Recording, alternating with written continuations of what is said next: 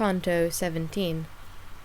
Remember, reader, if ever in the Alps a mist overtook thee, through which thou couldst see not otherwise than through its membrane mole, how, when the vapours humid and condensed begin to dissipate themselves, the sphere of the sun feebly enters in among them, and thy imagination will be swift in coming to perceive how I resaw the sun at first that was already setting.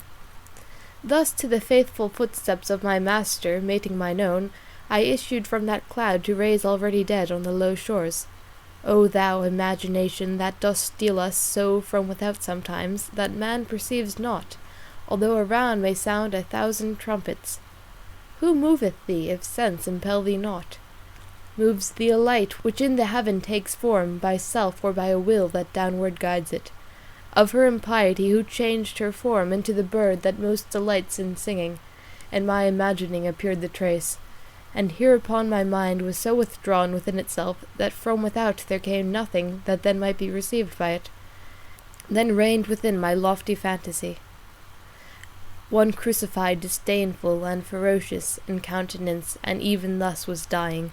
Around him were the great Ahasuerus, Esther his wife, and the just Mordecai, who was in word and action so entire. And even as this image burst asunder of its own self in fashion of a bubble, and which the water it was made of fails, there rose up in my vision a young maiden, bitterly weeping, and she said, O Queen, why hast thou wished in anger to be naught? Thou slain thyself, Lavinia, not to lose. Now hast thou lost me. I am she who mourns, mother, at thine ere at another's ruin. As sleep is broken, when upon a sudden new light strikes in upon the eyelids closed, and broken quivers ere it dieth wholly, so this imagining of mine fell down, as soon as the effulgence smote my face, greater by far than what is in our wont. I turned me round to see where I might be, when said a voice, Here is the passage up, which from all other purposes removed me, and made my wish so full of eagerness to look and see who was it that was speaking. It never rests till meeting face to face. But as before the sun, which quells the sight, and in its own excess its figure veils, even so my power was insufficient here. This is a spirit divine, who in the way of going up directs us without asking, and who with his own light himself conceals. He does with us as man doth with himself, for he who sees the need and waits the asking, blindly leads already towards denial. Accord we now our feet to such inviting, let us make haste to mount ere it grow dark, for then we could not till the day return. Thus my conductor said, and I and he together turned our footsteps to a stairway, and I, as soon as the first step I reached, near me perceived a motion as of wings, and fanning in the face, and saying, Beati pacifici, who are without ill anger. Already over us were so uplifted the latest sunbeams which the night pursues, that upon many sides the stars appeared. O manhood mine, why dost thou vanish so? I said within myself, for I perceived the vigour of my legs was put in truce. We at the point were where no more ascends the stairway upward, and were motionless, even as a ship which at the shore arrives. And I gave heed a little, if I might hear aught whatsoever in the circle knew, then to my master turned me round and said, Say, my sweet father, what delinquency is purged here in the circle where we are? Although our feet may pause, pause not thy speech. And he to me, The love of good remiss in what it should have done is here restored, here plied again the ill-belated oar. But still more openly to understand, turn unto me thy mind, and thou shalt gather some profitable fruit from our delay. Neither creator nor creature ever, son, he began, was destitute of love, natural or spiritual, and thou knowest it. The natural was ever without error, but err the other may by evil object, or by too much, or by too little vigour. While in the first it well directed is, and in the second moderates itself, it cannot be the cause of sinful pleasure. But when to ill it turns, and with more care or lesser than it ought, runs after good, 'gainst the Creator works his own creation. Hence thou mayst comprehend that love must be the seed within yourselves of every virtue, and every act that merits punishment. Now, inasmuch as never from the welfare of its own subject can love turn its sight, from their own hatred all things are secure, and since we cannot think of any being standing alone, nor from the first divided, of hating him is all desire cut off. Hence, if, discriminating, I judge well, the evil that one loves is of one's neighbour, and this is born in 3 modes in your clay. There are, who by abasement of their neighbour hope to excel, and therefore only long that from his greatness he may be cast down. There are, who power, grace, honour, and renown fear they may lose because another rises, thence are so sad that the reverse they love. And there are those whom injury seems to chafe, so that it makes them greedy for revenge, and such must needs shape out another's harm. This 3-fold love is wept for down below. Now of the other will I have thee here, that runneth after good with measure faulty. Each one confusedly a good conceives, wherein the mind may rest and longeth for it. Therefore to overtake it each one strives. If languid love to look on this attract you, or in attaining unto it this cornice, after just penitence torments you for it, there's other good that does not make man happy. 'Tis not felicity, 'tis not the good essence of every good the fruit and root. The love that yields itself too much to this above us is lamented in 3 circles. But how tripartite it may be described, I say not that thou seek it for thyself. End of Canto 17. Canto 18. An end had put unto his reasoning the lofty teacher, and attent was looking into my face if I appeared content. And I, whom a new thirst still goaded on, without was mute, and said within, Perchance the too much questioning I make annoys him. But that true father, who had comprehended the timid wish, that opened not itself, by speaking gave me hardihood to speak. Whence I, My sight is, master, vivified so in thy light that clearly I discern whatever thy speech importeth or describes. Therefore I thee entreat, sweet father dear, to teach me love to which thou dost refer, every good action and its contrary. Direct, he said, towards me the keen eyes of intellect, and clear will be to thee the error of the blind who would be leaders. The soul, who is created apt to love, is mobile unto everything that pleases, soon as by pleasure she is waked to action. Your apprehension from some real thing an image draws, and in yourselves displays it, so that it makes the soul turn unto it. And if, when turned towards it she incline, love is that inclination, it is nature, which is by pleasure bound in you anew. Then, even as the fire doth upward move, by its own form which to ascend is born, where longest in its matter it endures, so come the captive soul into desire, which is a motion spiritual, and never rests, until she doth enjoy the thing beloved. Now may apparent be to thee how hidden the truth is from those people who aver all love in itself a laudable thing, because its matter may perchance appear, aye, to be good, but yet not each impression is good, albeit good may be the wax. Thy words and my sequacious intellect, I answered him, have love revealed to me, but that has made me more impregned with doubt. For if love from without be offered us, and with another foot the soul go not, if right or wrong she go, 'tis not her merit. And he to me, What reason seeth here, myself can tell thee. Beyond that await for Beatrice, since 'tis a work of faith. Every substantial form that segregate from matter is, and with it is united, specific power has in itself collected, which without act is not perceptible, nor shows itself except by its effect, as life does in a plant by the green leaves.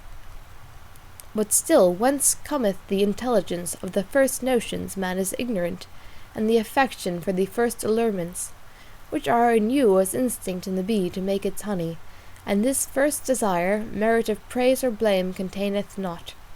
Now, that to this all others may be gathered, innate within you is the power that counsels, and it should keep you the threshold of ascent. This is the principle from which is taken occasion of desert in you, according as good and guilty loves it takes and winnows. Those who, in reasoning, to the bottom went, were of this innate liberty aware. therefore bequeathed they ethics to the world. Supposing, then, that from necessity springs every love that is within you kindled, within yourselves the power is to restrain it.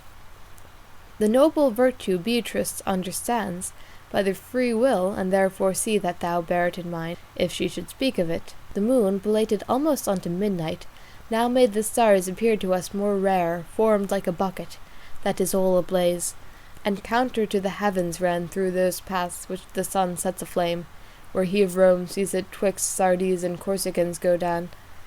And that patrician shade, for whom is named Pietola more than any Mantuan town, had laid aside the burden of my lading, whence I, who reason manifest and plain in answer to my questions had received, stood like a man in drowsy reverie.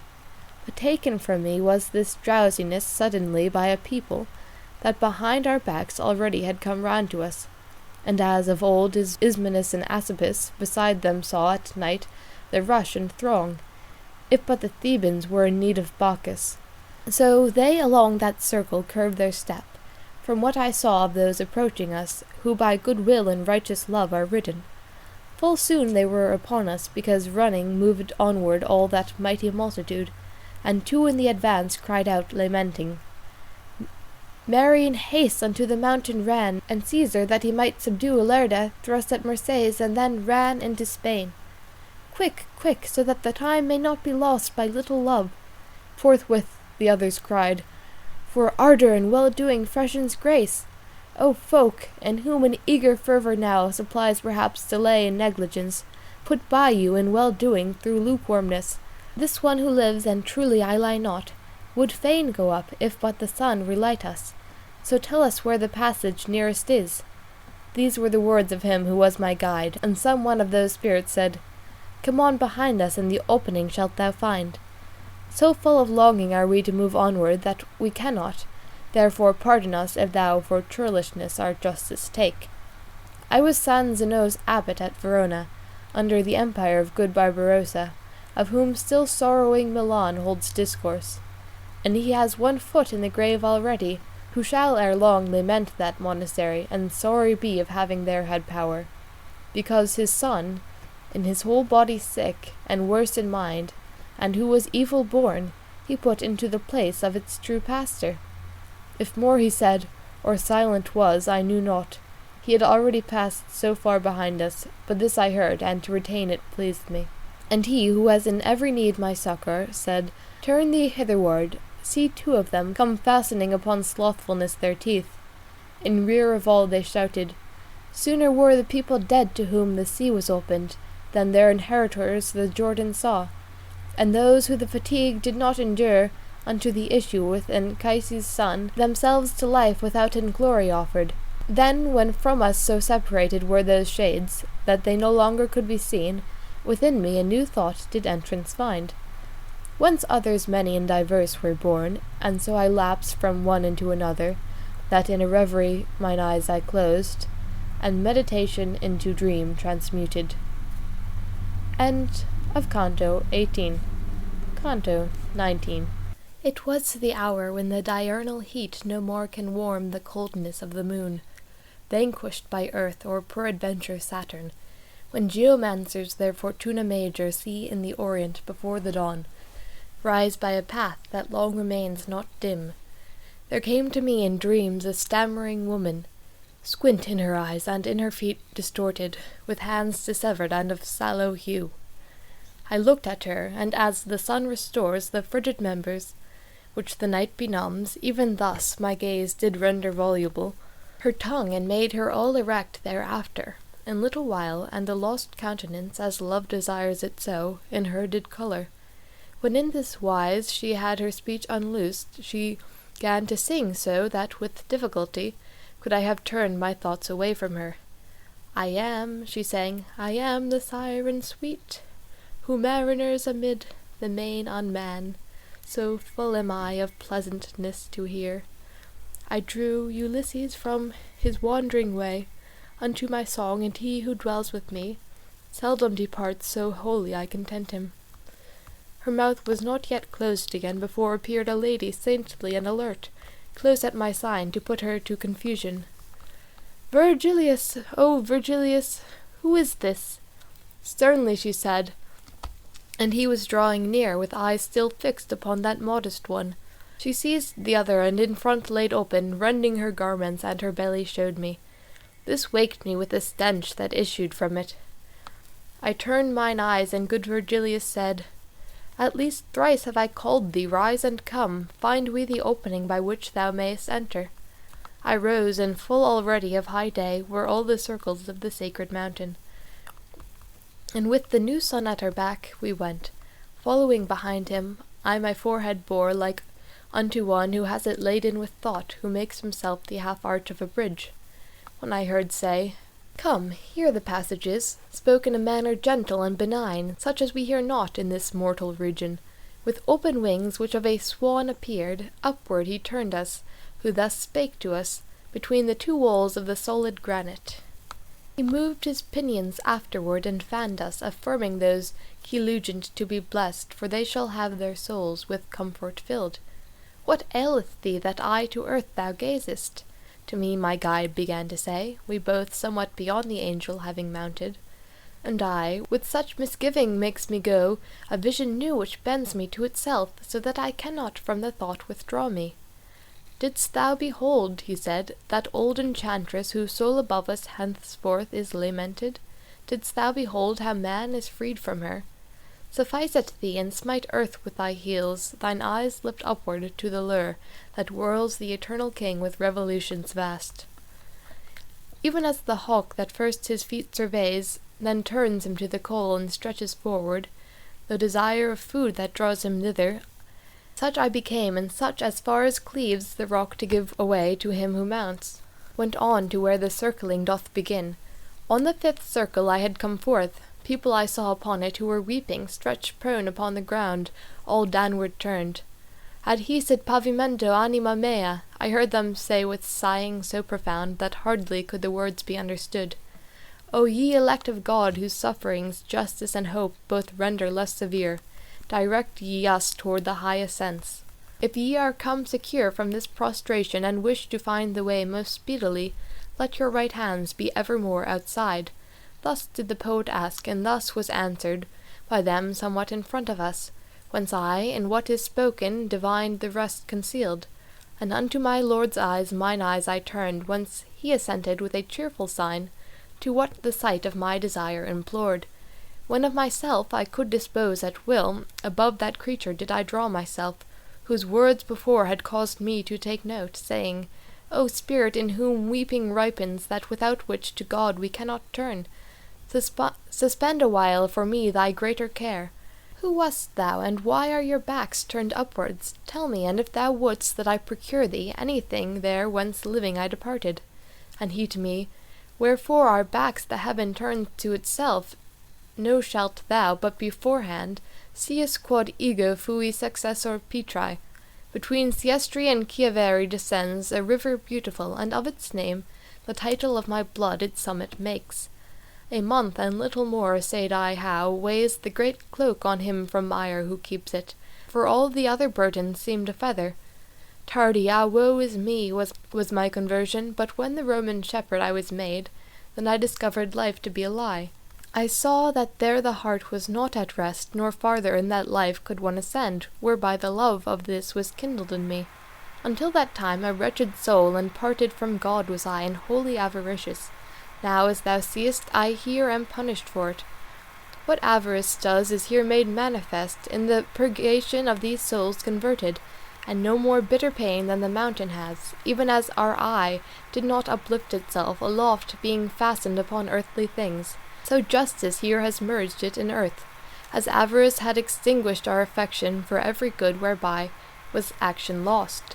So justice here doth hold us in restraint, bound and imprisoned by the feet and hands, and so long as it pleases the just Lord shall we remain immovable and prostrate. I on my knees had fallen and wished to speak, but even as I began, and he was ware only by listening of my reverence. What cause, he says, has downward bent thee thus? And I to him, for your own dignity standing, my conscience stung me with remorse. Straighten thy legs, and upward raise thee, brother. He answered, Ere not fellow servant am I with thee and with the others to one power. If ever that holy evangelic sound which saith nec nubent thou hast heard, well canst thou see why in this wise I speak. Now go, no longer will I have thee linger, because thy stay doth incommode my weeping, with which I ripen that which thou hast said. On earth I have a grandchild named Allegorically, good in herself, unless indeed our house malevolent may make her by example, and she alone remains to me on earth. End of Canto 19. Canto 20. Ill strives the will against a better will. Therefore, to pleasure him against my pleasure, I drew the sponge not saturate from water. Onward I moved, and onward moved my leader, through vacant places, skirting still the rock, as on a wall close to the battlements. For they that through their eyes pour drop by drop the melody which all the world pervades, on the other side too near the verge approach. Accursed mayst thou be, thou old she-wolf, more than all the other beasts as prey, because of hunger infinitely hollow. O heaven, in whose gyrations some appear to think conditions here below are changed! When will he come through whom she shall depart? Onward we went with footsteps slow and scarce, and I attentive to the shades I heard, piteously weeping and bemoaning them, and I by peradventure heard Sweet Mary uttered in front of us amid the weeping, even as a woman does who is in childbirth, and in continuance. How poor thou wast is manifested by that hostelry where thou didst lay thy sacred burden down. There afterward I heard, O good Fabricus, virtue with poverty didst thou prefer to the possession of great wealth with vice. So pleasurable were these words to me, that I drew farther onward to have knowledge, touching that spirit whence they seemed to come. He furthermore was speaking of the largess which Nicholas unto the maidens gave, in order to conduct their youth to honour. O soul, that dost so excellently speak! Tell me, who wast thou, said I, and why only thou dost renew these praises well deserved? Not without recompense shall be thy word, if I return to finish the short journey of that life which is flying to its end. And he, I tell thee, not for any comfort I may expect from earth, but that so much grace shines in thee, or ever thou art dead. I was the root of that malignant plant which overshadows all the Christian world, so that good fruit is seldom gathered from it. But if Douay Ghent and Limburgs had power, soon vengeance would be taken on it. And this I pray of him who judges all. Hugh Capet was I called upon the earth. From me were born the Louis and Philips, by whom in later days has France been governed. I was the son of a Parisian butcher, what time the ancient kings had perished all, excepting one contrite in cloth of grey.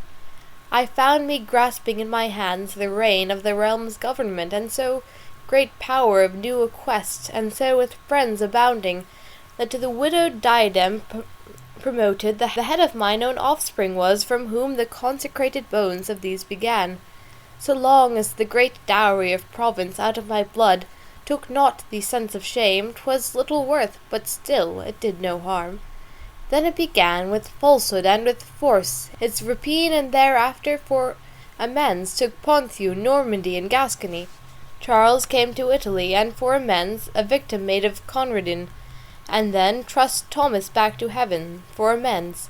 A time I see, not very distant now, which draweth forth another Charles from France, the better to make known both him and his. Unarmed he goes, and only with the lance that Judas jousted with, and that he thrusts, so that he makes the paunch of Florence burst. He thence not land, but sin and infamy shall gain, so much more grievous to himself, as the more light such damage he accounts. The other, now gone forth, taken his ship, see I his daughter sell, and chaffer for her, as corsairs do with other female slaves. What more, O avarice, canst thou do to us, since thou my blood so to thyself hast drawn? It careth not for its own proper flesh, that less may seem the future ill and past. I see the flower de luce Alagna enter, and Christ in his own vicar captive made. I see him yet another time derided, I see renewed the vinegar and gall, and between living thieves I see him slain. I see the modern Pilates so relentless. This does not sate him, but without decretal he to the temple bears his sordid sails. When, O my lord, shall I be joyful made by looking on the vengeance which, concealed, makes sweet thine anger in thy secrecy? What I was saying of that only bride of the Holy Ghost, and which occasioned thee to turn towards me for some commentary, so long has been ordained to all our prayers, as the day lasts, but when the night comes on, contrary sound we take instead thereof. At that time we repeat Pygmalion, of whom a traitor, thief, and parricide made his insatiable desire of gold, and the misery of avaricious Midas that followed his inordinate demand, at which forevermore one needs but laugh, and foolish Achan each one then records, and how he stole the spoils, so that the wrath of Joshua still appears to sting him here. Then we accuse Sapphira with her husband, we laud the hoofbeats Heliodorus had, and the whole mount in infamy encircles. Polymnestor, who murdered Polydorus, here finally is cried, O Crassus, tell us, for thou dost know, what is the taste of gold. Sometimes we speak, one loud, another low, sometimes to desire of speech that spurs us to greater now, and now to lesser pace. But in the good that here by day is talked of, erewhile alone I was not, yet near by no other person lifted up his voice. From him already we departed were, and made endeavour to overcome the road, as much as was permitted to our power. When I perceived, like something that is falling, the mountain tremble, whence a chill seized on me, as seizes him who to his death is going. Certes, so violently shook not Delos before Latona made her nest therein, to give birth to the two eyes of the heaven. Then upon all sides there began a cry, such that the master drew himself towards me, saying, Fear not while I am guiding thee. Gloria in excelsis Deo, all were saying, from what near I comprehended, where it was possible to hear the cry. We paused immovable and in suspense, even as the shepherds who first heard that song, until the trembling ceased, and it was finished. Then we resumed again on our holy path, watching the shades that lay upon the ground, already turned to their accustomed plaint. No ignorance ever with so great a strife had rendered me importunate to know, if erreth not in this my memory, as meditating then I seemed to have, nor out of haste to question did I dare, nor of myself I there could aught perceive. So I went onward timorous and thoughtful. End of Canto 20. Canto 21. The natural thirst that never is satisfied excepting with the water for whose grace the woman of Samaria besought, put me in travail, and haste goaded me along the encumbered path behind my leader, and I was pitying that righteous vengeance, and lo! in the same manner as Luke writeth that Christ appeared to upon the way, from the sepulchral cave already risen, a shade appeared to us, and came behind us, down gazing on the prostrate multitude. Nor were we ware of it until it spake, saying, My brothers, may God give you peace. We turned us suddenly, and Virgilius rendered to him the countersign thereto conforming.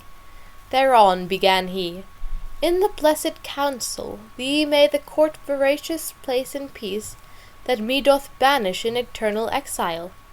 How, said he, and the while we went with speed, if ye are shades whom God deigns not on high, who up his stairs so far has guided you?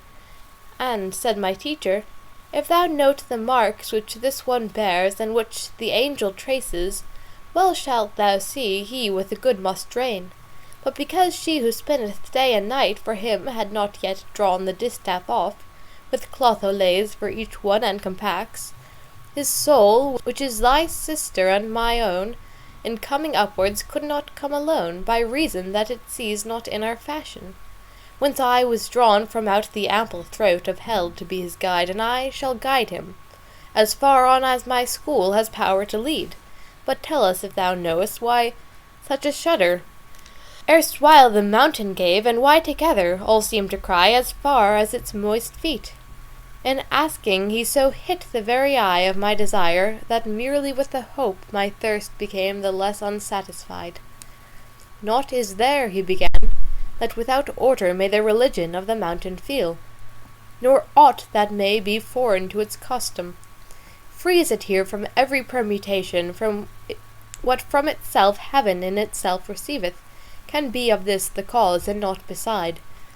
Because that neither rain, nor hail, nor snow, nor dew, nor hoar frost any higher falls than the short little stairway of 3 steps, dense clouds do not appear, nor rarefied, nor coruscation, nor the daughter of Themis, that often upon earth her region shifts. No arid vapour any farther rises than to the top of the 3 steps I spake of, whereon the vicar of Peter has his feet. Lower down perchance it trembles less or more, but for the wind that in the earth is hidden, I know not how, up here it never trembled. It trembles here whenever any soul feels itself pure, so that it soars or moves to mount aloft, and such a cry attends it. Of purity the will alone gives proof, which, being wholly free to change its convent, takes by surprise the soul, and helps it fly. First it wills well, but the desire permits not, which divine justice with the self-same will there was to sin upon the torment sets. And I, who have been lying in this pain 500 years and more, but just now felt a free volition for a better seat. Therefore thou heardst the earthquake and the pious spirits along the mountain rendering praise unto the Lord, that soon he sped them upwards. So said he to him, and since we enjoy as much in drinking as the thirst is great, I could not say how much it did me good.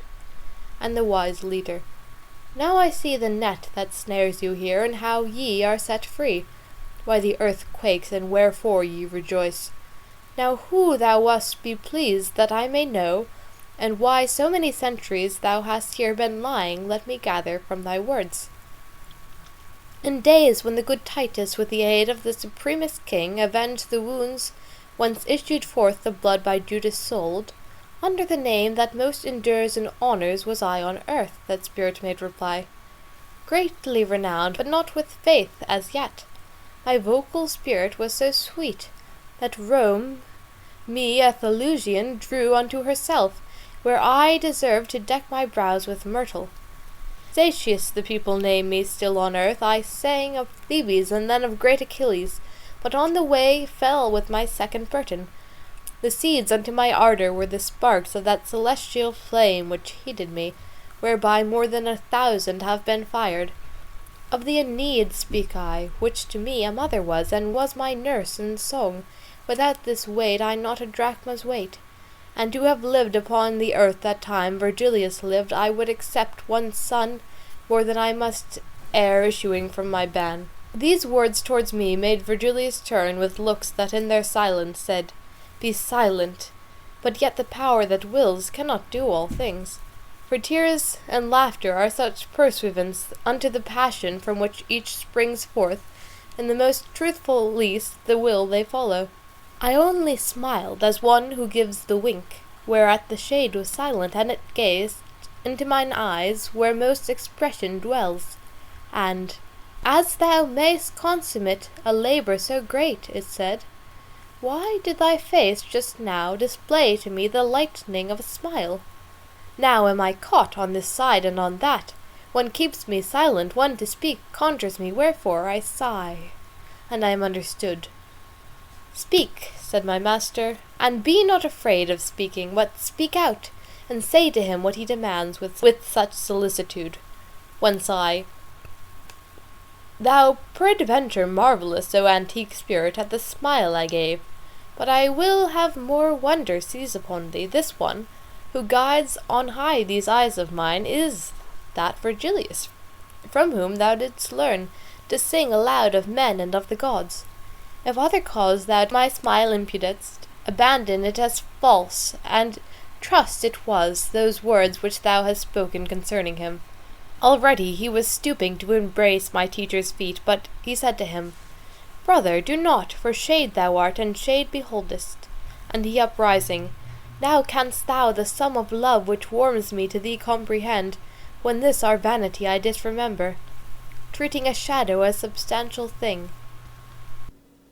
Canto 22.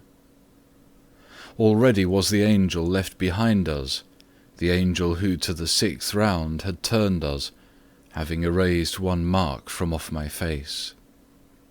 And those who have in justice their desire had said to us, Beati, in their voices, with Sitio, and without more ended it. And I, more light than through the other passes, went onward so, that without any labour I followed upward the swift-footed spirits. When thus Virgilius began, the love kindled by virtue aye another kindles, provided outwardly its flame appear. Hence from the hour that Juvenal descended among us into the infernal limbo, who made apparent to me thy affection, my kindliness towards thee was as great as ever bound one to an unseen person, so that these stairs will now seem short to me. But tell me, and forgive me as a friend, if too great confidence let loose the rein, and as a friend now hold discourse with me. How was it possible within thy breast for avarice to find place, mid so much wisdom as thou wast filled with by thy diligence? These words excited Statius at first somewhat to laughter. Afterward he answered, Each word of thine is love's dear sign to me. Verily oftentimes do things appear which give fallacious matter to our doubts, instead of the true causes which are hidden. Thy question shows me thy belief to be that I was niggard in the other life, it may be from the circle where I was. Therefore know thou that avarice was removed too far from me, and this extravagance thousands of lunar periods have punished. And were it not that I my thoughts uplifted, when I the passage heard where thou exclaimest, as if indignant unto human nature, To what impellest thou not, O cursed hunger of gold, the appetite of mortal men? Revolving I should fear the dismal joustings.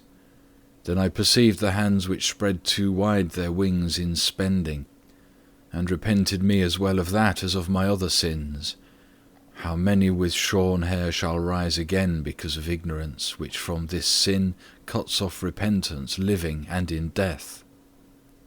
And know that the transgression which rebuts by direct opposition any sin, together with it here its verdure dries. Therefore if I have been among that folk which mourns its avarice, to purify me, for its opposite has this befallen me. Now when thou sangest the relentless weapons of the twofold affliction of Jocasta, the singer of the songs bucolic said, from that which Clio there with 3 preludes, it does not seem that yet had made thee faithful, that faith without which no good works suffice. If this be so, what candles or what suns scattered thy darkness, so that thou didst trim thy sails behind the fishermen thereafter? And he to him, Thou first directedst me towards Parnassus in its grots to drink, and first concerning God didst me enlighten.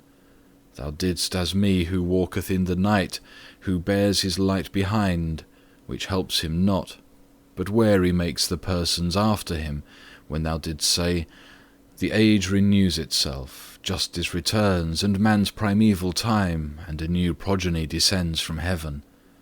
Through thee I poet was, through thee a Christian, but that thou better see what I design, to colour it will I extend my hand. Already was the world in every part pregnant with the true creed, disseminated by messengers of the eternal kingdom, and thy assertion, spoken of above, with the new preachers was in unison, whence I to visit them the custom took.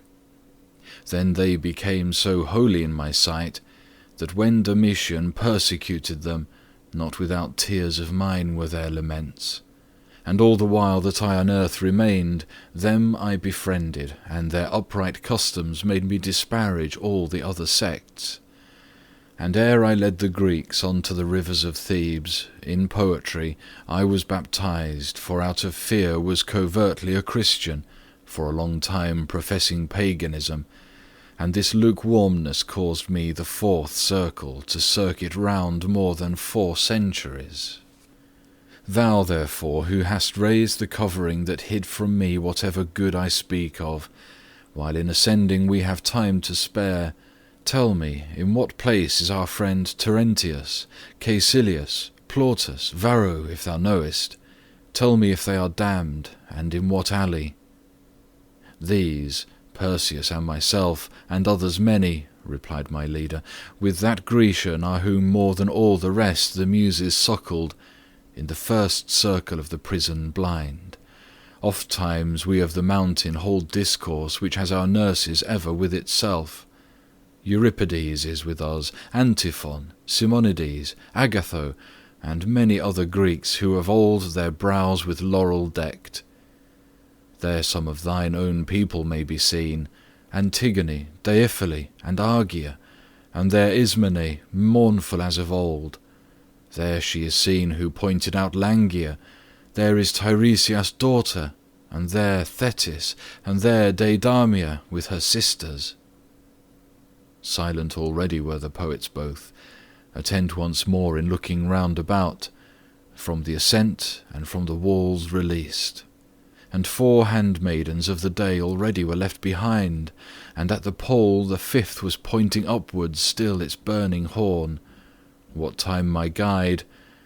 I think that towards the edge our dexter shoulders it behoves us turn, circling the mount as we are wont to do. Thus in that region custom was our ensign, and we resumed our way with less suspicion for the assenting of that worthy soul. They in advance went on, and I alone behind them, and I listened to their speech, which gave me lessons in the art of song. But soon their sweet discourses interrupted a tree which midway in the road we found, with apples sweet and grateful to the smell. And even as a fir tree tapers upward from bough to bough, so downwardly did that, I think in order that no one might climb it. On that side where our pathway was enclosed fell from the lofty rock a limpid water, and spread itself abroad upon the leaves. The poets twain unto the tree drew near, and from among the foliage a voice cried, "Of this food ye shall have scarcity." Then said, "More thoughtful Mary was of making the marriage feast complete and honourable, than of her mouth which now for you responds. And for their drink the ancient Roman women with water were content, and Daniel disparaged food, and understanding won. The primal age was beautiful as gold, acorns it made with hunger savorous, and nectar every rivulet with thirst. Honey and locusts were the aliments that fed the Baptist in the wilderness, whence he is glorious and so magnified, as by the Evangel is revealed to you." Canto 23. The while among the verdant leaves mine eyes I riveted, as he is wont to do who wastes his life pursuing little birds. My more than father said unto me, "Son, come now, because the time that is ordained us more usefully should be apportioned out." I turned my face, and no less soon my steps unto the sages, who were speaking so they made the going of no cost to me.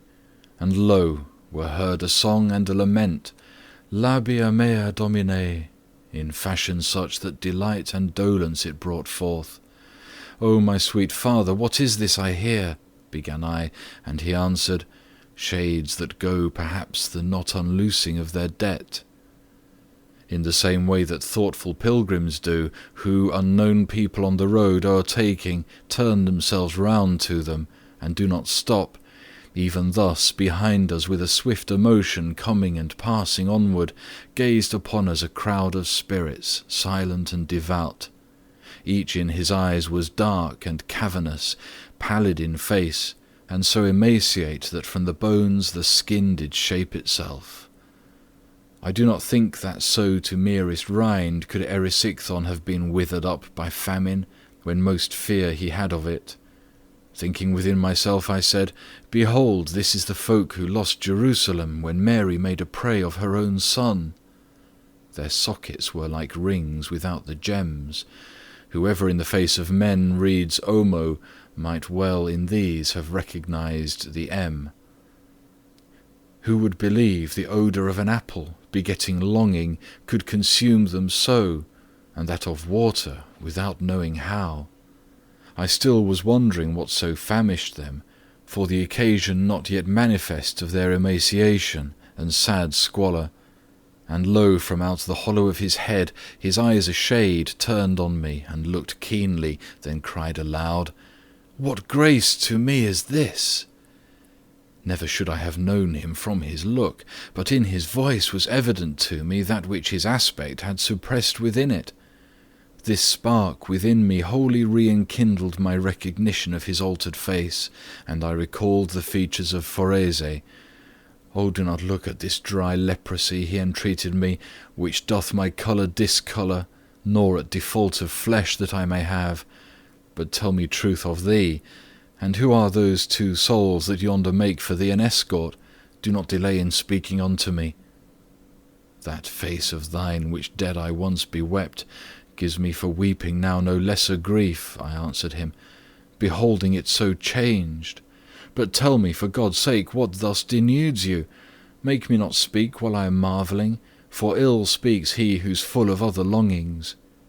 And he to me, "From the eternal counsel falls power into the water and the tree behind us left, whereby I grow so thin. All of this people who lamenting sing, for following beyond measure appetite in hunger and thirst, are here re-sanctified. Desire to eat and drink enkindles in us the scent that issues from the apple tree, and from the spray that sprinkles o'er the verdure. And not a single time alone, this ground encompassing, is refreshed our pain. I say our pain, and ought to say our solace. For the same wish doth lead us to the tree which led the Christ rejoicing to say Eli, when with his veins he liberated us." And I to him, "Forese, from that day when for a bitter life thou changedst worlds, up to this time 5 years have not rolled around. If sooner were the power exhausted in thee of sinning more, than thee the hour surprised of that good sorrow which to God re-weds us, how hast thou come up hitherward already? I thought to find thee down there underneath, where time for time doth restitution make." And he to me, "Thus speedily has led me to drink of the sweet wormwood of these torments, my Nella with her overflowing tears. She with her prayers devout and with her sighs has drawn me from the coast where one awaits, and from the other circles set me free. So much more dear and pleasing is to God my little widow, whom so much I loved, as in good works she is the more alone. For the Barbagia of Sardinia by far more modest in its women is than the Barbagia I have left her in. O brother sweet, what wouldst thou have me say? A future time is in my sight already, to which this hour will not be very old, when from the pulpit shall be interdicted to the unblushing womankind of Florence to go about displaying breast and paps. What savages were e'er, what Saracens who stood in need, to make them covered go, of spiritual or other discipline? But if the shameless women were assured of what swift heaven prepares for them, already wide open would they have their mouths to howl. For if my foresight here deceive me not, they shall be sad ere he has bearded cheeks, who now is hushed to sleep with lullaby. O brother, now no longer hide thee from me. See that not only I, but all these people are gazing there, where thou dost veil the sun." Whence I told him, "If thou bring back to mind what thou with me hast been, and I with thee, the present memory will be grievous still. Out of that life he turned me back who goes in front of me, 2 days agone when round the sister of him yonder showed herself." And to the sun I pointed. "Through the deep night of the truly dead has this one led me, with his true flesh that follows after him. Thence his encouragements have led me up, ascending and still circling round the mounts that you doth straiten, whom the world made crooked. He says that he will bear me company, till I shall be where Beatrice will be. There it behoves me to remain without him. This is Virgilius, who thus says to me," and him I pointed at, The other is that shade for whom just now shook every slope your realm, that from itself discharges him. Canto 24. Nor speech the going, nor the going that slackened, but talking we went bravely on, even as a vessel urged by a good wind. And shadows that appeared things doubly dead, from out the sepulchres of their eyes betrayed wonder at me, aware that I was living. And I, continuing my colloquy, said, Peradventure he goes up more slowly than he would do, for other people's sake. But tell me, if thou knowest, where is Piccarda? Tell me if any one of note I see among this folk that gazes at me so. My sister, who twixt beautiful and good, I know not which was more, triumphs rejoicing already in her crown on high Olympus. So said he first, and then, 'Tis not forbidden to name each other here, so milked away is our resemblance by our dieting. This, pointing his finger, is Buona Giunta of Lucca, and that face beyond him there, more peaked than the others, has held the holy church within his arms. From Tours was he, and purges by his fasting Bolsena's eels and the Vernaccia wine. He named me many others one by one, and all contented seemed at being named, so that for this I saw not one dark look. I saw for hunger bite the empty air Ubaldin dalla Pila, and Boniface, who with his crook had pastured many people. I saw Messer Marchese, who had leisure once at Forli for drinking with less dryness, and he was one who ne'er felt satisfied, but as he does who scans, and then doth prize one more than others, did I him of Lucca, who seemed to take most cognizance of me. He murmured, and I know not what gentuca from that place heard I, where he felt the wound of justice that doth macerate them so. O soul, I said, that seemest so desirous to speak with me, do so that I may hear thee, and with thy speech appease thyself and me. A maid is born, and wears not yet the veil, began he, who to thee shall pleasant make my city, howsoever men may blame it. Thou shalt go on thy way with this prevision. If by my murmuring thou hast been deceived, true things hereafter I will declare to thee.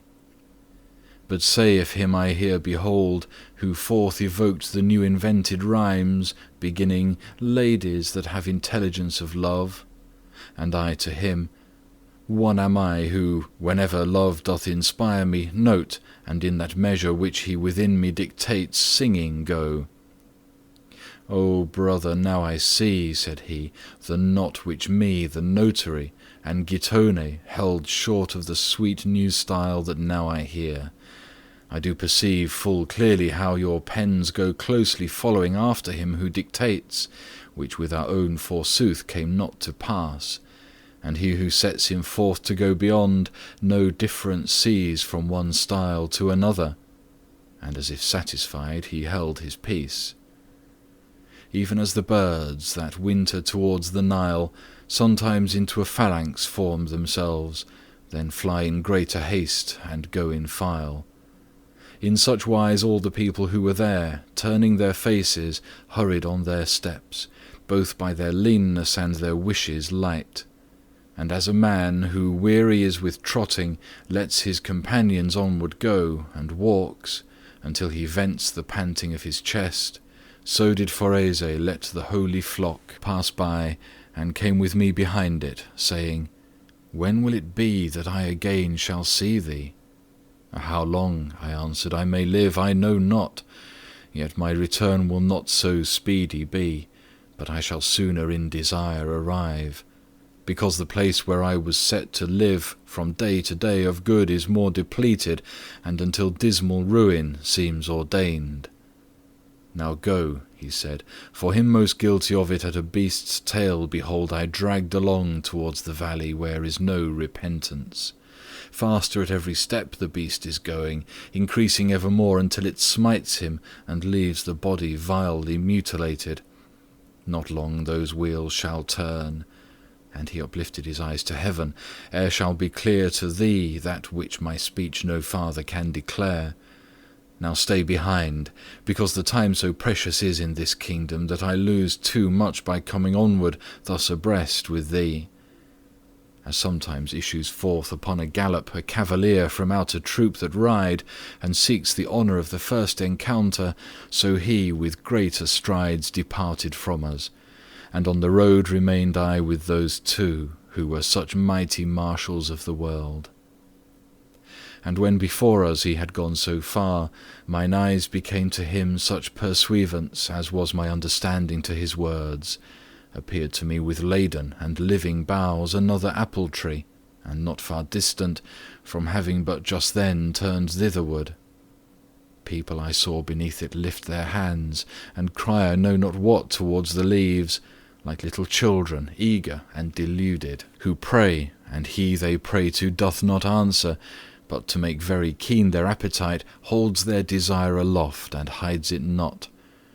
Then they departed as if undeceived, and now we came unto the mighty tree, which prayers and tears so manifold refuses. Pass farther onward without drawing near, the tree of which Eve ate is higher up, and out of that one has this tree been raised.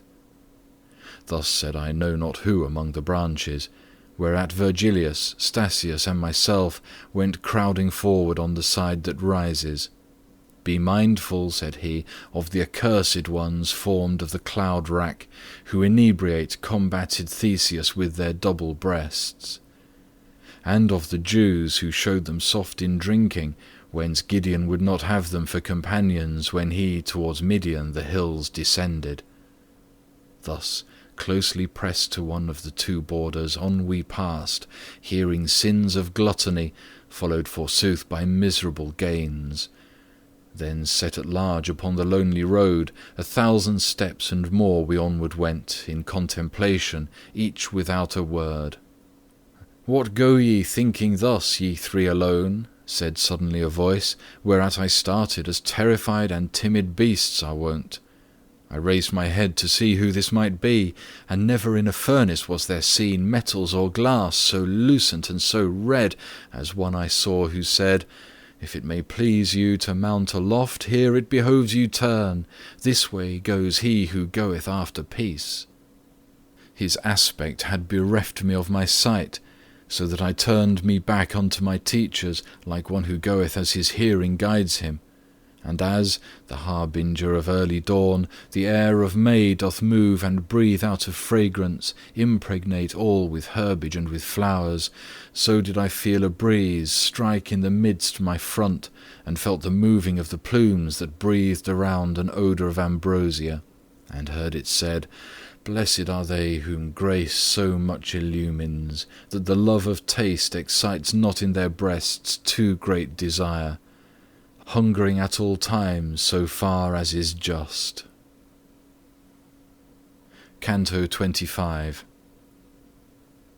Now was it the ascent no hindrance brooked, because the sun had his meridian circle to Taurus left, and night to Scorpio. Wherefore as doth a man who tarries not, but goes his way, whate'er to him appear, if of necessity the sting transfix him, in this wise did we enter through the gap, taking the stairway one before the other, which by its narrowness divides the climbers. And as the little stork that lifts its wing with a desire to fly, and does not venture to leave the nest, and lets it downward droop, even such was I, with the desire of asking kindled and quenched, unto the motion coming he who doth address himself to speak. Not for our pace, though rapid it might be, my father sweet forbore, but said, Let fly the bow of speech thou to the barb hast drawn. With confidence I opened then my mouth, and I began, How can one meagre grow there where the need of nutriment applies not? If thou wouldst call to mind how Meleager was wasted by the wasting of a brand, this would not, said he, be to thee so sour. And wouldst thou think how at each tremulous motion trembles within a mirror your own image, that which seems hard would mellow seem to thee. and that thou mayst content thee in thy wish, lo, Statius here, and him I call and pray he now will be the healer of thy wounds." "If I unfold to him the eternal vengeance," responded Statius, "where thou present art, be my excuse that I can naught deny thee." But he began, "Son, if these words of mine thy mind doth contemplate and doth receive, they'll be thy light unto the how thou sayest. The perfect blood, which never is drunk up into the thirsty veins, and which remaineth like food that from the table thou removest, takes in the heart for all the human members virtue informative, as being that which to be changed to them goes through the veins, again digest, descends it where 'tis better silent to be than say, and then drops thence upon another's blood in natural vase. There one together with the other mingles, one to be passive meant, the other active by reason of the perfect place it springs from, and being conjoined begins to operate, coagulating first, then vivifying what for its matter it had made consistent, the active virtue being made a soul as of a plant. In so far different this on the way is that arrived already, then works so much that now it moves and feels like a sea fungus, and then undertakes to organize the powers whose seed it is. Now, son, dilates and now distends itself the virtue from the generator's heart, where nature is intent on all the members. But how from animal it man becomes, thou dost not see as yet. This is a point which made a wiser man than thou once err so far, that in his doctrines separate he made the soul from possible intellect, and he no organ saw by this assumed. Open thy breast unto the truth that's coming, and know that, just as soon as in the fetus the articulation of the brain is perfect, the primal motor turns to it well pleased, and so great art of nature, and inspires a spirit new with virtue all replete, which what it finds there active doth attract into its substance, and becomes one soul, which lives and feels and of itself revolves. And that thou less may wonder at my word, behold the sun's heat which becometh wine, joined to the juice that from the vine distills. Whenever lachesis has no more thread, it separates from the flesh, and virtually bears with itself the human and divine. The other faculties are voiceless all, the memory, the intelligence, and the will in action far more vigorous than before. Without a pause it falleth of itself in marvellous way on one shore or the other, there of its roads it first is cognizant. Soon as the place there circumscribeth it, the virtue informative rays round about as, and as much as, in the living members. And even as the air, when full of rain, by alien rays that are therein reflected, with divers colours shows itself adorned, so there the neighbouring air doth shape itself into that form which doth impress upon it virtually the soul that has stood still, and then in manner of the little flame, which followeth the fire where'er it shifts, after the spirit followeth its new form. Since afterwards it takes from this its semblance, it is called shade, and thence it organizes thereafter every sense, even to the sight. Thence it is that we speak, and thence we laugh. Thence it is that we form the tears and sighs that on the mountain thou mayhap hast heard. According as impresses our desires and other affections, so the shade is shaped, and this is cause of what thou wonderest at. And now unto the last of all the circles had we arrived, and to the right hand turned, and were attentive to another care. There the embankment shoots forth flames of fire, and upward doth the cornice breathe a blast that drives them back and from itself sequesters. Hence we must needs go on the open side, and one by one, and I did fear the fire on this side, and on that the falling down. My leader said, along this place one ought to keep upon the eyes a tightened rein, seeing that one so easily might err. Summa Deus clementiae, in the bosom of the great burning chanted then I heard, which made me no less eager to turn round, and spirits saw I walking through the flame, wherefore I looked to my own steps and theirs, apportioning my sight from time to time. After the close which to that hymn is made, aloud they shouted, Virum non cognosco, then recommenced the hymn with voices low. This also ended, cried they, to the wood Diana ran, and drove forth Hellas therefrom, who had of Venus felt the poison. Then to their song returned they, then the wives they shouted, and the husbands who were chaste, as virtue and the marriage vow imposes. And I believe that them this mode suffices, for all the time the fire is burning them. With such care is it needful, and such food, that the last wound of all should be closed up. Canto 26. While on the brink, thus one before the other, we went upon our way, oft the good master said, Take thou heed, suffice it that I warn thee. On the right shoulder smote me now the sun, that raying out already the whole west, changed from its azure aspect into white.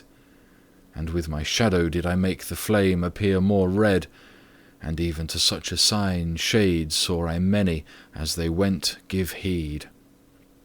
This was the cause that gave them a beginning to speak of me, and to themselves began they to say, That seems not a factitious body. Then towards me as far as they could come came certain of them, always with regard not to step forth where they would not be burned. O thou who goest, not from being slower but reverent perhaps behind the others, answer me, who in thirst and fire am burning. Nor to me only is thine answer needful, for all these have greater thirst for it than for cold water, Ethiop or Indian. Tell us how is it that thou makest thyself a wall unto the sun, as if thou hadst not entered as yet into the net of death? Thus one of them addressed me, and I straight should have revealed myself, were I not bent on other novelty that then appeared. For through the middle of the burning road there came a people face to face with these, which held me in suspense with gazing at them. There see I hastening upon either side each of the shades, and kissing one another without a pause, content with brief salute. Thus in the middle of their brown battalions, muzzle to muzzle, one ant meets another, perchance to spy their journey or their fortune. No sooner is the friendly greeting ended, or ever the first footstep passes onward, each one endeavours to outcry the other. The new-come people, Sodom and Gomorrah! The rest, into the cow Pasiphae enters, so that the bull unto her lust may run. Then as the cranes, that to Riphaean mountains might fly in part, and part towards the sands, these of the frost, those of the sun avoidant, one folk is going and the other coming, and weeping they return to their first songs, and to the cry that most befitteth them. And close to me approached, even as before, the very same who had entreated me, attent to listen in their countenance. I, who their inclination twice had seen, began, O souls secure in the possession, whene'er it may be, of a state of peace, neither unripe nor ripened have remained my members upon earth, but here are with me with their own blood and their articulations. I go up here to be no longer blind. A lady is above, who wins this grace, whereby the mortal through your world I bring. But as your greatest longing satisfied may soon become, so that the heaven may house you which full of love is, and most amply spreads, tell me, that I again in books may write it, who are you, and what is that multitude which goes upon its way behind your backs? Not otherwise with wonder is bewildered the mountaineer, and staring round is dumb, when rough and rustic to the town he goes, than every shade became in its appearance, but when they of their stupor were disburdened, which in high hearts is quickly quieted, blessed be thou who of our borderlands, he recommenced who first had questioned us, experienced freightest for a better life. The folk that comes not with us have offended in that which once Caesar, triumphing, heard himself called in contumely Queen, Therefore they separate, exclaiming, Sodom, themselves reproving, even as thou hast heard, and add unto their burning by their shame. Our own transgression was hermaphrodite, but because we observed not human law, following like unto beasts our appetite, in our opprobrium by us is read, when we part company, the name of her who bestialized herself in bestial wood. Now knowest thou our acts, and what our crime was. Wouldst thou perchance by name know who we are? There is not time to tell, nor could I do it. Thy wish to know me shall in sooth be granted. I am Guido Ginicelli, and now purge me, having repented ere the hour extreme. The same that in the sadness of Lycurgus 2 sons became, their mother re-beholding, such I became, but rise not to such height. The moment I heard name himself the father of me and of my betters, who had ever practised the sweet and gracious rhymes of love, and without speech and hearing, thoughtfully for a long time I went, beholding him, nor for the fire did I approach him nearer. When I was fed with looking, utterly myself I offered ready for his service, with affirmation that compels belief, and he told me, Thou leavest footprints such in me from what I hear, and so distinct, Lethe cannot efface them, nor make dim. But if thy words just now the truth have sworn, tell me what is the cause why thou displayest in word and look that dear thou holdest me. And I to him, Those dulcet lays of yours which, long as shall endure our modern fashion, shall make for ever dear their very ink. O brother, said he whom I point out, and here he pointed at a spirit in front, was of the mother tongue a better smith. Verses of love and proses of romance he mastered all, and let the idiots talk who think the Lemmersin surpasses him. To clear more than truth they turn their faces, and in this way establish their opinion, ere art or reason has by them been heard.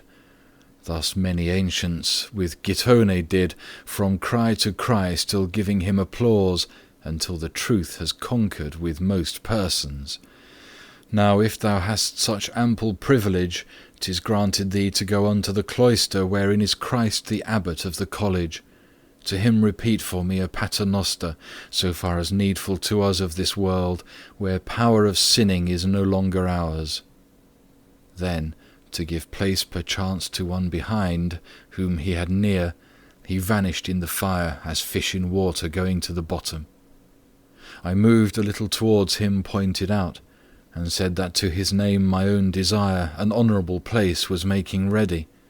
He of his own free will began to say, Tan m'abellis vostre cortes de man, que je non puesque ni vuele a vos cobrir. Je suis Arnaud, que plore ave chontan, consiros ve la passada folor, e ve josen la jorn que sperdanan. Ara vus prec per aquella valor, que vus condus al som de la scalina, sovenja vus a temprar ma dolor. Then hid him in the fire that purifies them. Footnote translation. So pleases me your courteous demand, I cannot and I will not hide me from you. I am Arnaud, who weep and singing go. Contrite I see the folly of the past, and joyous see the hoped-for day before me. Therefore do I implore you, by that power which guides you to the summit of the stairs, be mindful to assuage my suffering. Canto 27. And when he vibrates forth his earliest rays, in regions where his Maker shed his blood, the Ebro falling under lofty Libra, and waters in the Ganges burnt with noon, so stood the sun. Hence was the day departing, when the glad angel of God appeared to us. Outside the flame he stood upon the verge, and chanted forth, Beati mundo corde, in voice by far more living than our own. Then, no one farther goes, souls sanctified, if first the fire bite not. Within it enter, and be not deaf unto the song beyond. When we were close behind him, thus he said, Wherefore e'en such became I when I heard him, as he who is put into the grave. Upon my clasped hands I straightened me, scanning the fire, and vividly recalling the human bodies I had once seen burned. Towards me turned themselves my good conductors, and unto me Virgilius said, My son, here may indeed be torment, but not death. Remember thee, remember, and if I on Geryon have safely guided thee, what shall I do now I am near a God? Believe for certain, shouldst thou stand a full millennium in the bosom of this flame, it could not make thee bald a single hair. And if perchance thou think that I deceive thee, draw near to it, and put it to the proof that thine own hands upon thy garment's hem. Now lay aside all fear, turn hitherward, and onward come securely. And I still motionless, and 'gainst my conscience. Seeing me stand still motionless and stubborn, somewhat disturbed, he said, Now look thou, son, 'twixt Beatrice and thee there is this wall. As at the name of Thisbe oped his lids the dying Pyramus, and gazed upon her, what time the mulberry became a vermilion, even thus, my obduracy being softened, I turned to my wise guide, hearing the name that in my memory evermore is welling. Whereat he wagged his head and said, How now? Shall we stay on this side? Then smiled as one does at a child who's vanquished by an apple. Then into the fire in front of me he entered, beseeching Statius to come after me, who a long way before divided us. When I was in it, into molten glass I would have cast me to refresh myself, so without measure was the burning there. And my sweet father, to encourage me, discoursing still of Beatrice, went on, saying, Her eyes I seem to see already. A voice that on the other side was singing directed us, and we, attent alone on that, came forth where the ascent began. Venite, benedicte patris mei, sounded with a splendour which was there, such it overcame me, and I could not look.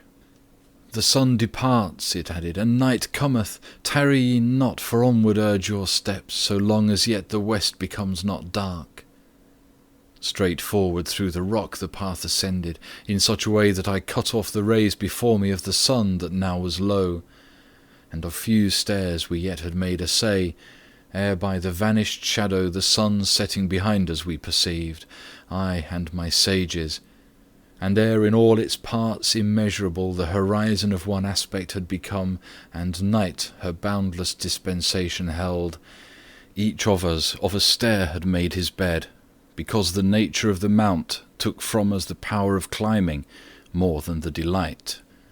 Even as in ruminating passive grow the goats, who have been swift and venturesome upon the mountain tops ere they were fed, hushed in the shadow while the sun is hot, watched by the herdsman, who upon his staff is leaning, and in leaning tendeth them.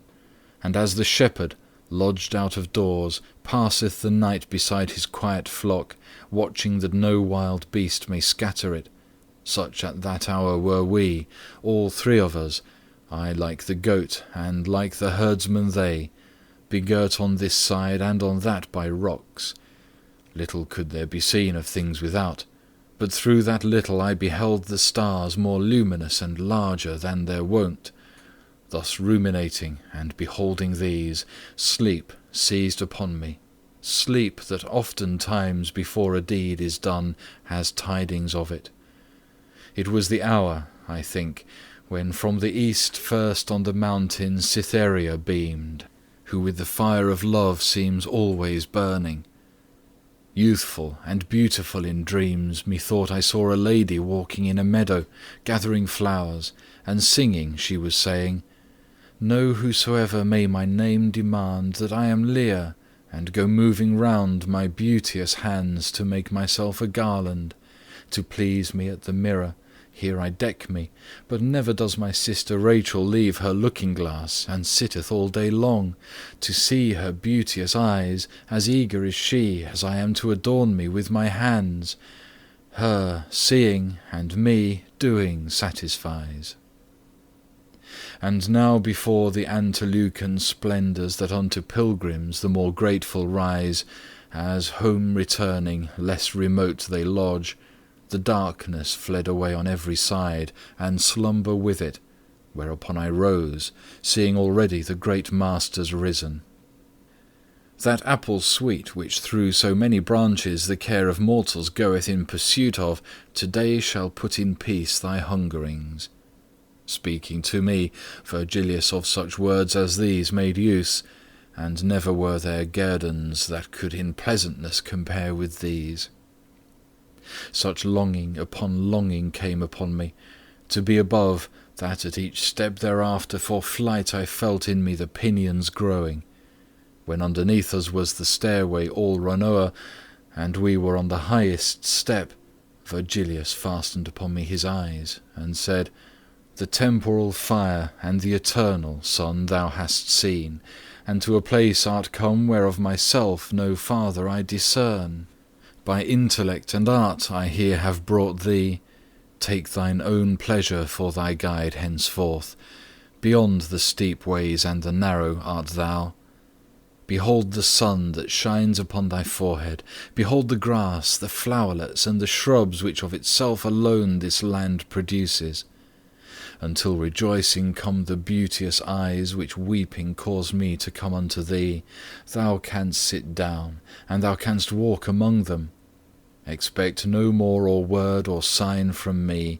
Free and upright and sound is thy free will, and error were it not to do its bidding. Thee o'er thyself I therefore crown and mitre. Purgatorio, Canto 28.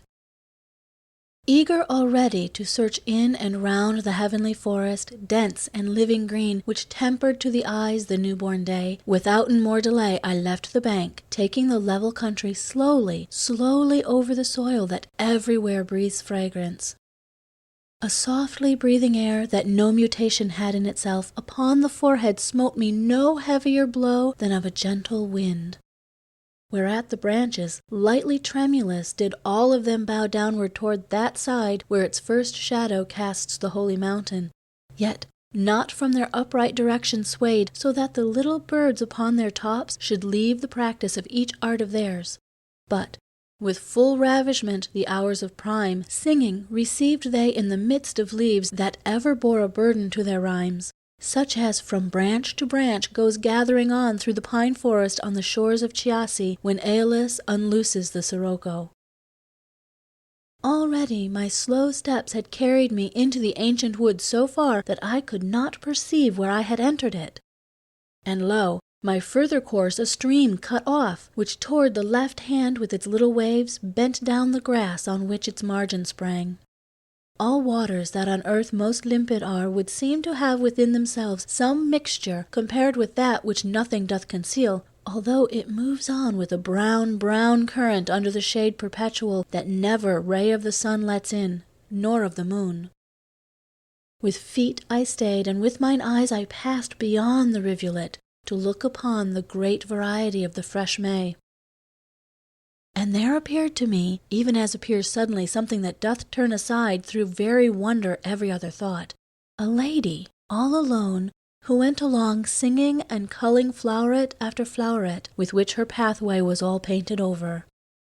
Ah, beauteous lady, who in rays of love dost warm thyself, if I may trust to looks which the heart's witnesses are wont to be, may the desire come unto thee to draw near to this river's bank, I said to her, so much that I might hear what thou art singing. Thou makest me remember where and what Proserpina that moment was when lost her mother her, and she herself the spring. As turns herself, with feet together pressed, and to the ground, a lady who is dancing, and hardly puts one foot before the other, on the vermilion and the yellow flowerets, she turned towards me, not in other wise than maiden who her modest eyes casts down. And my entreaties made to be content, so near approaching that the dulcet sound came unto me together with its meaning, as soon as she was where the grasses are. Bathed by the waters of the beauteous river, to lift her eyes, she granted me the boon. I do not think there shone so great a light under the lids of Venus when transfixed by her own sun, beyond his usual custom. Erect upon the other bank she smiled, bearing full many colours in her hands, which that high land produces without seed. Apart 3 paces did the river make us, but Hellespont, where Xerxes passed across, a curb still to all human arrogance, more hatred from Leander did not suffer for rolling between Cestus and Abydos than that from me, because it oped not then. Ye are newcomers, and because I smile, began she, peradventure in this place elect to human nature for its nest, some apprehension keeps you marvelling, but the psalm, Delectasi, giveth light which has the power to uncloud your intellect. And thou who foremost art, and didst entreat me, speak, if thou wouldst hear more, for I came ready to all thy questionings as far as needful. The water, said I, and the forest's sound are combating within me my new faith in something which I heard opposed to this.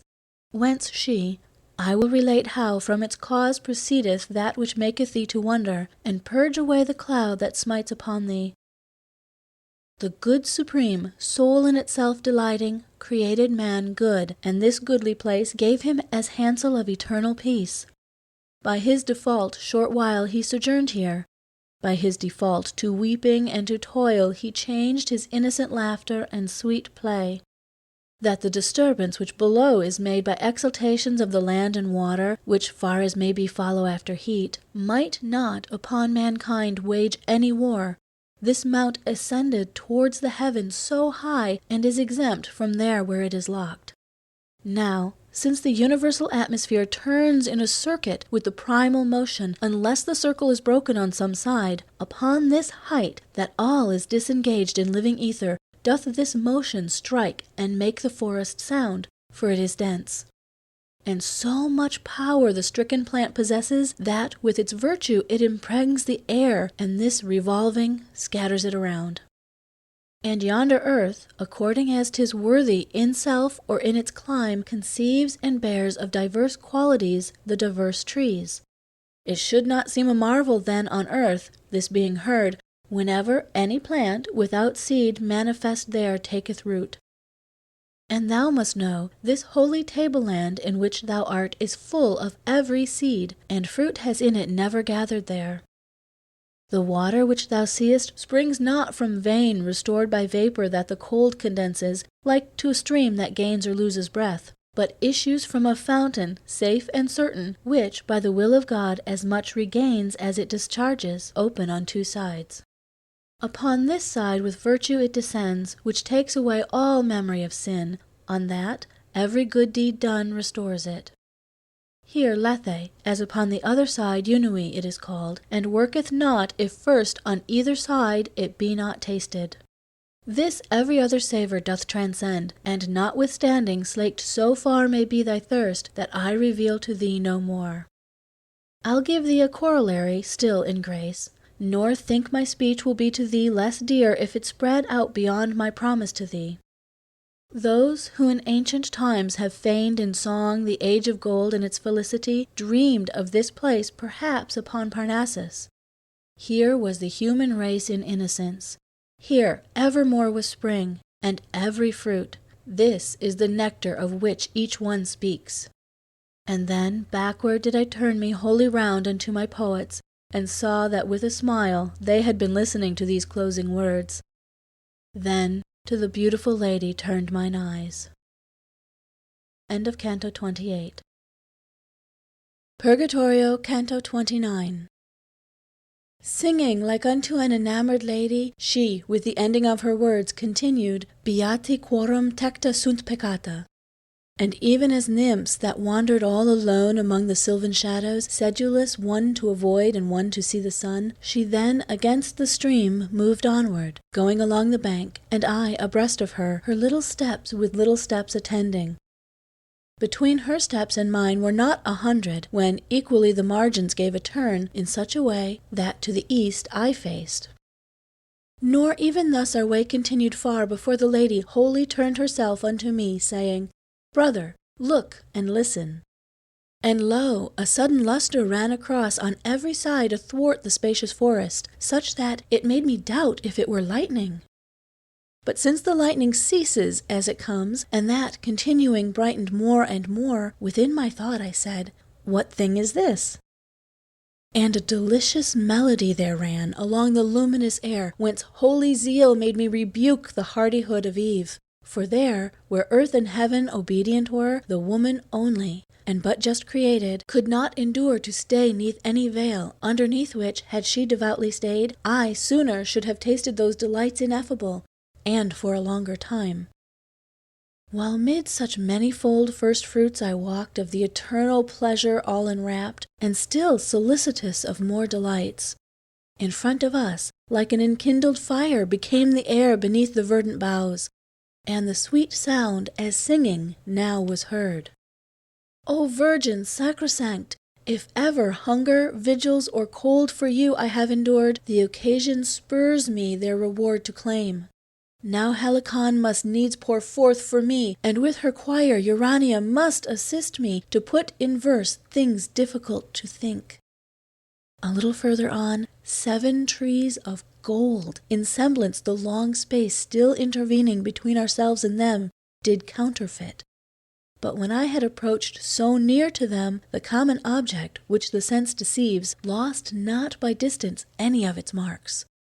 The faculty that lends discourse to reason did apprehend that they were candlesticks, and in the voices of the song Hosanna. Above them flamed the harness beautiful, far brighter than the moon in the serene of midnight at the middle of her month. I turned me round with admiration filled to the good Virgilius, and he answered me with visage no less full of wonderment. Then back I turned my face to those high things, which moved themselves towards us so sedately they had been distanced by new-wedded brides. The lady chid me. Why dost thou burn only so with affection for the living lights, and dost not look at what comes after them? Then saw I people, as behind their leaders, coming behind them, garmented in white, and such a whiteness never was on earth. The water on my left flank was resplendent, and back to me reflected my left side, even as a mirror, if I looked therein. When upon my margin had such post that nothing but the stream divided us, better to see I gave my steps repose. And I beheld the flamelets onward go, leaving behind themselves the air depicted, and they of trailing pennons had the semblance, so that it overhead remained distinct with 7-fold lists, all of them of the colours whence the sun's bow is made, and Delia's girdle. These standards to the rearward longer were than was my sight, and, as it seemed to me, 10 paces were the outermost apart. Under so fair a heaven as I describe, the 24 elders, 2 by 2, came in coronet with flower de luce. They all of them were singing, Blessed thou among the daughters of Adam art, and blessed for evermore shall be thy loveliness. After the flowers and other tender grasses in front of me upon the other margin were disencumbered of that race elect, even as in heaven star followeth after star, there came close after them 4 animals, in coronet each one with verdant leaf. Plumed with 6 wings was every one of them, the plumage full of eyes. The eyes of Argus, if they were living, would be such as these. Reader, to trace their forms no more I waste my rhymes, for other spendings press me so, that I in this cannot be prodigal. But read Ezekiel, who depicteth them as he beheld them from the region cold, coming with cloud, with whirlwind, and with fire. And such as thou shalt find them in his pages, such were they here, saving that in their plumage John is with me, and differeth from him. The interval between these 4 contained a chariot triumphal on 2 wheels, which by a griffin's neck came drawn along. And upward he extended both his wings between the middle list and 3 and 3, so that he injured none by cleaving it. So high they rose that they were lost to sight. His limbs were gold so far as he was bird, and white the others with vermilion mingled. Not only Rome with no such splendid car e'er gladdened Africanus or Augustus, but poor to it that of the sun would be. That of the sun, which swerving was burnt up at the importunate orison of earth, when Jove was so mysteriously just. 3 maidens at the right wheel in a circle came onward dancing, one so very red that in the fire she hardly had been noted. The second was as if her flesh and bones had all been fashioned out of emerald. The third appeared as snow, but newly fallen. And now they seemed conducted by the white, now by the red, and from the song of her the others took their step, or slow or swift. Upon the left hand 4 made holiday, vested in purple, following the measure of one of them with 3 eyes in her head. In rear of all the group here treated of 2 old men I beheld, unlike in habit, but like in gait, each dignified and grave.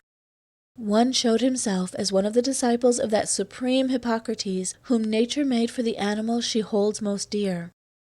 Contrary care the other manifested, with swords so shining and so sharp it caused terror to me on this side of the river. Thereafter 4 I saw of humble aspect, and behind all an aged man alone, walking in sleep, with countenance acute. And like the foremost company these 7 were habited, yet of the flower de luce no garland round about the head they wore, but that of rose, and other flowers vermilion. At little distance would the sight have sworn that all were in a flame above their brows.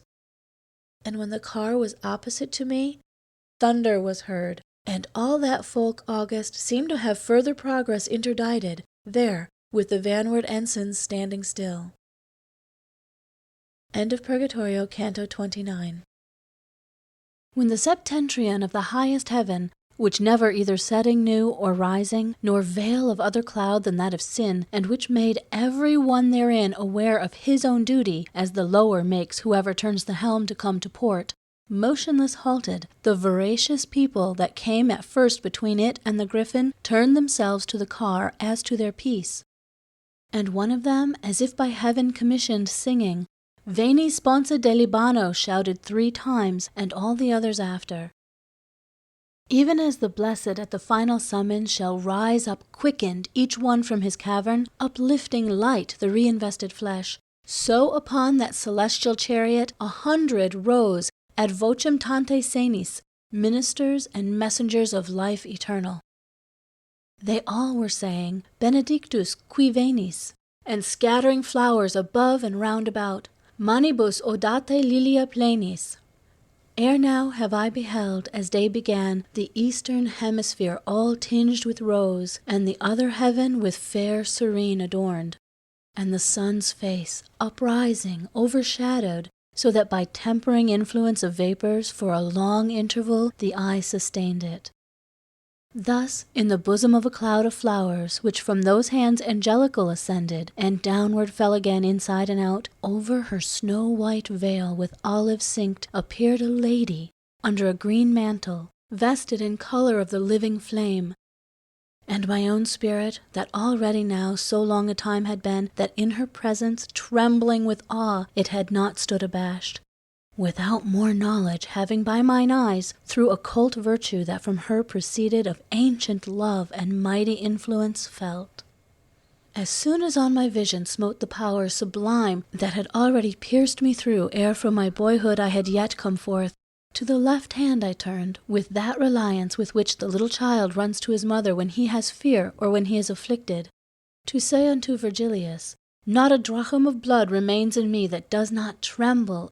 I know the traces of the ancient flame. But us, Virgilius of himself deprived, had left Virgilius, sweetest of all fathers, Virgilius, to whom I for safety gave me. Nor whatsoever loss the ancient mother availed my cheeks now purified from dew, that weeping they should not again be darkened. Dante, because Virgilius has departed, do not weep yet. Do not weep yet a while, for by another sword thou needst must weep. E'en as an admiral who on poop and prow comes to behold the people that are working in other ships and cheers them to well-doing, upon the left-hand border of the car, when at the sound I turned of my own name, which of necessity is here recorded, I saw the lady, who erewhile appeared veiled underneath the angelic festival, direct her eyes to me across the river. Although the veil that from her head descended, encircled with the foliage of Minerva, did not permit her to appear distinctly, in attitude still royally majestic, continued she, like unto one who speaks and keeps his warmest utterance in reserve. Look at me well. In sooth, I'm Beatrice. How didst thou deign to come unto the mountain? Didst thou not know that man is happy here? Mine eyes fell downward into the clear fountain, but, seeing myself therein, I sought the grass, so great a shame did weigh my forehead down. As to the sun, the mother seemed superb, so she appeared to me, for somewhat bitter tasted the savour of severe compassion. Silent became she, and the angels sang suddenly, In te Domini speravi, but beyond pedis meus did not pass. Even as the snow among the living rafters upon the back of Italy congeals, blown on and drifted by Sclavonian winds, and then, dissolving, trickles through itself whene'er the land that loses shadow breathes, so that it seems a fire that melts a taper. E'en thus was I without a tear or sigh before the song of those who sing forever after the music of the eternal spheres. But when I heard in their sweet melodies compassion for me, more than had they said, O wherefore, lady, dost thou thus upbraid him? The ice that was about my heart congealed to air and water changed, and in my anguish through mouth and eyes came gushing from my breast. She, on the right-hand border of the car, still firmly standing, to those holy beings thus her discourse directed afterwards. Ye keep your watch in the eternal day, so that nor night nor sleep can steal from you one step the ages make upon their path. Therefore my answer is with greater care, that he may hear me who is weeping yonder, so that the sin and dole be of one measure. Not only by the work of those great wheels that destine every seed unto some end, according as the stars are in conjunction, but by the largesse of celestial graces, which have such lofty vapours for their reign that near to them our sight approaches not. Such had this man become in his new life, potentially, that every righteous habit would have made admirable proof in him. But so much more malignant and more savage becomes the land untilled and with bad seed, the more good earthly vigour it possesses. Some time did I sustain him with my look. Revealing unto him my youthful eyes, I led him with me turned in the right way. As soon as ever of my second age I was upon the threshold and changed life, himself from me he took and gave to others. When from the flesh to spirit I ascended, and beauty and virtue were in me increased, I was to him less dear and less delightful. And into ways untrue he turned his steps, pursuing the false images of good that never any promises fulfill. Nor prayer for inspiration me availed, by means of which in dreams and otherwise I called him back, so little did he heed them. So low he fell, that all appliances for his salvation were already short, save showing him the people of perdition. For this I visited the gates of death, and unto him who so far up has led him, my intercessions were with weeping borne. God's lofty fiat would be violated if Lethe should be passed, and if such viands should tasted be withouten any scot of penitence that gushes forth in tears. End of Canto 30. Purgatorio, Canto 31. O thou who art beyond the sacred river, turning to me the point of her discourse, that edgewise even had seemed to me so keen, she recommenced, continuing without pause. Say if this be true, to such a charge thy own confessions need must be conjoined. My faculties were in so great confusion that the voice moved, but sooner was extinct than by its organs it was set at large. A while she waited, and then she said, What thinkest? Answer me, for the mournful memories in thee not yet are by the waters injured. Confusion and dismay together mingled forced such a yes from out my mouth that sight was needful to the understanding of it. Even as a crossbow breaks, when 'tis discharged, too tensely drawn the bowstring and the bow, and with less force the arrow hits the mark, so I gave way beneath that heavy burden, outpouring in a torrent tears and sighs, and the voice flagged upon its passage forth. Whence, she to me, In those desires of mine which led thee to the loving of that good beyond which there is nothing to aspire to, what trenches lying traverse, or what chains didst thou discover, that of passing onward thou shouldst have thus despoiled thee of the hope?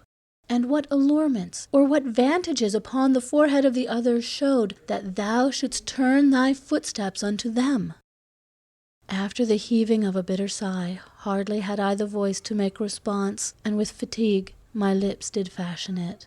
Weeping, I said, the things that present were, with their false pleasure, turned aside my steps, soon as your countenance concealed itself. And she, shouldst thou be silent, or deny what thou confessest, not less manifest would be thy fault by such a judge 'tis known.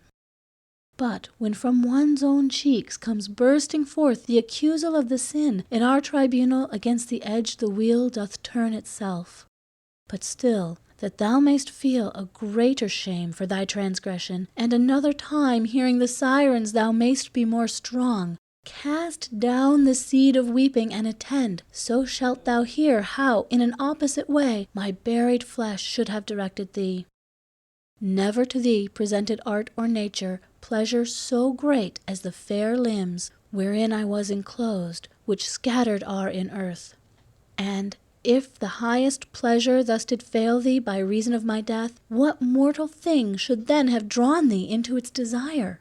Thou oughtst verily at the first shaft of things fallacious have risen up to follow me, who was no longer such. Thou oughtest not to have stooped thy pinions downward to wait for further blows, or, little girl, or other vanity of such brief use. The callow birdlet waits for 2 or 3, but to the eyes of those already fledged, in vain the net is spread or shaft is shot. Even as children silent in their shame stand listening with their eyes upon the ground, and conscious of their fault, and penitent, so was I standing. And she said, if thou in hearing sufferest pain, lift up thy beard, and thou shalt feel a greater pain in seeing. With less resistance is a robust home uprooted, either by a native wind, or else by that from regions of Irbis, than I upraised at her command my chin. And when she by the beard the face demanded, well, I perceived the venom of her meaning. And, as my countenance was lifted up, mine eye perceived those creatures beautiful had rested from the strewing of the flowers. And, still but little reassured, mine eye saw Beatrice turned round towards the monster that is one person only in 2 natures. Beneath her veil, beyond the margent green, she seemed to me far more her ancient self to excel than others here when she was here. So pricked me then the thorn of penitence that of all other things the one which turned me most to its love became the most my foe. Such self-conviction stung me at the heart. Overpowered I fell, and what I then became she knoweth who had furnished me the cause. Then, when the heart restored my outward sense, the lady I had found alone, above me, I saw, and she was saying, hold me, hold me. Up to my throat she in the stream had drawn me, and dragging me behind her she was moving upon the water lightly as a shuttle. When I was near unto the blessed shore, Espergus me, I heard so sweetly sung, remember it I cannot, much less write it. The beautiful lady opened wide her arms, embraced my head, and plunged me underneath, where I was forced to swallow of the water. Then forth she drew me, and all dripping brought into the dance of the 4 beautiful, and each one with her arm did cover me. We here are nymphs, and in the heaven are stars. Ere Beatrice descended to the world, we as her handmaidens were appointed her. We'll lead thee to her eyes, but for the pleasant light that within them is, shall sharpen thine and 3 beyond who more profoundly look. Thus singing they began, and afterwards unto the griffin's breast they led me with them, where Beatrice was standing, turned towards us. See that thou dost not spare thine eyes, they said, before the emeralds have we stationed thee, whence love aforetime drew for thee his weapons. 1,000 longings hotter than the flame fastened my eyes upon those eyes relucent, that still upon the griffin steadfast stayed, as in the glass the sun, not otherwise within them was the 2-fold monster shining, now with one, now with the other nature. Think, reader, If within myself I marveled when I beheld the thing itself stand still, and in its image it transformed itself. While with amazement filled and jubilant, my soul was tasting of the food that, while it satisfies us, makes us hunger for it. Themselves revealing of the highest rank and bearing, did the other three advance, singing to their angelic saraband, "Turn, Beatrice, O turn thy holy eyes," such was their song, "unto thy faithful one who has to see thee taken so many steps. In grace, do us the grace that thou unveil thy face to him, so that he may discern the second beauty which thou dost conceal. O splendor of the living light eternal, who underneath the shadow of Parnassus has grown so pale, or drunk so at its cistern, he would not seem to have his mind encumbered, striving to paint thee as thou didst appear where the harmonious heaven o'ershadowed thee, when in the open air thou didst unveil." End of Canto 31. Purgatorio, Canto 32. So steadfast and attentive were mine eyes in satisfying their decennial thirst, that all my other senses were extinct, and upon this side and on that they had walls of indifference, so the holy smile drew them unto itself with the old net, when forcibly my sight was turned away towards my left hand by those goddesses, because I heard from them a "too intently." And that condition of the sight which is in eyes but lately smitten by the sun bereft me of my vision some short while, but to the less when sight reshaped itself. I say to the less in reference to the greater splendor from which I perforce had withdrawn. I saw upon its right wing wheeled about the glorious host returning with the sun and with the sevenfold flames upon their faces. As underneath its shield to save itself a squadron turns, and with its banner wheels before the whole thereof can change its front, that soldiery of the celestial kingdom which marched in the advance had wholly passed us before the chariot had turned its pole. Then to the wheels the maidens turned themselves, and the griffin moved his burden benedight, but so that not a feather of him fluttered. The lady fair who drew me through the ford followed with Statius and myself the wheel which made its orbit with the lesser arc. So passing through the lofty forest, vacant by fault of her who the serpent trusted, angelic music made our steps keep time. Perchance as great a space had in 3 flights an arrow loosed from the string or passed as we had moved when Beatrice descended. I heard them murmur all together, "Adam!" Then circled they about a tree despoiled of blooms and other leafage on each bough. Its tresses, which so much the more dilate as higher they ascend, had been by Indians among their forests marvelled at for height. Blessed art thou, O Griffin, who dost not pluck with thy beak these branches sweet to taste, since appetite by this was turned to evil. After this fashion round the tree robust the others shouted, and the twofold creature, "Thus is preserved the seed of all the just." And turning to the pole which he had dragged, he drew it close beneath the widowed bough, and what was of it unto it left bound. In the same manner as our trees, when downward falls the great light, with that together mingled which after the celestial lasca shines, begin to swell, and then renew themselves, each one with its own color, ere the sun harness his steeds beneath another star, less than of rose, and more than violet a hue disclosing, was renewed the tree that had erewhile its boughs so desolate. I never heard, nor here below is sung, the hymn which afterward the people sang, nor did I bear the melody throughout. Had I the power to paint how fell asleep those eyes compassionless of Syrinx hearing, those eyes to which more watching cost so dear, even as a painter who from model paints I would portray how I was lulled asleep, he may who well can picture drowsihood. Therefore I pass to what time I awoke, and say a splendor rent from me the veil of slumber, and a calling, "Rise, what dost thou?"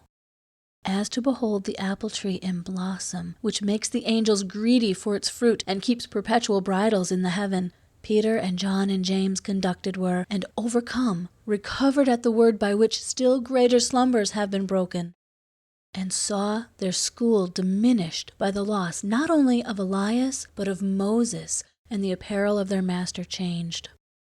So I revived, and saw that piteous one above me standing, who had been conductress aforetime of my steps beside the river. And all in doubt I said, Where's Beatrice? And she, Behold her seated underneath the leafage new upon the root of it. Behold the company that circles her. The rest behind the griffin are ascending with more melodious song and more profound. And if her speech were more diffuse I know not, because already in my sight was she who from the hearing of aught else had shut me. Alone she sat upon the very earth, left there as guardian of the chariot which I had seen the biform monster fasten. And circling her, a cloister made themselves the 7 nymphs, with those lights in their hands which are secure from Achelon to Auster. Short while shalt thou be here a forester, and thou shalt be with me for evermore a citizen of that Rome where Christ is Roman. Therefore, for that world's good which liveth ill, fix on the car thine eyes, and what thou seest, having returned to earth, take heed thou write. Thus Beatrice, and I, who at the feet of her commandments all devoted was, my mind and eyes directed where she willed. Never descended with so swift a motion fire from a heavy cloud, when it is raining from out the region which is most remote, as I beheld the bird of Jove descended down through the tree, rending away the bark, as well as blossoms and foliage new. And he with all his might the chariot smote, whereat it reeled like a vessel in a tempest tossed by the waves, now starboard, now larboard. Thereafter saw I leap into the body of the triumphal vehicle a fox that seemed unfed with any wholesome food. But for his hideous sins upbraiding him, my lady put him to as swift a flight as such a fleshless skeleton could bear. Then, by the way that it before had come, into the chariot's chest I saw the eagle descend and leave it feathered with his plumes.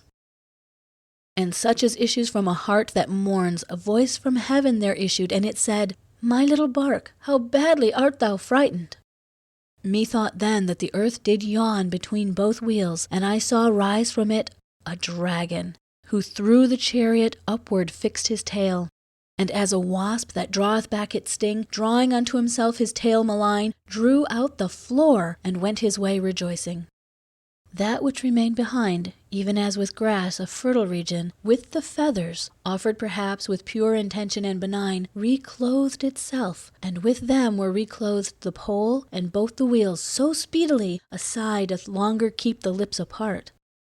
Transfigured thus, the holy edifice thrust forward heads upon the parts of it, 3 on the pole and 1 at either corner. The first were horned like oxen, but the 4 had but a single horn upon the forehead, a monster such had never yet been seen. Firm as a rock upon a mountain high, seated upon it, there appeared to me a shameless whore, with eyes swift glancing round, and, as if not to have her taken from him, upright beside her I beheld a giant, and ever and anon they kissed each other. But, because she her wanton, roving eye turned upon me, her angry paramour did scourge her from her head unto her feet. Then, full of jealousy and fierce with wrath, he loosed the monster, and across the forest dragged it so far, he made of that alone a shield unto the whore and the strange beast. End of Canto 32. Purgatorio, Canto 33. Deus venerunt gentes, alternating, now 3, now 4, melodious psalmody the maidens in the midst of tears began, and Beatrice, compassionate and sighing, listened to them with such a countenance that scarce more changed was Mary at the cross. But, when the other virgins place had given for her to speak, uprisen to her feet, with colour as of fire, she made response, Modicum et non videbitis me, et iterum, my sisters predilect, modicum et vos videbitis me. Then all the 7 in front of her she placed, and after her by beckoning only moved me and the lady and the sage who stayed.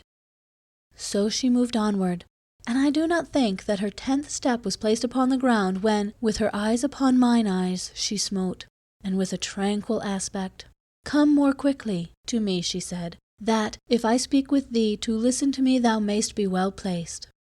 As soon as I was with her as I should be, she said to me, Why, brother, dost thou not venture to question now, in coming with me? And unto those who are too reverential, speaking in presence of superiors, who drag no living utterance to their teeth, it me befell that without perfect sound began I, My necessity, Madonna, you know, and that which thereunto is good. And she to me, Of fear and bashfulness henceforward I will have thee strip thyself, so that thou speak no more as one who dreams. Know that the vessel which the serpent broke was and is not, but let him who is guilty think that God's vengeance does not fear a sop. Without an heir shall not forever be the eagle that left his plumes upon the car, whence it became a monster, then a prey. For verily I see, and hence narrate it, the stars already near to bring the time from every hindrance safe, and every bar within which a 510 and 5, one sent from God, shall slay the thievish woman, and that same giant who is sinning with her. And peradventure my dark utterance, like Themis and the Sphinx, may less persuade thee, since, in their mode, it clouds the intellect. But soon the facts shall be the Naiades, who shall this difficult enigma solve, without destruction of the flocks and harvests. Note thou, and even as by me are uttered these words, so teach them unto those who live that life which is a running unto death. And bear in mind, whene'er thou writest them, not to conceal what thou hast seen the plant that twice already has been pillaged here. Whoever pillages or shatters it, with blasphemy of deed offendeth God, who made it holy for his use alone. For biting that, in pain and in desire, 5,000 years and more the firstborn soul craved him, who punished in himself the bite. Thy genius slumbers, if it deem it not for special reason so pre-eminent in height, and so inverted in its summit. And, if thy vain imaginings had not been water of Elsa round about thy mind, and Pyramus to the mulberry their pleasure, thou by so many circumstances only the justice of the interdict of God morally in the tree wouldst recognize.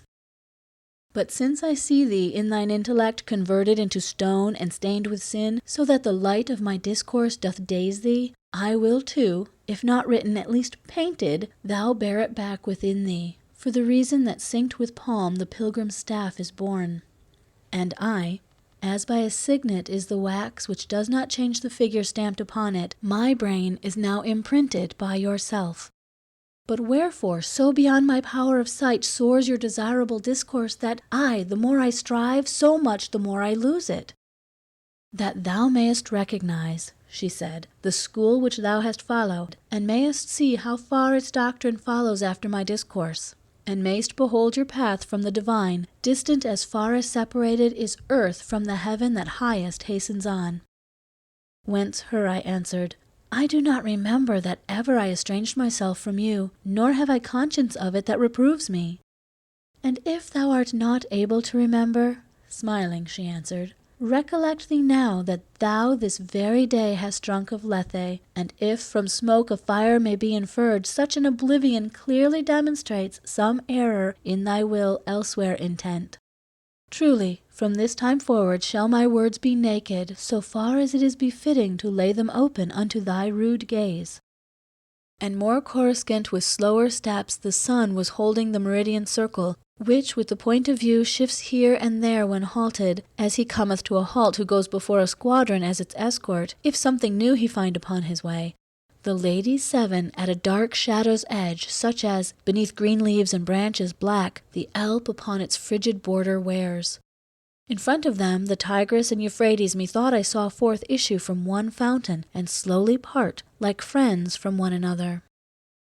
O light! O glory of the human race! What stream is this, which here unfolds itself from out one source, and from itself withdraws?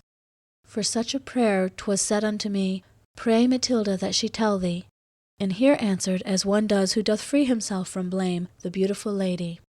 This and other things were told to him by me, and sure I am the water of Lethe has not hid them from him.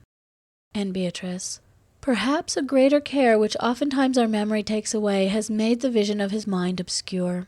But Eunoe behold that yonder rises, lead him to it, and, as thou art accustomed, revive again the half-dead virtue in him. Like gentle soul that maketh no excuse, but makes its own will of another's will as soon as by a sign it is disclosed, even so, when she had taken hold of me, the beautiful lady moved, and unto Statius said, in her womanly manner, Come with him. If, reader, I possessed a longer space for writing it, I yet would sing in part of the sweet draught that ne'er would satiate me, but, inasmuch as full are all the leaves made ready for this second canticle, the curb of art no farther lets me go. From that most holy water I returned regenerate, in the manner of new trees that are renewed with a new foliage, pure and disposed to mount unto the stars. Paradiso, Canto 1. The glory of him who moveth everything doth penetrate the universe, and shine in one part more, and in another less. Within that heaven which most his light receives was I, and things beheld which to repeat nor knows nor can who from above descends, because in drawing near to its desire, our intellect engulfs itself so far that after it the memory cannot go. Truly, whatever of the holy realm I had the power to treasure in my mind shall now become the subject of my song. O good Apollo, for this last emprise, make of me such a vessel of thy power, as giving the beloved laurel asks. One summit of Parnassus hitherto has been enough for me, but now with both I needs must enter the arena left. Enter into my bosom thou, and breathe, as at the time when Marsyas thou didst draw out of the scabbard of those limbs of his. O power divine, lend'st thou thyself to me, so that the shadow of the blessed realm, stamped in my brain, I can make manifest. Thou'lt see me come unto thy darling tree, and crown myself thereafter with those leaves, of which the theme and thou shall make me worthy. So seldom, Father, do we gather them for triumph, or of Caesar, or of poet, the fault and shame of human inclinations, that the Penean foliage should bring forth joy to the joyous Delphic deity, when any one it makes to thirst for it. A little spark is followed by great flame. Perchance with better voices after me shall prayer be made that Syrah may respond. To mortal men by passages diverse uprises the world's lamp, but by that one which circles four uniteth with three crosses. With better course and with a better star conjoined it issues, and the mundane wax tempers and stamps more after its own fashion. Almost that passage had made morning there and evening here, and there was wholly white that hemisphere and black the other part, when Beatrice, towards the left-hand side, I saw turned round, and gazing at the sun, never did eagle fasten so upon it. And even as a second ray is wont to issue from the first and reascend, like to a pilgrim who would fain return, thus of her action, through the eyes infused in my imagination, mine I made, and sunward fixed mine eyes beyond our wont. There much is lawful, which is here unlawful unto our powers, by virtue of the place made for the human species as its own.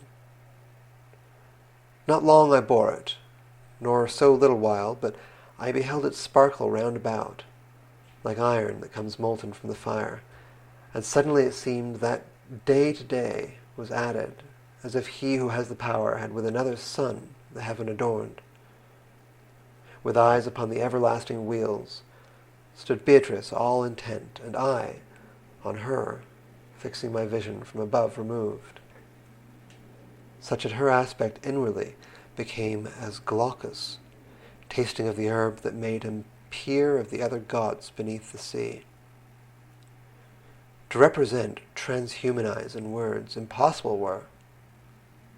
The example, then, suffice him for whom grace the experience reserves.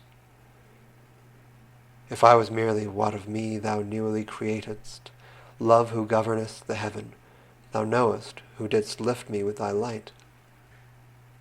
When now the wheel, which thou dost make eternal, desiring thee, made me attentive to it, by harmony thou dost modulate and measure, then seemed to me so much of heaven enkindled by the sun's flame, that neither rain nor river e'er made a lake so widely spread abroad.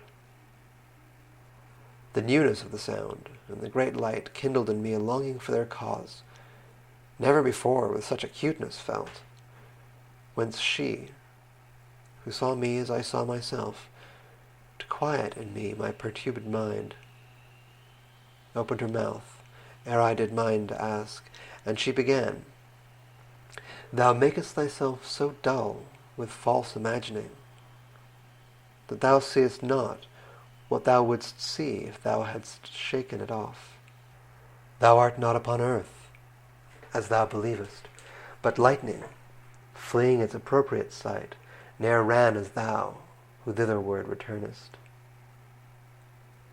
If of my former doubt I was divested by these brief little words more smiled than spoken, I in a new one was the more ensnared, and said, Already did I rest content from great amazement, but am now amazed in what way I transcend these bodies' light.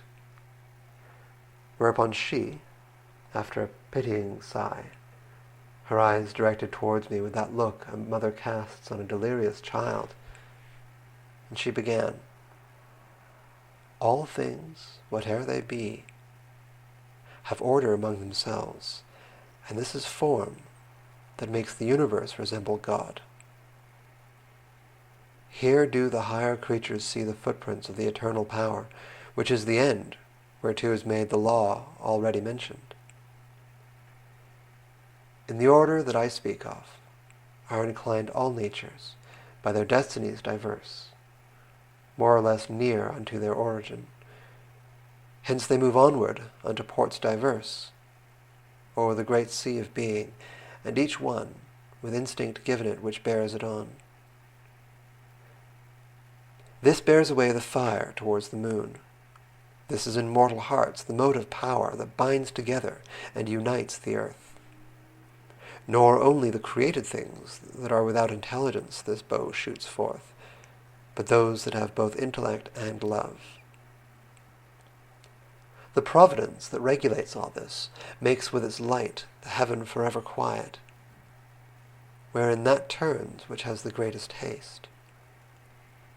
And thither now, as to a sight decreed, bears us away the virtue of that cord, which aims its arrows at a joyous mark.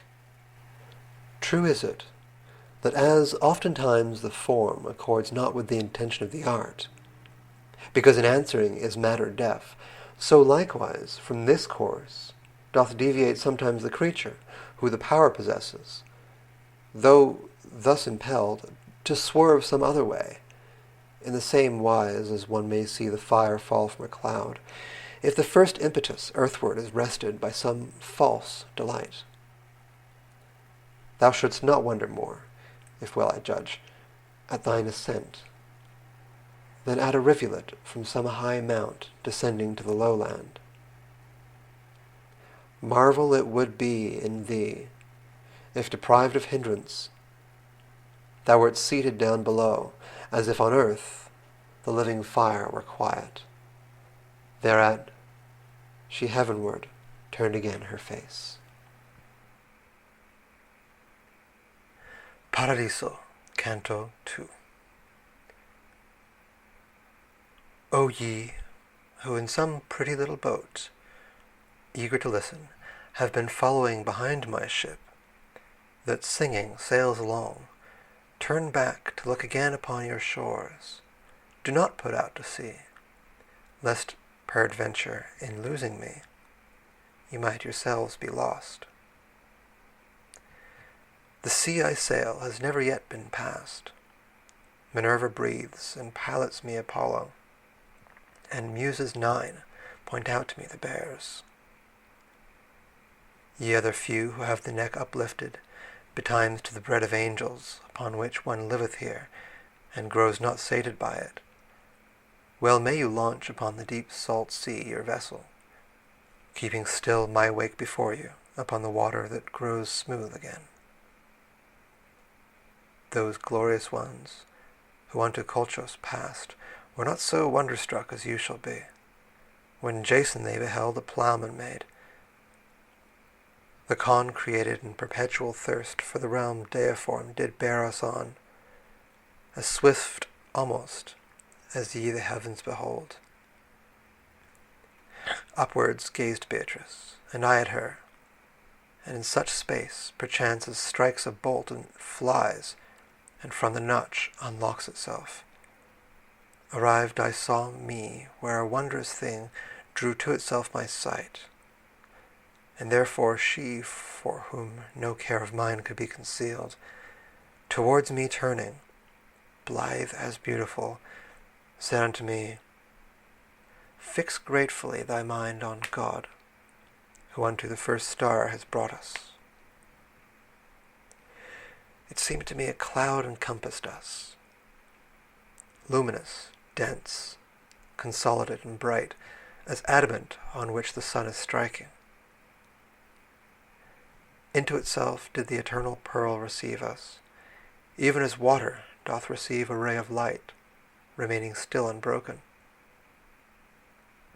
If I was body, and we here conceive not how one dimension tolerates another, which needs must be if body enter body, more the desire should be enkindled in us, that essence to behold, wherein is seen how God and our own nature were united.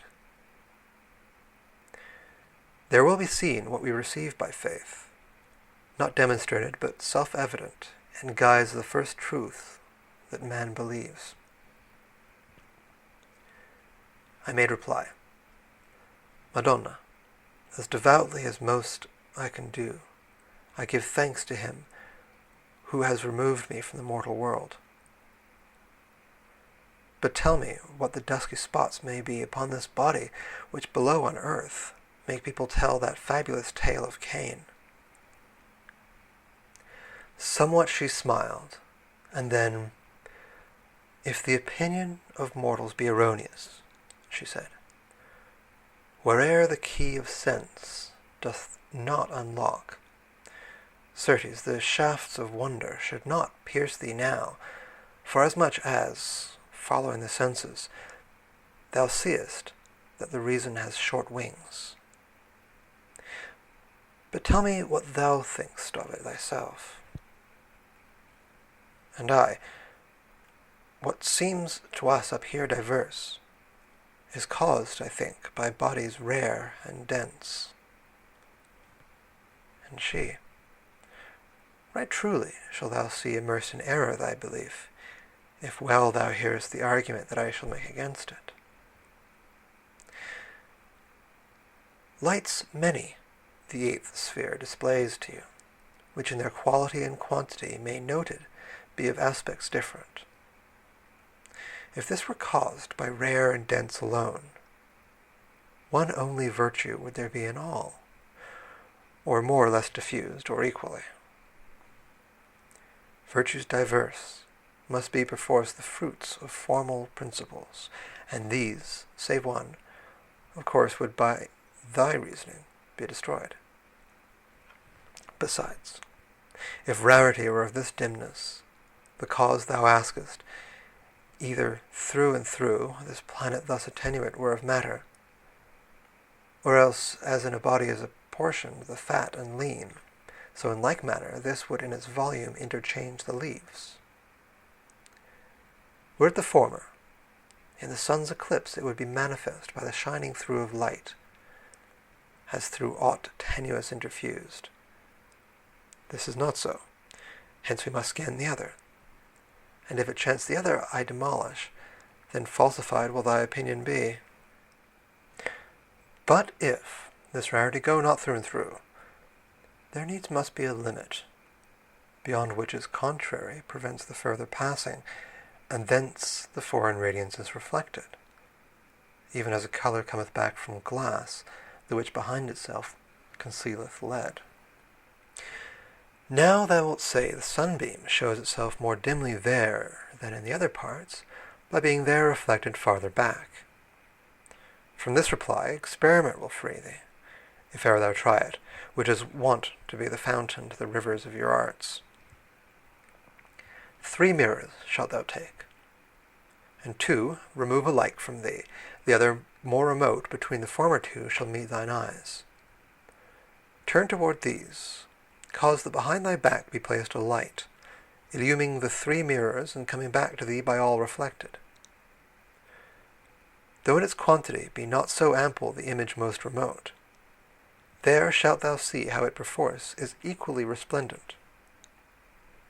Now, as beneath the touches of warm rays, naked the subject of the snow remains, both of its former colour and its cold, thee thus remaining in thy intellect will I inform with such a living light that it shall tremble in its aspect to thee. Within the heaven of the divine repose revolves a body, in whose virtue lies the being of whatever it contains. The following heaven, that has so many eyes, divides this being by essences diverse, distinguished from it and by it contained. The other spheres, by various differences, all the distinctions which they have within them, dispose unto their ends and their effects.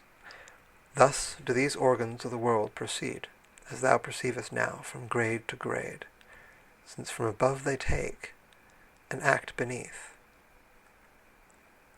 Observe me well, how through this place I come unto the truth thou wishest, that hereafter thou mayst alone know how to keep the ford, the power and motion of the holy spheres, as from the artisan the hammer's craft forth from the blessed motors must proceed.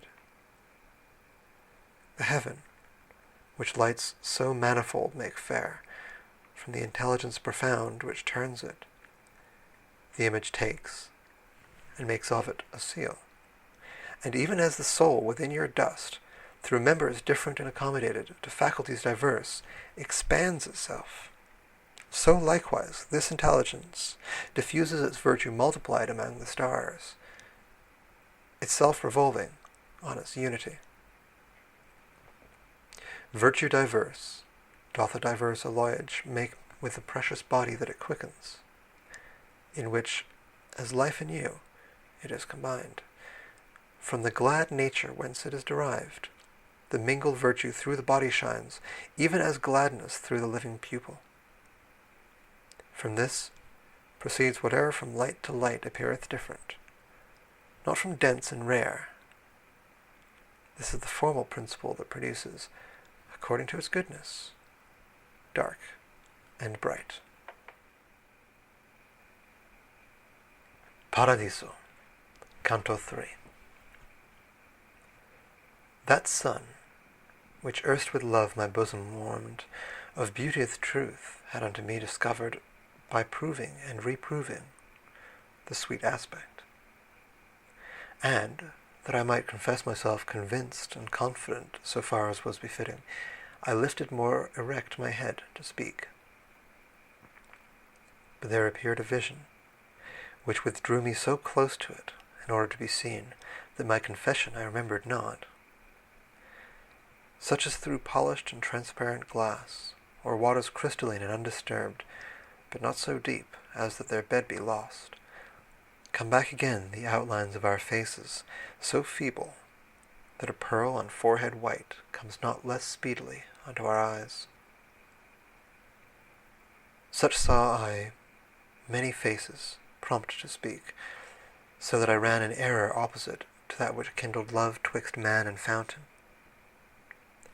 As soon as I became aware of them, esteeming them as mirrored semblances, to see of whom they were, mine eyes I turned, and nothing saw, and once more turned them forward, direct into the light of my sweet guide, who smiling kindled in her holy eyes. Marvel thou not, she said to me, because I smile at this thy puerile conceit, since on the truth it trusts not yet its foot, but turns thee, as 'tis wont, on emptiness. True substances are these which thou beholdest, here relegate for breaking of some vow. Therefore speak with them, listen and believe, for the true light, which giveth peace to them, permits them not to turn from it their feet. And I unto the shade that seemed most wishful to speak directed me, and I began, as one whom too great eagerness bewilders, O well-created Spirit, who in the rays of life eternal dost the sweetness taste, which being untasted ne'er is comprehended, grateful 'twill be to me, if thou content me both with thy name and with thy destiny. whereat she promptly, and with laughing eyes, Our charity doth never shut the doors against a just desire, except as one who wills that all her court be like herself. I was a virgin sister in the world, and if thy mind doth contemplate me well, the being more fair will not conceal me from thee, but thou shalt recognize I am Picarda, who stationed here among these other blessed, myself am blessed in the slowest sphere.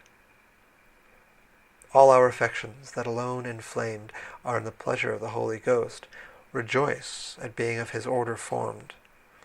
And this allotment, which appears so low, therefore is given us, because our vows have been neglected, and in some part void. Whence I to her, in your miraculous aspects there shines I know not what of the divine, which doth transform you from our first conceptions. Therefore I was not swift in my remembrance. But what thou tellest me now aids me so, that the refiguring is easier to me. But tell me, ye who in this place are happy, are you desirous of a higher place, to see more, or to make yourselves more friends? First, with those other shades, she smiled a little. Thereafter answered me so full of gladness, she seemed to burn in the first fire of love. Brother, our will is quieted by virtue of charity, that which makes us wish alone for what we have, nor gives us thirst for more. If to be more exalted we aspired, discordant would our aspirations be unto the will of him who here secludes us, which thou shalt see finds no place in these circles, if being in charity is needful here, and if thou lookest well into its nature. Nay, 'tis essential to this blessed existence to keep itself within the will divine, whereby our very wishes are made one, so that as we are station above station throughout this realm, to all the realm 'tis pleasing, as to the king, who makes his will our will, and his will is our peace. This is the sea to which is moving onward whatsoever it doth create, and all that nature makes. Then it was clear to me how everywhere in heaven is paradise, although the grace of good supreme there reign not in one measure. But as it comes to pass, if one food sates, and for another still remains the longing, we ask for this, and that decline with thanks.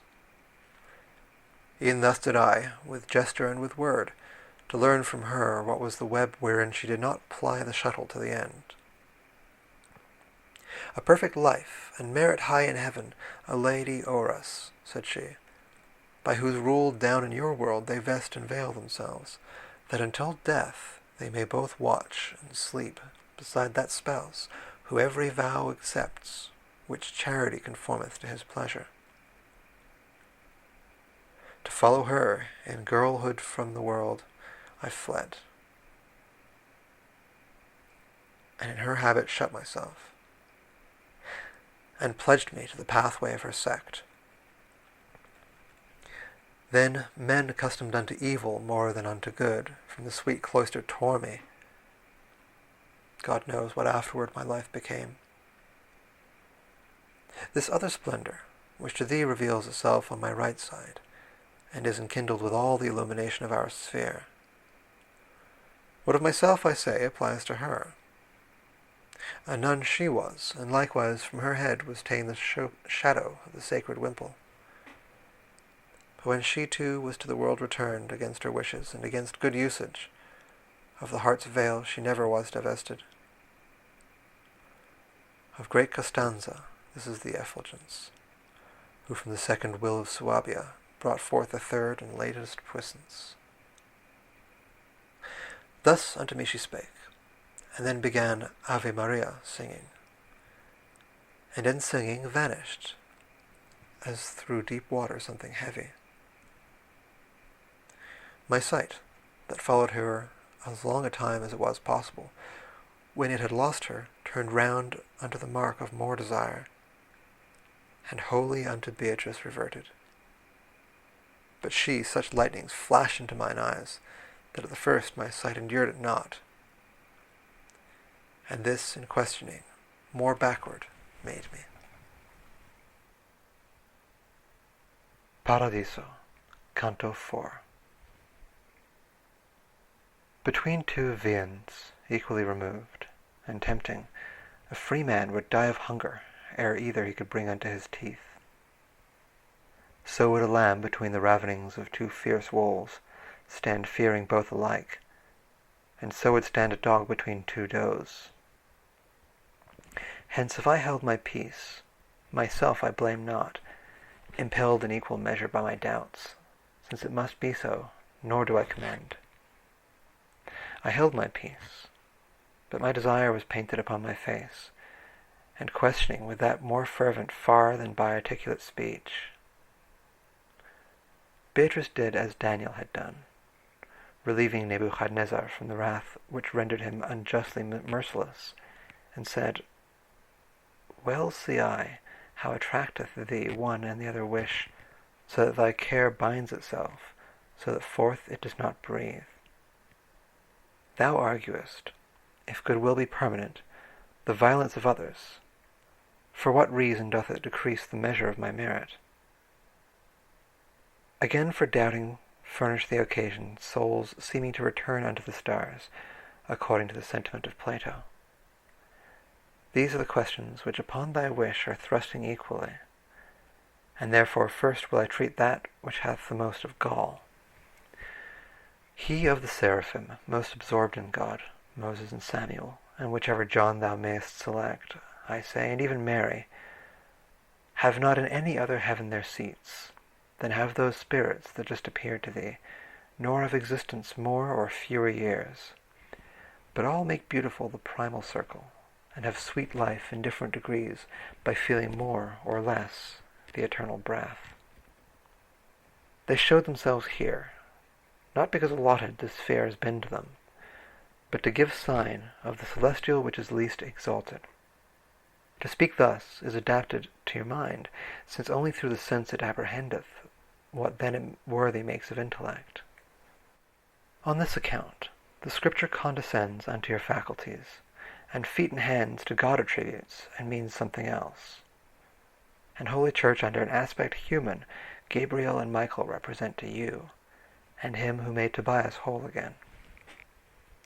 That which Timaeus argues of the soul doth not resemble that which here is seen, because it seems that as he speaks he thinks.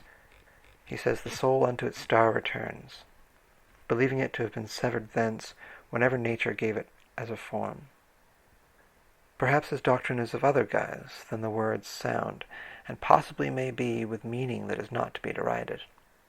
If he doth mean that to these wheels return the honour of their influence and the blame, perhaps his bow doth hit upon some truth.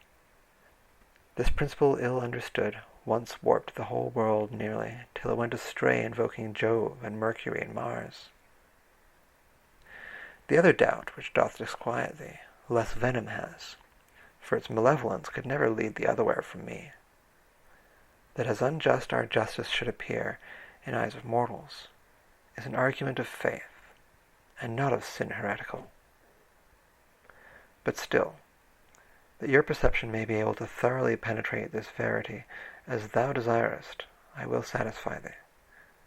If it be violence when he who suffers cooperates not with him who uses force, these souls were not on that account excused.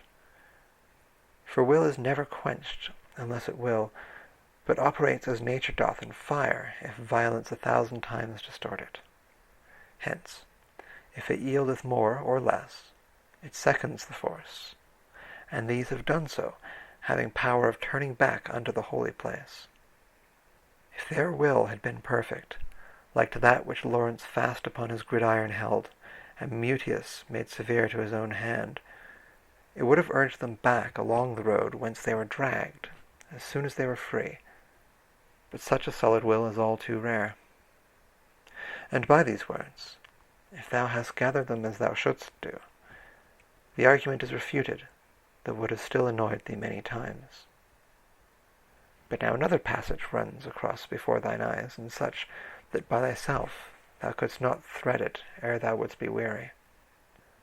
I have for certain put into thy mind that soul beatified could never lie, for it is near the primal truth. And then thou from Picarda mightst have heard Costanza kept affection for the veil, so that she seemeth here to contradict me. Many times, brother, has it come to pass, that to escape from peril, with reluctance that has been done it was not right to do, e'en as Alcmaeon, who being by his father thereto entreated, his own mother slew. Not to lose pity, pitiless became. At this point I desire thee to remember that force with will commingles, and they cause that the offences cannot be excused. Will absolute consenteth not to evil, but in so far consenteth as it fears, if it refrain, to fall into more harm. Hence, when Picarda uses this expression, she meaneth the will absolute, and I the other, so that both of us speak truth. Such was the flowing of the holy river that issued from the fount whence springs all truth. This put to rest my wishes one and all. O love of the first lover, O divine, said I forthwith, whose speech inundates me and warms me so, it more and more revives me. My own affection is not so profound as to suffice in rendering grace for grace. Let him who sees and can thereto respond. Well I perceive that never sated is our intellect unless the truth illume it, beyond which nothing true expands itself. It rests therein as wild beast in his lair, when it attains it, and it can attain it. If not, then each desire would frustrate be. Therefore springs up, in fashion of a shoot, doubt at the foot of truth, and this is nature, which to the top, from height to height, impels us. This doth invite me, this assurance give me with reverence, lady, to inquire of you another truth, which is obscure to me. I wish to know if man can satisfy you for broken vows with other good deeds, so that in your balance they will not be light. Beatrice gazed upon me with her eyes full of the sparks of love, and so divine that, overcome my power, I turned my back and almost lost myself, with eyes downcast. Paradiso, Canto 5. If in the heat of love I flame upon thee beyond the measure that on earth is seen, so that the valour of thine eyes I vanquish, marvel thou not thereat. For this proceeds from perfect sight, which as it apprehends to the good apprehended moves its feet. Well I perceive how is already shining into thine intellect the eternal light, that only seen enkindles always love.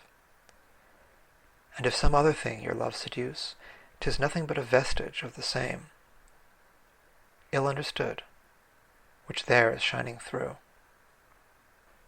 Thou fain wouldst know if with another service for broken vow can such return be made as to secure the soul from further claim.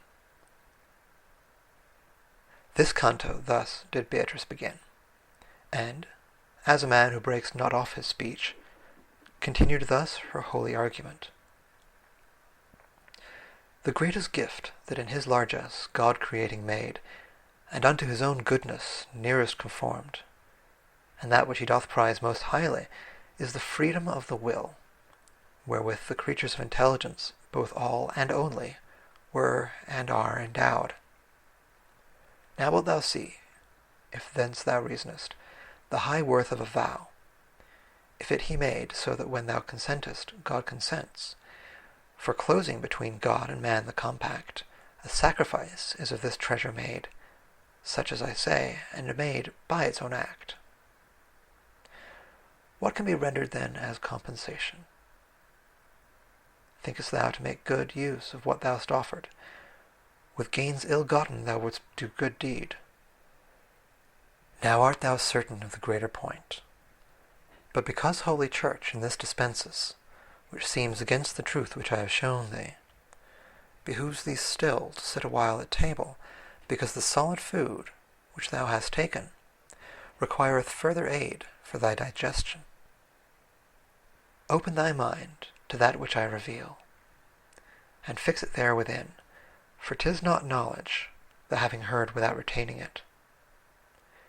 In the essence of this sacrifice, two things convene together, and the one is that of which 'tis made, the other is the agreement. This last forevermore is cancelled not, unless complied with, and concerning this with such precision as above been spoken. Therefore it was enjoined upon the Hebrews to offer still, though sometimes what was offered might be commuted, as thou oughtst to know. The other, which is known to thee as matter, may well indeed be such that one errs not, if it for other matter be exchanged. But let none shift the burden on his shoulder at his arbitrament, without the turning both of the white and of the yellow key, and every permutation deem as foolish, if in the substitute the thing relinquished, as the 4 is in 6, be not contained. Therefore, whatever thing has so great weight and value that it drags down every balance, cannot be satisfied with other spending. Let mortals never take a vow in jest. Be faithful and not blind in doing that, as Jephthah was in his first offering, who more beseemed to say, I have done wrong, than to do worse by keeping, and as foolish thou, the great leader of the Greeks, wilt find, whence wept Iphigenia her fair face, and made for her both wise and simple weep, who heard such kind of worship spoken of. Christians, be ye more serious in your movements. Be ye not like a feather at each wind, and think not every water washes you. Ye have the Old and the New Testament, and the pastor of the church, who guideth you. Let this suffice you unto your salvation. If evil appetite cry aught else to you, be ye as men, and not as silly sheep, so that the Jew among you may not mock you. Be ye not as the lamb that doth abandon its mother's milk, and frolicsome and simple combats at its own pleasure with itself. Thus Beatrice to me, even as I write it. Then all desireful turned herself again to that part where the world is most alive. Her silence and her change of countenance, silence imposed upon my eager mind, that had already in advance new questions. And as an arrow that upon the mark strikes ere the bowstring quiet hath become, so did we speed into the second realm. My lady there so joyful I beheld, as into the brightness of that heaven she entered, more luminous thereat the planet grew. And if the star itself was changed and smiled, what became I, who by my nature am exceeding mutable in every guise? As in a fish pond which is pure and tranquil, the fishes draw to that which from without comes in such fashion that their food they deem it, so I beheld more than 1,000 splendors, drawing towards us, and in each was heard, Lo, this is she who shall increase our love. And as each one was coming unto us, full of beatitude the shade was seen, by the effulgence clear that issued from it.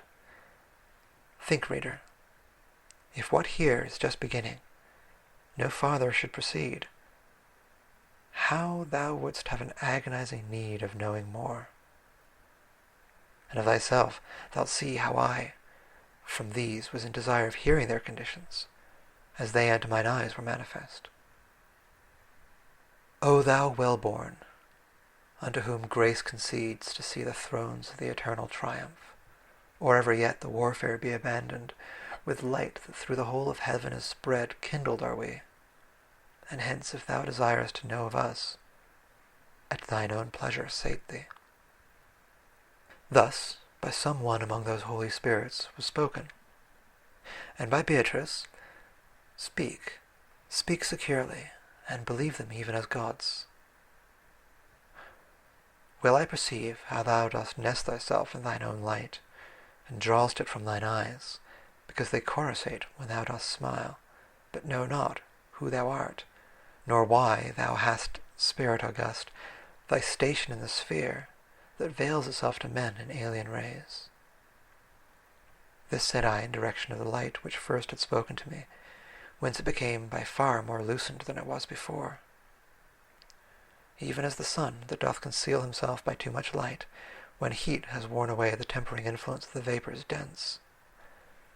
By greater rapture thus concealed itself in its own radiance, the figure saintly, and thus close enfolded answered me, in fashion as the following canto sings. Paradiso, Canto 6. After that Constantine the eagle turned against the course of heaven, which it had followed behind the ancient who Lavinia took. 200 years and more the bird of God into the extreme of Europe held itself, near to the mountains whence it issued first. And under shadow of the sacred plumes it governed there the world from hand to hand, and changing thus upon mine own alighted. Caesar I was, and am Justinian, who by the will of primal love I feel, took from the laws the useless and redundant. And ere unto the work I was attent, one nature to exist in Christ, not more, believed, and with such faith was I contented. But blessed Agapetus, he who was the supreme pastor to the faith sincere, pointed me out the way by words of his. Him I believed, and what was his assertion I now see clearly, even as thou seest, each contradiction to be false and true. As soon as with the church I moved my feet, God in his grace it pleased with this high task to inspire me, and I gave me wholly to it. And to my Belisarius I commended the arms to which was heaven's right hand so joined, it was a signal that I should repose. Now here to the first question terminates my answer, but the character thereof constrains me to continue with a sequel. In order that thou see with how great reason men move against the sacred sacrosanct, both who appropriate and who oppose it. Behold how great a power has made it worthy of reverence, beginning from the hour when Pallas died to give it sovereignty. Thou knowest it made in Alba its abode, 300 years and upward, till at last the 3 to 3 fought for it yet again. Thou knowest what it achieved from Sabine wrong, down to Lucretia's sorrow in 7 kings, o'ercoming round about the neighbouring nations.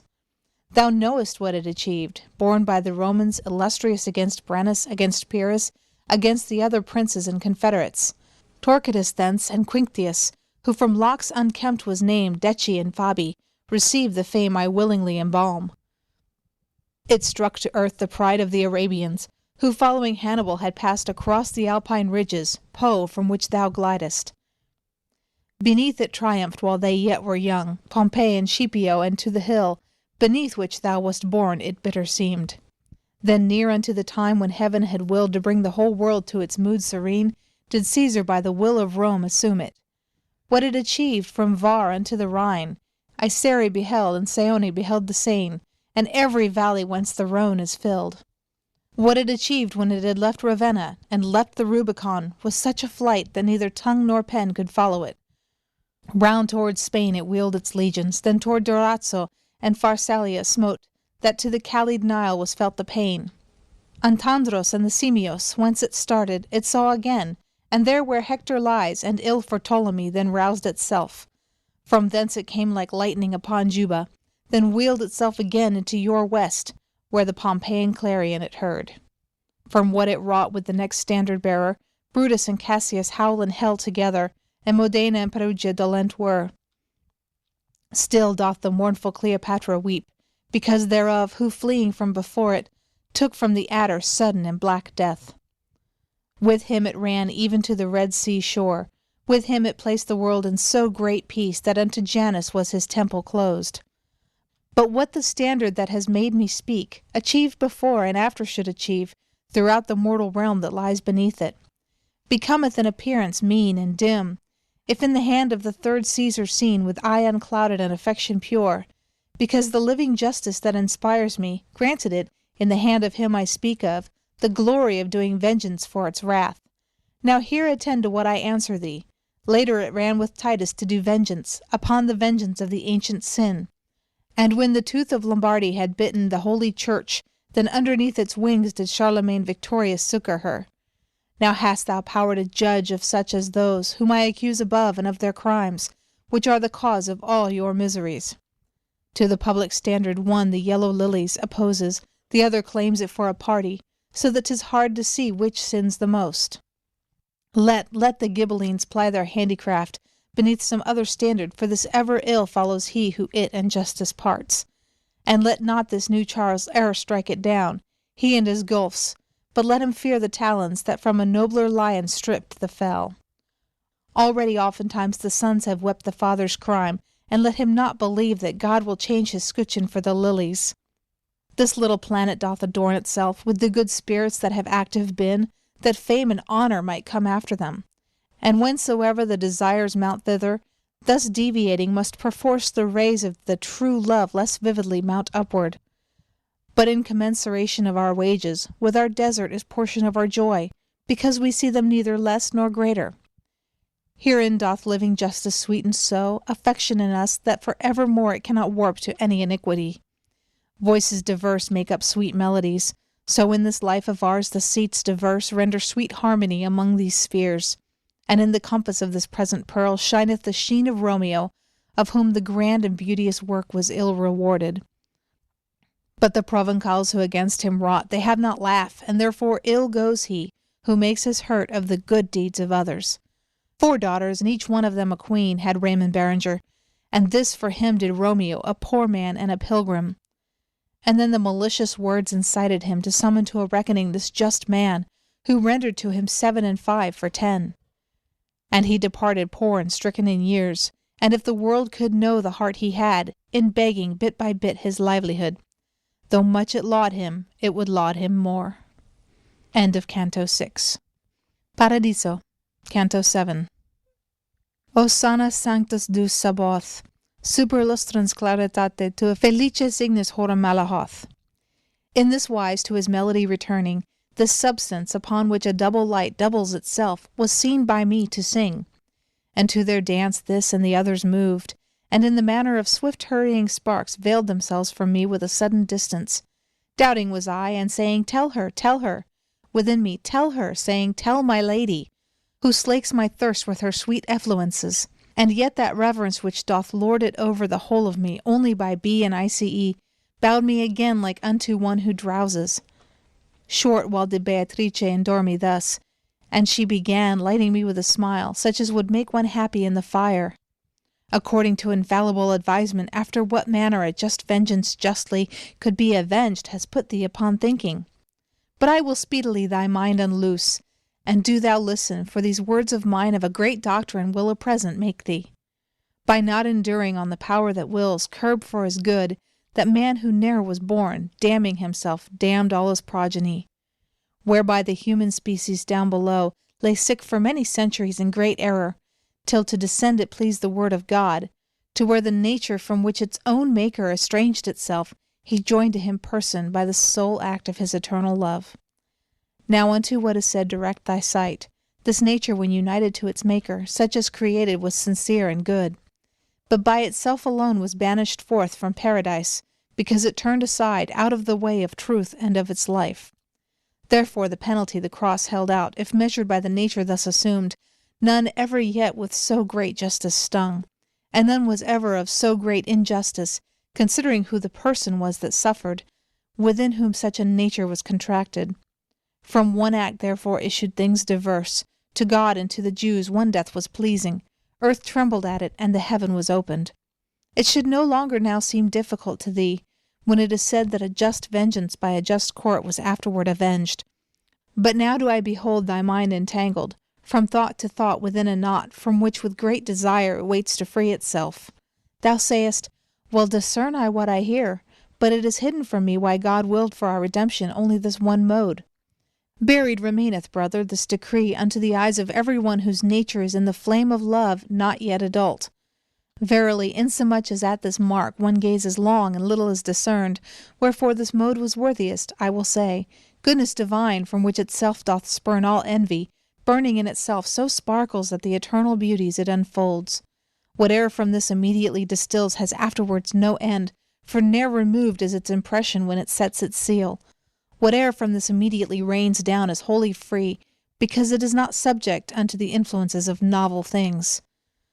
The more conformed thereto, the more it pleases, for the blessed ardour that irradiates all things, in that most like itself is most vivacious. With all of these things has advantaged been the human creature, And if one be wanting from his nobility, he needs must fall. 'Tis sin alone which doth disfranchise him, and render him unlike the good supreme, so that he little with its light is blanched. And to his dignity no more returns, unless he fill up where transgression empties, with righteous pains for criminal delights. Your nature, when it sinned so utterly in its own seed out of these dignities, even as out of paradise was driven, nor could itself recover, if thou notest with nicest subtlety, by any way, except by passing one of these two fords. Either that God through clemency alone had pardon granted, or that man himself had satisfaction for his folly made. Fix now thine eye deep into the abyss of the eternal counsel, to my speech, as far as may be fastened steadfastly. Man in his limitations had not power to satisfy, not having power to sink in his humility, obeying then. Far as he disobeying thought to rise, and for this reason man has been from power of satisfying by himself excluded. Therefore it God behooved in his own ways man to restore unto his perfect life, I say in one, or else in both of them. But since the action of the doer is so much more grateful, as it more presents the goodness of the heart from which it issues, goodness divine, that doth imprint the world, has been contented to proceed by each, and all its ways lift you up again. Nor twixt the first day and the final night, such high and such magnificent proceeding, by one or by the other was or shall be.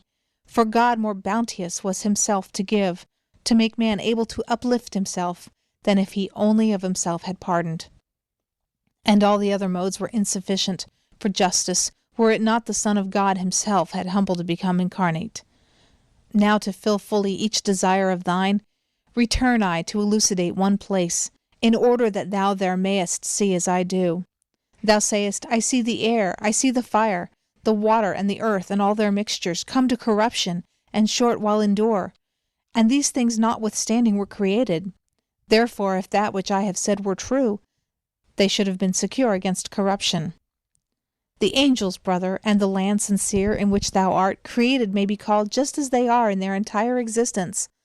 But all the elements which thou hast named, and all those things which out of them are made, by a created virtue are informed. Created was the matter which they have, created was the informing influence within these stars that round about them go.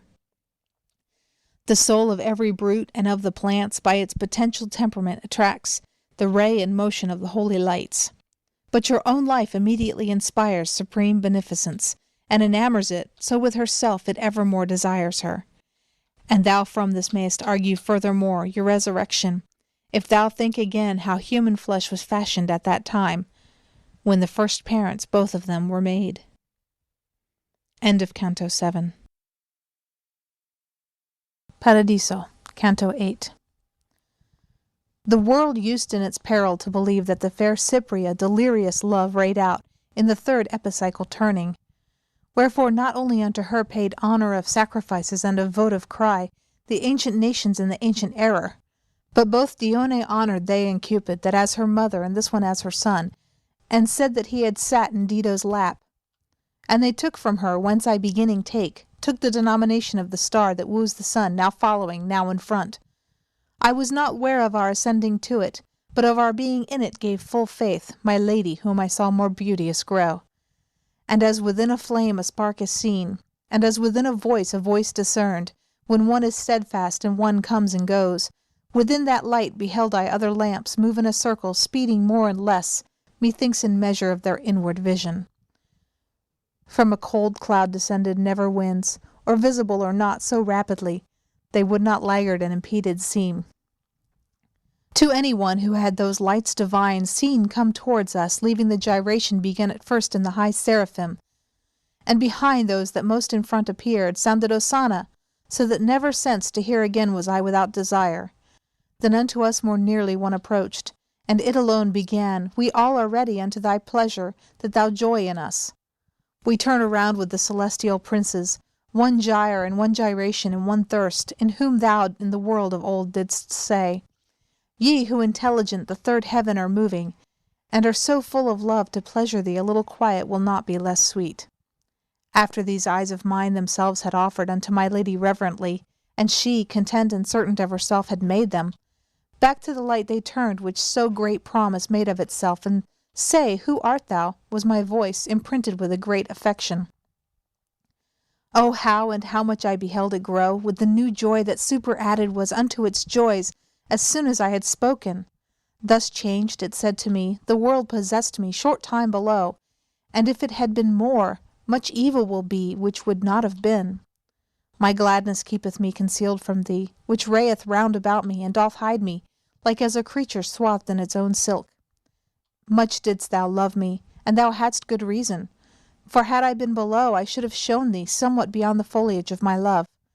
That left-hand margin which doth bathe itself in Rhone, when it is mingled with the Sorgue, me for its lord awaited in due time. And that horn of Ausonio, which is towned with body, with Gaeta and Catona, whence Tronto and Verde in the sea disgorge, already flashed upon my brow the crown of that dominion which the Danube waters after the German borders it abandons, and beautiful Trinacria that is murky, twixt Partino and Peloro, on the gulf which greatest scathe from Eurus doth receive.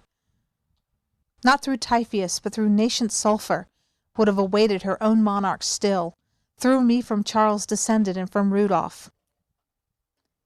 If evil lordship that exasperates ever the subject populations had not moved Palermo to the outcry of death, death, and if my brother could but this foresee, the greedy poverty of Catalonia, straight would he flee that it might not molest him.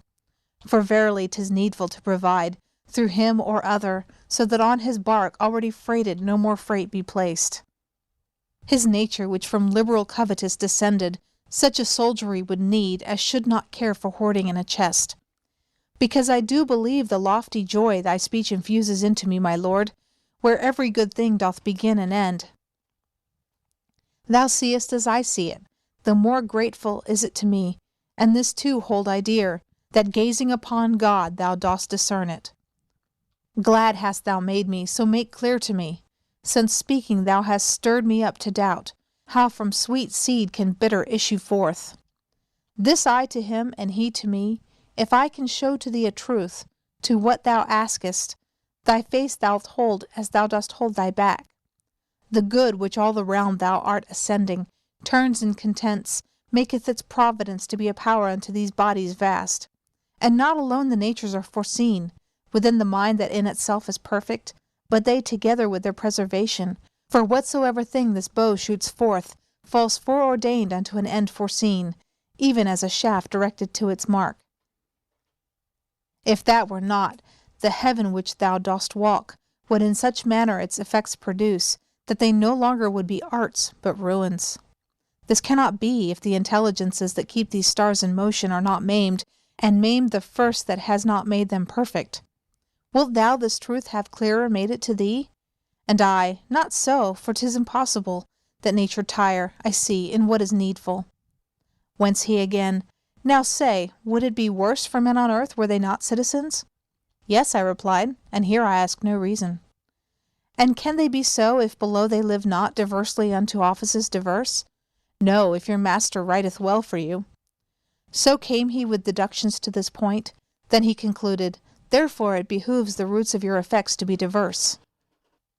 Hence one is Solon born, another Cerces, another Melchizedek, and another he who flying through the air his son did lose. Revolving nature, which a signet is to mortal wax, doth practise well her art, but not one end distinguished from another. Thence happens it that Esau differeth in seed from Jacob, and Quirinius comes from sire so vile that he is given to Mars. A generated nature its own way would always make like its progenitors, if Providence divine were not triumphant. Now that which was behind thee is before thee, but that thou know that I with thee am pleased, with a corollary will I mantle thee. Evermore nature, if it fortune find discordant to it, like each other seed out of its region maketh evil thrift. And if the world below would fix its mind on the foundation which is laid by nature, pursuing that, 'twould have the people good. But you unto religion wrench aside him who was born to gird him with the sword, and make a king of him who is for sermons. Therefore your footsteps wander from the road. End of Canto 8. Paradiso, Canto 9. Beautiful Clemence, after that thy Charles had me enlightened, he narrated to me the treacheries his seed should undergo, but said, be still, and let the years roll round. So I can only say that lamentation legitimate shall follow on your wrongs.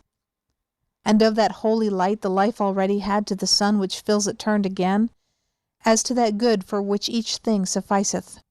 Ah, souls deceived and creatures impious, who from such good do turn away your hearts, directing upon vanity your foreheads. And now, behold, another of those splendors approached me, and its will to pleasure me it signified by brightening outwardly. The eyes of Beatrice that fastened were upon me, as before, of dear assent to my desire assurance gave to me. Ah, bring swift compensation to my wish, thou blessed Spirit, I said, and give me proof that what I think in thee I can reflect. Whereat the light, that still was new to me, out of its depths, whence it before was singing, as one delighted to do good, continued, within that region of the land depraved of Italy that lies between Rialto and fountain-heads of Brenta and of Piava, rises a hill and mounts not very high, wherefrom descended formerly a torch that made upon that region great assault. Out of one root were born both I and it. Cunizza was I called, and here I shine, because the splendor of this star o'ercame me. But gladly to myself the cause I pardon of my allotment, and it does not grieve me, which would perhaps seem strong unto your vulgar. Of this so luculent and precious jewel, which of our heaven is nearest unto me, great fame remained, and ere it die away, this 100th year shall yet quintupled be. See if man ought to make him excellent, so that another life the first may leave. And thus thinks not the present multitude, shut in by Adige and Tagliamento, nor yet for being scourged as penitent.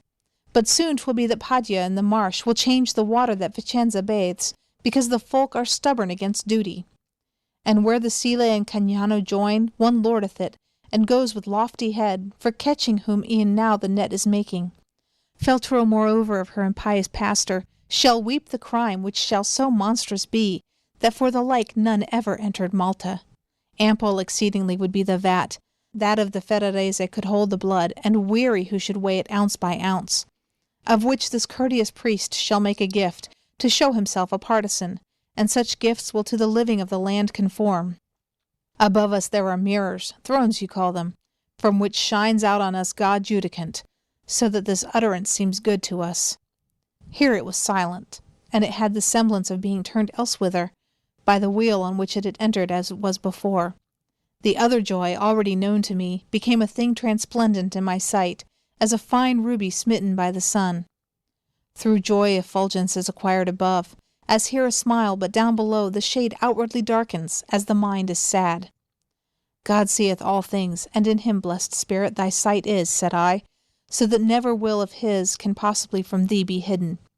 Thy voice, then, that forever makes the heavens glad, with the singing of those holy fires which of their 6 wings make themselves a cowl. Wherefore does it not satisfy my longings? Indeed, I would not wait thy questioning if I in thee were as thou art in me. The greatest of the valleys where the water expands itself, forthwith its words began, that sea accepted which the earth engarlands. Between discordant shores against the sun extends so far that it meridian makes where it was wont before to make the horizon. I was a dweller on that valley's shore, twixt Ebro and Magra, that with the journey short doth from the Tuscan part the Genoese. With the same sunset and the same sunrise nearly sit Bugia and the city whence I was, that with its blood once made the harbour hot. Folco that people called me, unto whom my name was known, and now with me this heaven imprints itself, as I did once with it. For more the daughter of Belus never burned, offending both Sycius and Creusa, than I, so long as it became my locks. Nor yet that Rodophian, who deluded was by Demophon, nor yet Alcides, when Aeoli he in his heart had locked. Yet here is no repenting, but we smile, not at the fault, which comes not back to mind, but at the power which ordered and foresaw. Here we behold the art that doth adorn with such affection, and the good discover, whereby the world above turns that below. But that thou wholly satisfied mayst bear thy wishes hence, which in this sphere are born, still further to proceed behoveth me. Thou fain wouldst know who is within this light, that here beside me thus is scintillating, even as a sunbeam in the limpid water. Then know thou, that within there is at rest Rahab, and being to our order joined, with her in its supremest grade 'tis sealed.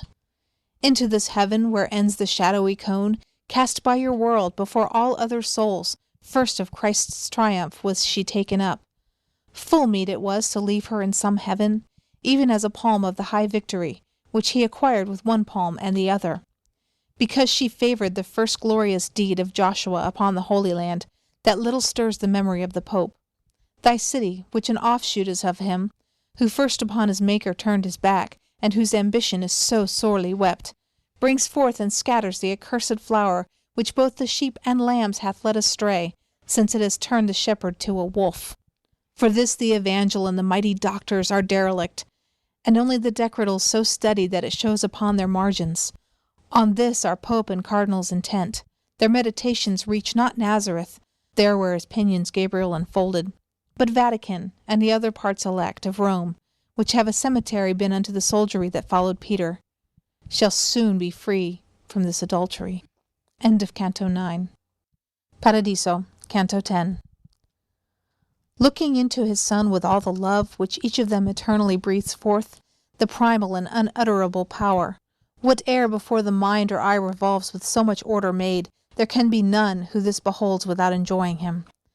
Lift up then, reader, to the lofty wheels, with me thy vision straight unto that part, where the one motion on the other strikes, and there begin to contemplate with joy that master's art, who in himself so loves it that never doth his eye depart therefrom. Behold how from that point goes branching off the oblique circle, which conveys the planets to satisfy the world that calls upon them. And if their pathway were not thus inflected, much virtue in the heavens would be in vain, and almost every power below here dead. If from the straight line distant more or less were the departure, much would wanting be above and underneath of mundane order. Remain now, reader, still upon thy bench, in thought pursuing that which is foretasted, if thou wouldst jocund be instead of weary. I've set before thee, henceforth feed thyself, for to itself diverteth all my care, that theme whereof I had been made the scribe. The greatest of the ministers of nature, who with the power of heaven the world imprints, and measures with his light the time for us, with that part which above is called to mind, conjoined along the spirals was revolving, where each time earlier he presents himself. And I was with him, but of the ascending I was not conscious, saving as a man of a first thought is conscious ere it come. And Beatrice, she who is seen to pass from good to better, and so suddenly that not by time her action is expressed, how lucent in herself must she have been! And what is in the sun wherein I entered, apparent not by color but by light? I, though I call on genius, art, and practice, cannot so tell it could be imagined. Believe one can, and let him long to see it.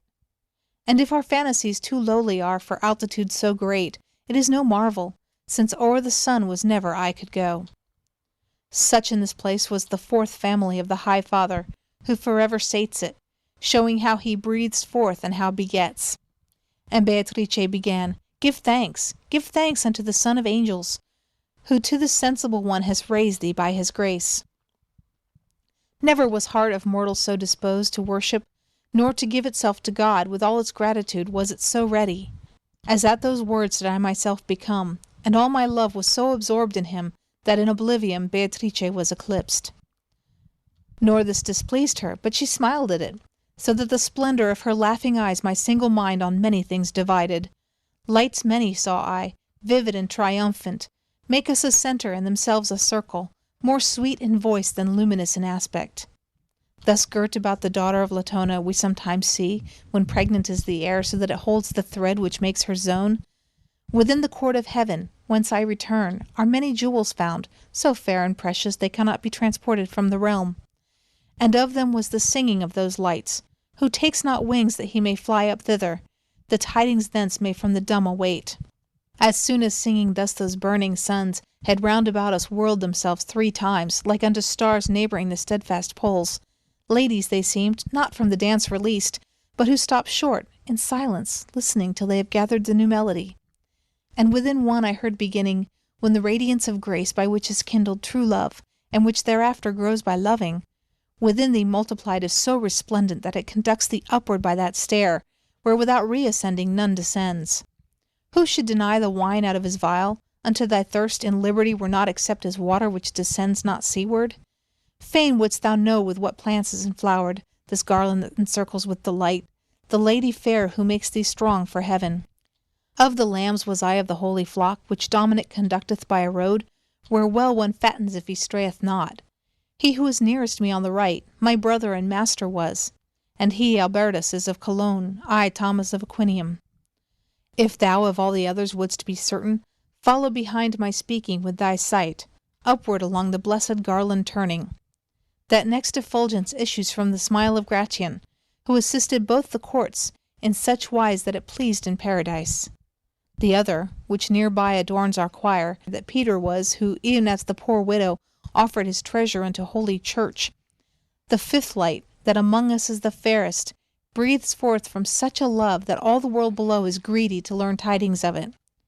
Within it is the lofty mind, where knowledge so deep was put, that if the true be true, to see so much there never rose a second. Thou seest next the lustre of that taper, which in the flesh below looked most within the angelic nature and its ministry. Within that other little light is smiling, the advocate of the Christian centuries, out of whose rhetoric Augustine was furnished. Now if thou trainest thy mind's eye along with light to light pursuant of my praise, with thirst already of the eighth thou waitest. By seeing every good therein exalts the sainted soul, which the fallacious world makes manifest to him who listeneth well. The body whence 'twas hunted forth is lying down in Childaro, and from martyrdom and banishment it came unto this peace. See farther onward flame the burning breath of Isidore, of Beda, and of Richard, who was in contemplation more than man. This whence to me returneth thy regard, the light is of a spirit unto whom in his grave meditations death seemed slow. It is the light eternal of Sigier, who, reading lectures in the street of straw, did syllogize invidious verities. Then as a horologe that called us, what time the bride of God is rising up, with matins to her spouse that he may love her, wherein one part the other draws and urges, ting, ting, resounding with so sweet a note, that swells with love the spirit well disposed. Thus I beheld the glorious wheel move round, and render voice to voice in modulation, and sweetness that cannot be comprehended, excepting there where joy is made eternal. End of Canto 10. Paradiso, Canto 11. O thou insensate care of mortal men, how inclusive are the syllogisms that make thee beat thy wings in downward flight! One after laws and one to aphorisms was going, and one following the priesthood, and one to reign by force or sophistry, and one in theft, and one in state affairs, one in the pleasures of the flesh involved, wearied himself, one gave himself to ease. When I from all these things emancipate with Beatrice above there in the heavens, with such exceeding glory was received. When each one had returned unto that point, within the circle where it was before, it stood as in a candlestick a candle.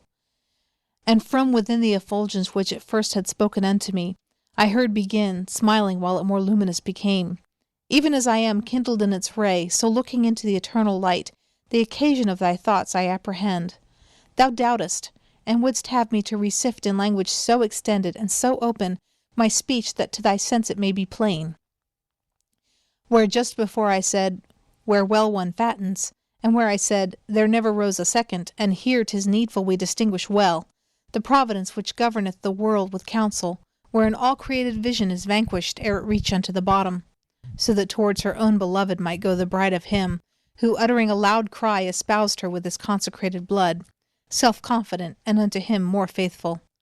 2 princes did ordain in her behoof, which on this side and that might be her guide. The one was all seraphical in ardour, the other by his wisdom upon earth a splendour was of light cherubical. One will I speak of, for both is spoken. In praising one, whichever may be taken, because unto one end their labours were. Between Tupino and the stream that falls, down from the hill elect of the blessed Ubald, a fertile slope of lofty mountain hangs, from which Perugia feels the cold and heat, through Porta Sole, and behind it weep Gualdo and Nocera their grievous yoke. From out that slope, there where it breaketh most, its steepness, rose upon the world a sun, as this one does sometimes from out of the Ganges. Therefore let him who speaketh of that place say not Ascesi, for he will say little, but Orient, if he properly would speak. He was not yet far distant from his rising, before he had begun to make the earth some comfort from his mighty virtue feel. For he in youth his father's wrath incurred, for certain dame to whom, as unto death, the gate of pleasure no one doth unlock, and was before his spiritual court et coram patre unto her united. Then day by day more fervently he loved her. She, reft of her first husband, scorned, obscure, 1,100 years and more, waited without suitor till he came. Naught it availed to hear that with Amyclas found her unmoved at sounding of his voice, he who struck terror into all the world. Naught it availed being constant and undaunted, so that when Mary still remained below, she mounted up with Christ upon the cross. But that too darkly I may not proceed, Francis and Poverty, for these two lovers, take thou henceforward in my speech diffuse. Their concord and their joyous semblances, the love, the wonder, and the sweet regard they made to be the cause of holy thoughts. So much so that the venerable Bernard first bared his feet, and after so great peace, ran, and in running thought himself too slow. O wealth unknown, O veritable good! Giles bears his feet, and bears his feet Sylvester, behind the bridegroom, so doth please the bride. Then goes his way that father and that master, he and his lady and that family, which now was girding on the humble cord. Nor cowardice of heart weighed down his brow, at being son of Peter Bernardone, nor for appearing marvellously scorned. But regally his hard determination to innocent he opened, and from him received the primal seal upon his order.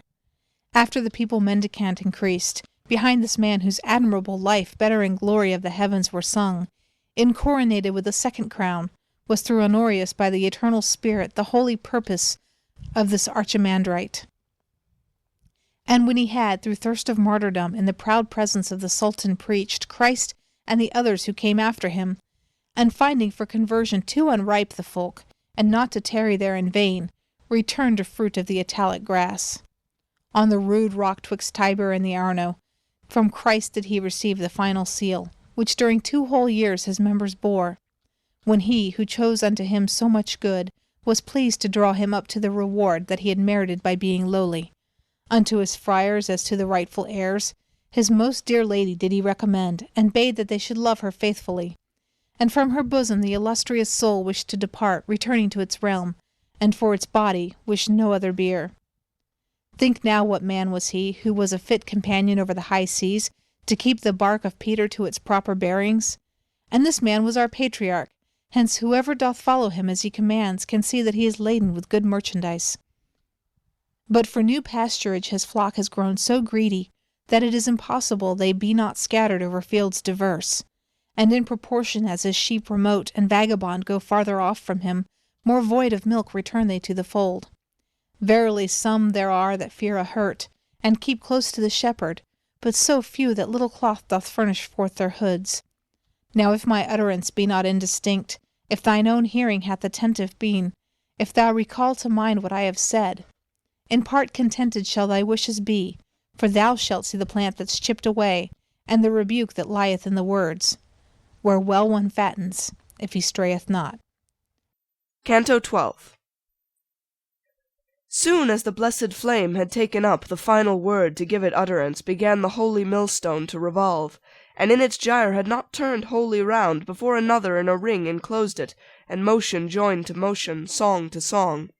Song that as greatly doth transcend our muses, our sirens in those dulcet clarions, as primal splendour that which is reflected, and as our span doth thwart a tender cloud 2 rainbows parallel and like in colour, when Juno to her handmaid gives command, the one without born of the one within, like to the speaking of that vagrant one whom love consumed as doth the sun the vapours. And make the people here through covenant God set with Noah presageful of the world that shall no more be covered with a flood. In such wise of those sempiternal roses the garlands twain encompassed us about, and thus the outer to the inner answered. After the dance and other grand rejoicings, both of the singing and the flaming forth, effulgence with effulgence, blithe and tender, together at once with one accord had stopped, even as the eyes, that as volition moves them, must needs together shut and lift themselves. Out of the heart of one of the new lights there came a voice, that needle to the star made me appear in turning thitherward. And it began, "The love that makes me fair draws me to speak about the other leader, by whom so well is spoken here of mine. 'Tis right where one is to bring in the other, that as they were united in their warfare, together likewise may their glory shine. The soldiery of Christ, which it had cost so dear to arm again behind the standard, moved slow and doubtful and in numbers few, when the Emperor who reigneth evermore provided for the host that was in peril, through grace alone, and not that it was worthy.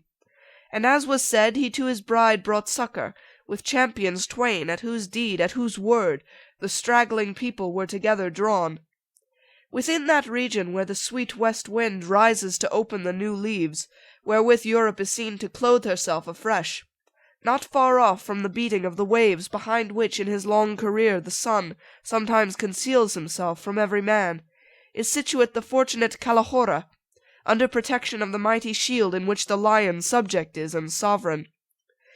Therein was born the amorous paramour of Christian faith, the athlete consecrate, kind to his own and cruel to his foes.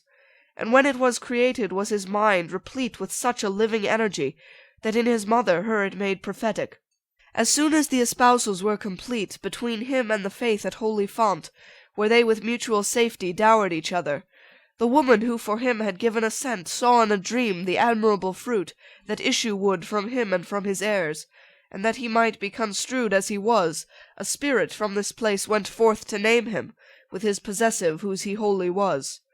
Dominic was he called, and him I speak of, even as of the husbandman whom Christ elected to his garden to assist him.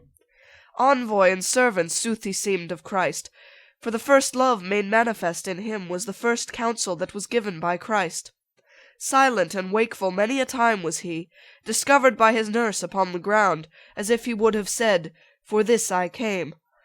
O thou his father, Felix verily, O thou his mother, verily Joanna, if this interpreted means as is said. Not for the world which people toil for now, in following Ostiense and Taddeo, but through his longing after the true manna. He in short time became so great a teacher that he began to go about the vineyard, which fadeth soon if faithless be the dresser, and of the sea that once was more benignant unto the righteous poor, not through itself but him who sits there and degenerates, not to dispense or 2 or 3 for 6, not any fortune of first vacancy, non decimas quae sunt pauperum Dei. He asked for, but against the errant world, permission to do battle for the seed, of which these 24 plants surround thee. Then with the doctrine and the will together, with office apostolical he moved, like torrent, which some lofty vein outpresses, and in among the shoots heretical his impetus with greater fury smote, wherever the resistance was the greatest. Of him were made thereafter divers runnels, whereby the garden Catholic is watered, so that more living its plantations stand. Of such the one wheel of the Bigo was, in which the Holy Church itself defended, and in the field its civic battle won. Truly full manifest should be to thee the excellence of the other, unto whom Thomas so courteous was before my coming. But still the orbit which the highest part of its circumference made is derelict, so that the mould is where was once the crust. His family that had straightforward moved with feet upon his footprints are turned round so that they set the point upon the heel. And soon aware they will be of the harvest of this bad husbandry, when shall the tares complain the granary is taken from them. Yet say I, he who searcheth leaf by leaf, our volume through, would still some page discover where he could read, I am as I am wont. 'Twill not be from Casal nor Aquasparta, from whence come such unto the written word that one avoids it and the other narrows. Bonaventura of Bagnoregio's life am I, who always in great offices postponed considerations sinister. Here are Illuminato and Agostino, who of the first barefooted beggars were, that with the cord the friends of God became. Hugh of Saint Victor is among them here, and Peter Mangiador and Peter of Spain, who down below in volumes 12 is shining. Nathan the seer, and Metropolitan Chrysostom, and Anselmus and Donatus, who deigned to lay his hand to the first art. Here is Rabanus, and beside me here shines the Calabrian abbot Joachim, he with the spirit of prophecy endowed. To celebrate so great a paladin have moved me the impassioned courtesy and the discreet discourses of Friar Thomas, and with me they have moved this company. Canto 13. Let him imagine who would well conceive what now I saw, and let him, while I speak, retain the image as a steadfast rock. The 15 stars that in their diverse regions the sky enliven with a light so great that it transcends all clusters of the air. Let him the wain imagine unto which our vault of heaven sufficeth night and day, so that in turning of its pole it fails not. Let him the mouth imagine of the horn, that in the point beginneth of the axis round about which the primal wheel revolves, to have fashioned of themselves 2 signs in heaven, like unto that which Minos's daughter made, the moment when she felt the frost of death. and one to have its rays within the other, and both to whirl themselves in such a manner that one should forward go, the other backward. And he will have some shadowing forth of that true constellation and the double dance that circled round the point at which I was, because it is as much beyond our wont as swifter than the motion of the Chiana moveth the heaven that all the rest outspeeds. There sang they neither Bacchus nor Apollo, but in the divine nature persons three, and in one person the divine and human. The singing and the dance fulfilled their measure, and unto us those holy lights gave need, growing in happiness from care to care. Then broke the silence of those saints concordant, the light in which the admirable life of God's own mendicant was told to me, and said, Now that one straw is trodden on, now that its seed is garnered up already, sweet love invites me to thresh out the other. Into that bosom thou believest whence was drawn the rib to form the beauteous cheek, whose taste to all the world is costing dear, and into that which by the lance transfixed before and since such satisfaction made that it weighs down the balance of all sin. Whate'er of light it has to human nature been lawful to possess was all infused by the same power that both of them created, and hence at what I said above dost wonder, when I narrated that no second had the good which in the fifth light is enclosed. Now ope thine eyes to what I answer thee, and thou shalt see thy creed and my discourse fit in the truth as centre in a circle. That which can die, and that which dieth not, are nothing but the splendour of the idea which by his love our Lord brings into being. Because that living light, which from its fount effulgent flows, so that it disunites not from him, nor from the love in them entwined, though its own goodness reunites its rays in nine subsistences, as in a mirror, itself eternally remaining one. Thence it descends to the last potencies, downward from act to act, becoming such that only brief contingencies it makes. And these contingencies I hold to be things generated, which the heaven produces by its own motion, with seed and without. Neither the wax nor that which tempers it remains immutable, and hence beneath the ideal signet more and less shines through. Therefore it happens that the self-same tree after its kind bears worse and better fruit, and ye are born with characters diverse. If in perfection tempered were the wax, and were the heaven in its supremest virtue, the brilliance of the seal would all appear. But nature gives it ever more deficient, in the like manner working as the artist who has the skill of art and hand that trembles. If then the fervent love, the vision clear, of primal virtue do dispose and seal, perfection absolute is there acquired. Thus was of old the earth created worthy of all and every animal perfection, and thus the Virgin was impregnate made.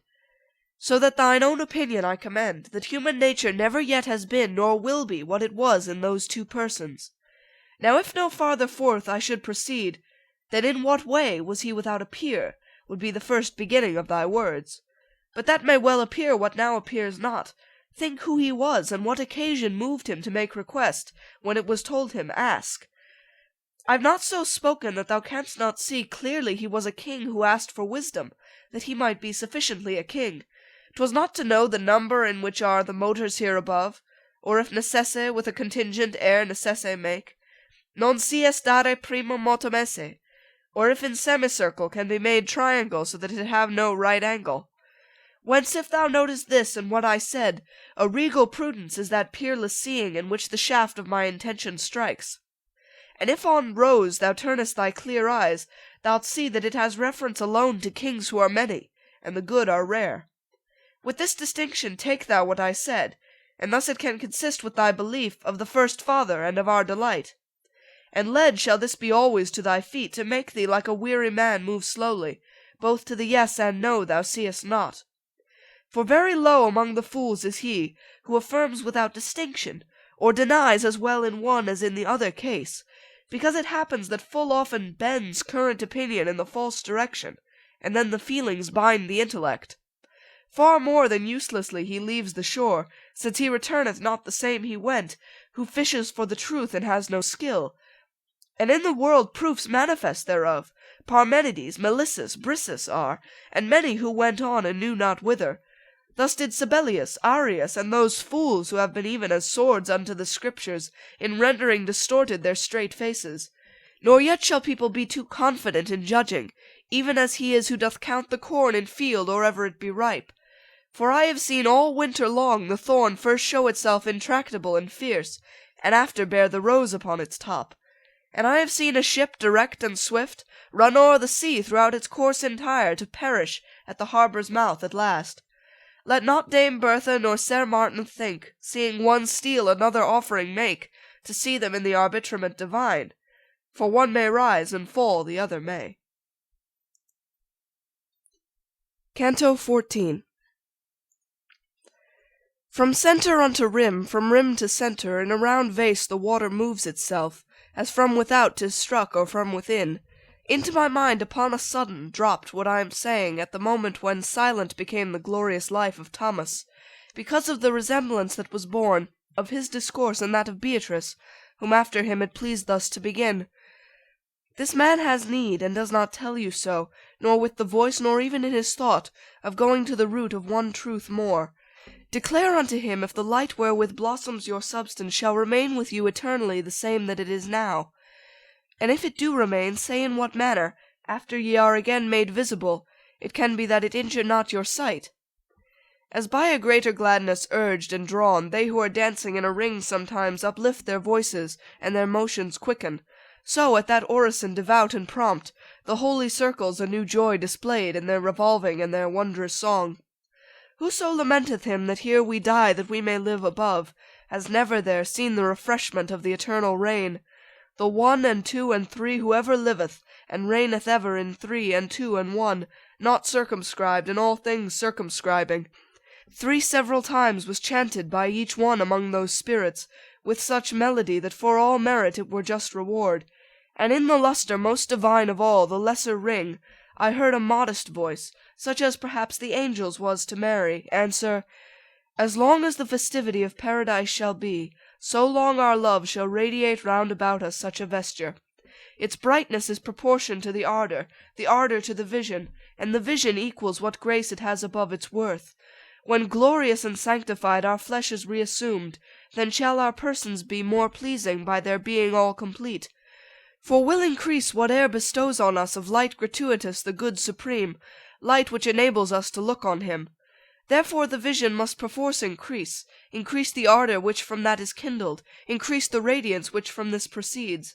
But even as a coal that sends forth flame, and by its vivid whiteness overpowers it, so that its own appearance it maintains, thus the effulgence that surrounds us now shall be o'erpowered in aspect by the flesh, which still today the earth doth cover up. Nor can so great a splendour weary us, for strong will be the organs of the body to everything which hath the power to please us. So sudden and alert appeared to me both one and the other choir to say Amen, that well they showed desire for their dead bodies, nor soul for them perhaps, but for the mothers, the fathers, and the rest who had been dear or ever they became eternal flames. And lo, all round about of equal brightness arose a lustre over what was there, like a horizon that is clearing up. And as at rise of early eve begins along the welkin new appearances, so that the sight seems real and unreal, it seemed to me that new subsistences began there to be seen, and make a circle outside the other 2 circumferences. O very sparkling of the Holy Spirit, how sudden and incandescent it became unto mine eyes that vanquished bore it not. But Beatrice, so beautiful and smiling, appeared to me, that with the other sights that followed not my memory I must leave her. Then to uplift themselves mine eyes resumed the power, and I beheld myself translated to higher salvation with my lady only. Well was I aware that I was more uplifted by the enkindled smiling of the star, that seemed to me more ruddy than its wont. With all my heart, and in that dialect which is the same in all, such holocaust to God I made as the new grace beseemed. And not yet from my bosom was exhausted the ardour of sacrifice, before I knew this offering was accepted and auspicious. For with so great a lustre and so red splendours appeared to me in 2-fold rays. I said, O Helios, who dost so adorn them! Even as distinct with less and greater lights glimmers between the 2 poles of the world, the galaxy that maketh wise men doubt. Thus constellated in the depths of Mars those rays describe the venerable sign, that quadrants joining in a circle make. Here doth my memory overcome my genius, for on that cross as leaven gleamed forth Christ, so that I cannot find ensample worthy. But he who takes his cross and follows Christ again will pardon me what I omit, seeing in that aurora lighten Christ. From horn to horn, and twixt the top and base, lights were in motion, brightly scintillating as they together met and passed each other. Thus level and aslant, and swift and slow, we here behold, renewing still the sight, the particles of bodies long and short. Across the sunbeam move, wherewith is listed sometimes the shade, which for their own defence people with cunning and with art contrive. And as a lute and harp, a chord strung with many strings, a dulcet tinkling make, to him by whom the notes are not distinguished, so from the lights that there to me appeared, upgathered through the cross a melody, which rapt me, not distinguishing the hymn. Well was I ware it was of lofty laud, because there came to me, Arise and conquer, as unto him who hears and comprehends not. So much enamoured I became therewith, that until then there was not anything that e'er had fettered me with such sweet bonds. Perhaps my word appears somewhat too bold, postponing the delight of those fair eyes into which gazing my desire has rest. But who bethinks him that the living seals of every beauty grow in power ascending, and that I there had not turned round to those, can me excuse if I myself accuse to excuse myself, and see that I speak truly, for here the holy joy is not disclosed, because ascending it becomes more pure. Canto 15. A will benign, in which reveals itself ever the love that righteously inspires, as in the iniquitous cupidity, silence imposed upon that dulcet lyre, and quieted the consecrated chords, that heaven's right hand doth tighten and relax. How unto just entreaty shall be deaf those substances, which, to give me desire of praying them, with one accord grew silent? 'Tis well that without end he should lament, who for the love of thing that doth not last, eternally despoils him of that love. As through the pure and tranquil evening air there shoots from time to time a sudden fire, moving the eyes that steadfast were before, and seems to be a star that changeth place, except that in the part where it is kindled nothing is missed, and this endureth little. So from the horn that to the right extends unto that cross's foot there ran a star, out of the constellation shining there, nor was the gem dissevered from its ribbon, but down the radiant fillet ran along, so that fire seemed it behind alabaster. Thus piteous did Anchises' shade reach forward, if any faith our greatest muse deserve, when in Elysium he his son perceived. O sanguis meus, o superinfusa gratia Dei, sicut tibi, qui bis unquam coeli janua reclusa. Thus that effulgence whence I gave it heed, then round unto my lady turned my sight, and on this side and that was stupefied, for in her eyes was burning such a smile, that with mine own methought I touched the bottom both of my grace and of my paradise. Then pleasant to the hearing and the sight, the spirit joined to its beginning things I understood not, so profound it spake. Nor did it hide itself from me by choice, but by necessity, for its conception above the mark of mortals set itself. And when the bow of burning sympathy was so far slackened, that its speech descended towards the mark of our intelligence, the first thing that was understood by me was, Benedite be thou, O trine and one, who hast unto my seed so courteous been. And it continued, Hunger long and grateful, drawn from the reading of the mighty volume wherein is never changed the white nor dark, thou hast appeased my son within this light, in which I speak to thee, by grace of her who to this lofty flight with plumage clothed thee. Thou thinkest that to me thy thought doth pass from him who is the first, as from the unit, if that be known, ray out the 5 and 6. And therefore, who I am thou askest not, and why I seem more joyous unto thee than any other of this gladsome crowd. Thou think'st the truth, because the small and great of this existence look into the mirror, wherein before thou think'st, thy thought thou showest. But that the sacred love in which I watch with sight perpetual, and which makes me thirst with sweet desire, may better be fulfilled.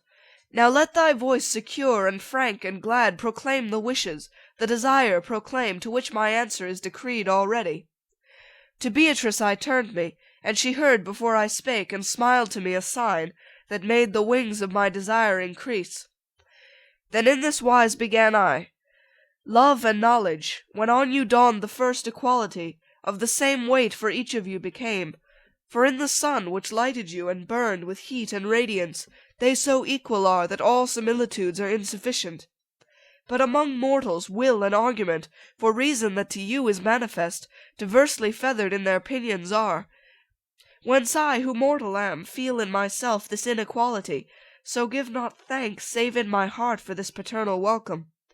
Truly do I entreat thee, living topaz, set in this precious jewel as a gem, that thou wilt satisfy me with thy name.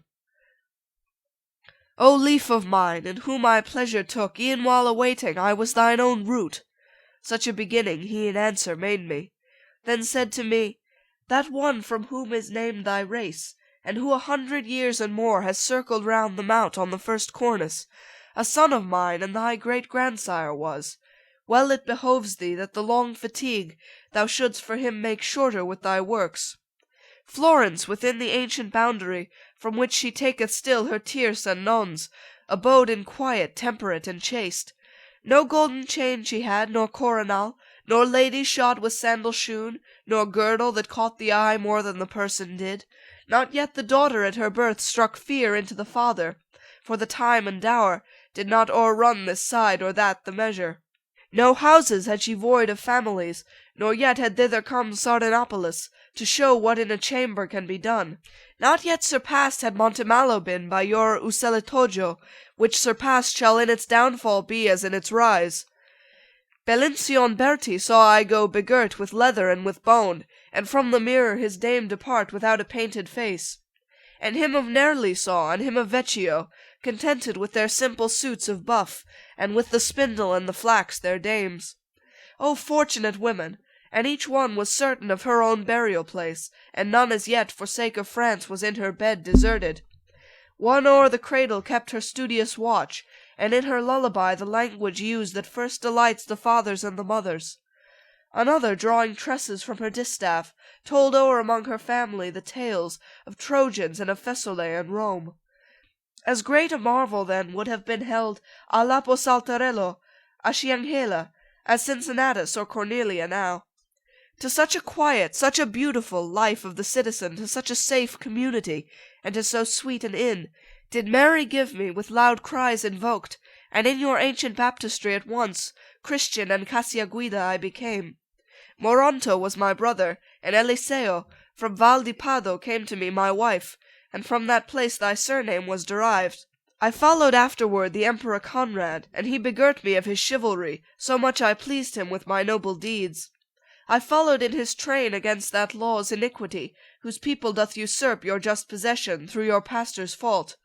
Thereby that execrable race was I released from bonds of the fallacious world, the love of which defileth many souls, and came from martyrdom unto this place.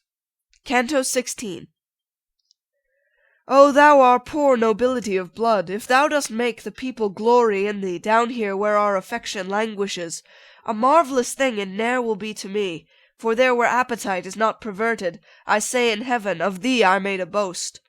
Truly thou art a cloak that quickly shortens, so that unless we piece thee day by day, time goeth round about thee with his shears. With you, which Rome was first to tolerate, wherein her family less perseveres, yet once again my words beginning made, whence Beatrice, who stood somewhat apart, smiling, appeared like unto her who coughed at the first failing writ of Guinevere. And I began, You are my ancestor, you give to me all hardihood to speak, you lift me so that I am more than I. So many rivulets with gladness fill my mind, that of itself it makes a joy, because it can endure this and not burst. Then tell me, my beloved root ancestral, who were your ancestors, and what the years that in your boyhood chronicled themselves. Tell me about the sheepfold of St. John, how large it was, and who the people were within it worthy of the highest seats. As at the blowing of the winds a coal quickens to flame, so I beheld that light become resplendent at my blandishments. And as unto mine eyes it grew more fair, with voice more sweet and tender, but not in this modern dialect, it said to me, From uttering of the Ave till the birth in which my mother, who is now a saint, of me was lightened, who had been her burden. Unto the lion had this fire returned 550 times and 30 more, to re-inflame itself beneath his paw. My ancestors and I our birthplace had, where first is found the last ward of the city, by him who runneth in your annual game. Suffice it of my elders to hear this, but who they were and whence they thither came, silence is more considerate than speech. All those who at that time were there between Mars and the Baptist, fit for bearing arms, were a fifth part of those who now are living. But the community that now is mixed with Campi and Certaldo and Ficine, pure in the lowest artisan, was seen. Oh, how much better 'twere to have as neighbours the folk of whom I speak, and at Galuzzo and at Trespiano have your boundary, than have them in the town, and bear the stench of Aguglione's churl, and him of Signa, who has sharp eyes for trickery already. Had not the folk which most of all the world degenerates been a stepdame unto Caesar, but as a mother to her son benignant, some who turned Florentines, and trade and discount, would have gone back again to Simefonte, there where their grandsires went about as beggars. At Montemurlo still would be the counts, the Cerci and the parish of Accone, perhaps in Valdegrive, the Buendelmonte. Ever the intermingling of the people has been the source of malady in cities, as in the body food it surfeits on. And a blind bull more headlong plunges down than a blind lamb, and very often cuts better and more a single sword than 5. If Luni thou regard, and Orbisaglia, how they have passed away, and how are passing Chiusi and Sinigaglia after them.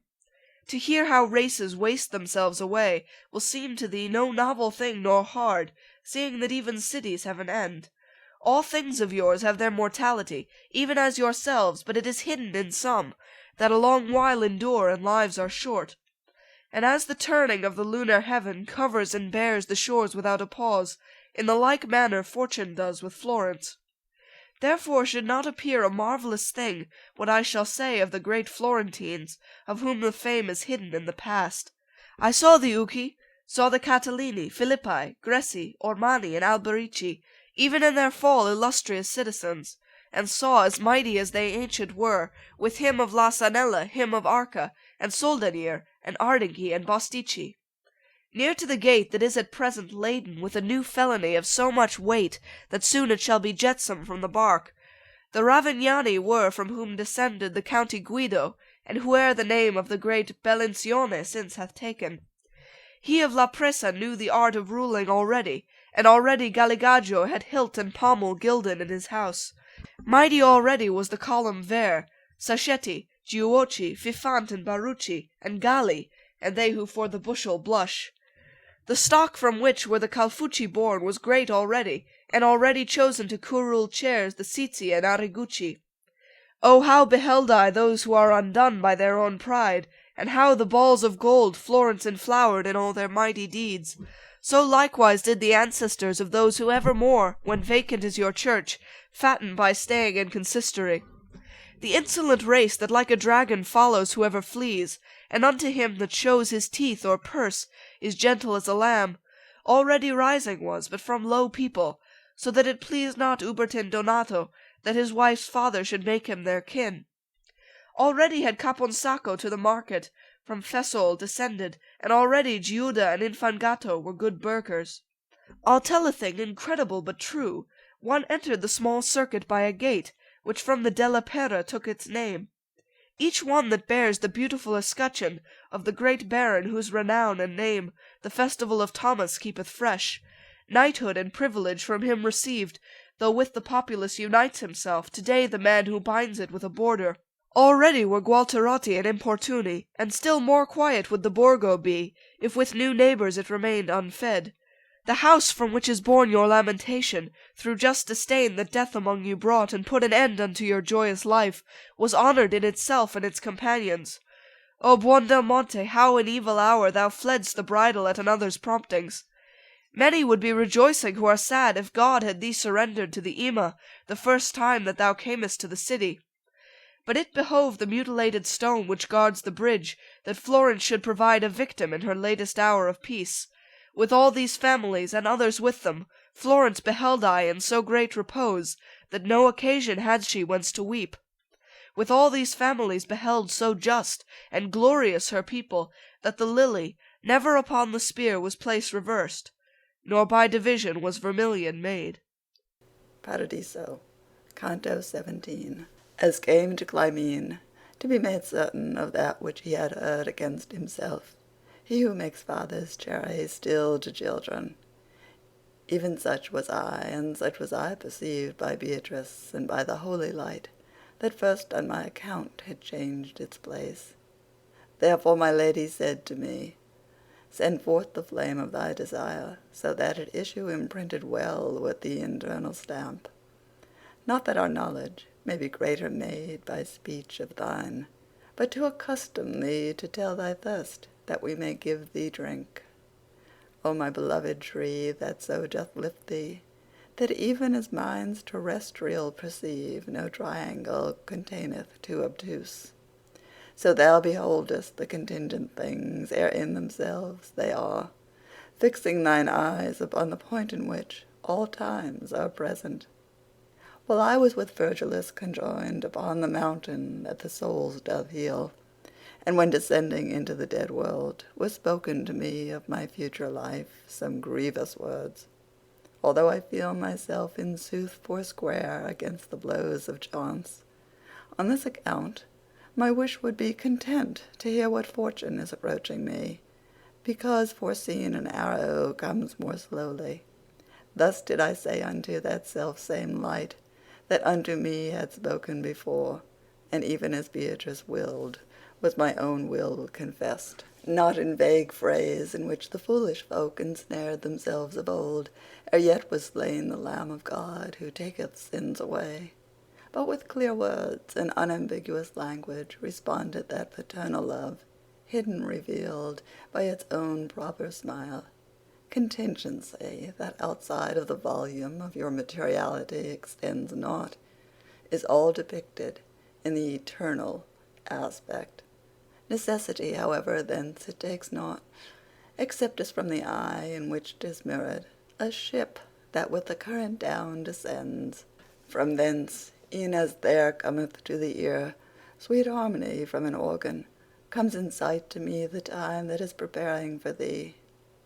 As forth from Athens went Hippolytus, by reason of his stepdame false and cruel, so thou from Florence must perforce depart. Already this is willed, and this is sought for, and soon it shall be done by him who thinks it, where every day the Christ is bought and sold. The blame shall follow the offended party in outcry as is usual, but the vengeance shall witness to the truth that doth dispense it. Thou shalt abandon everything beloved most tenderly, and this the arrow is which first the bow of banishment shoots forth. Thou shalt have proof how savoureth of salt the bread of others, and how hard a road the going down and up another's stairs. And that which most shall weigh upon thy shoulders will be the bad and foolish company with which into this valley thou shalt fall. For all ingrate, all mad and impious will they be come against thee, but soon after they, and not thou, shall have the forehead scarlet. Of their bestiality their own proceedings shall furnish proof, so 'twill be well for thee a party to have made thee by thyself. Thine earliest refuge and thine earliest inn shall be the mighty Lombard's courtesy, who on the ladder bears the holy bird, who such benign regard shall have for thee that twixt you twain in doing and in asking, that shall be first which is with others last. With him shalt thou see one who at his birth has by this star of strength been so impressed that notable shall his achievements be. Not yet the people are aware of him through his young age, since only 9 years yet around about him have these wheels revolved.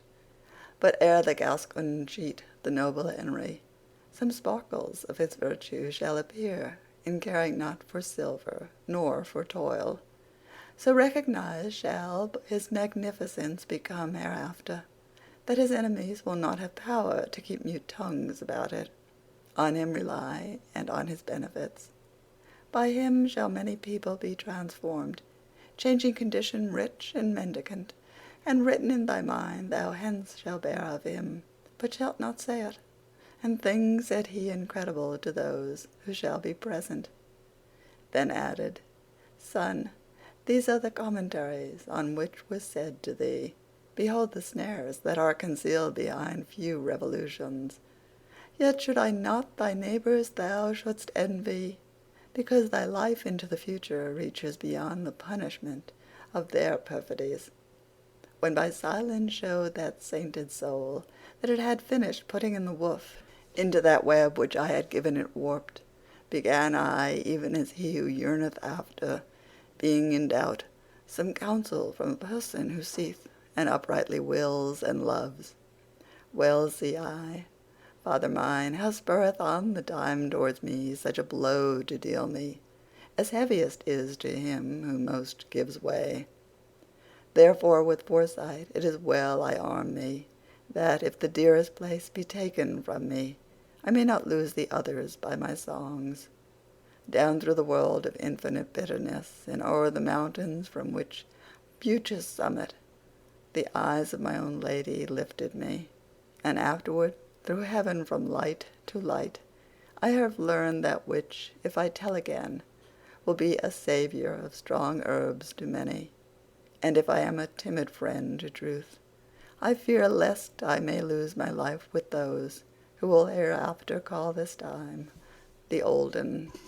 The light in which was smiling my own treasure, which there I had discovered, flashed at first as in the sunshine doth a golden mirror, then made reply, a conscience overcast or with its own or with another's shame will taste forsooth the tautness of thy word, but ne'ertheless, all falsehood laid aside, make manifest thy vision utterly, and let them scratch wherever is the itch.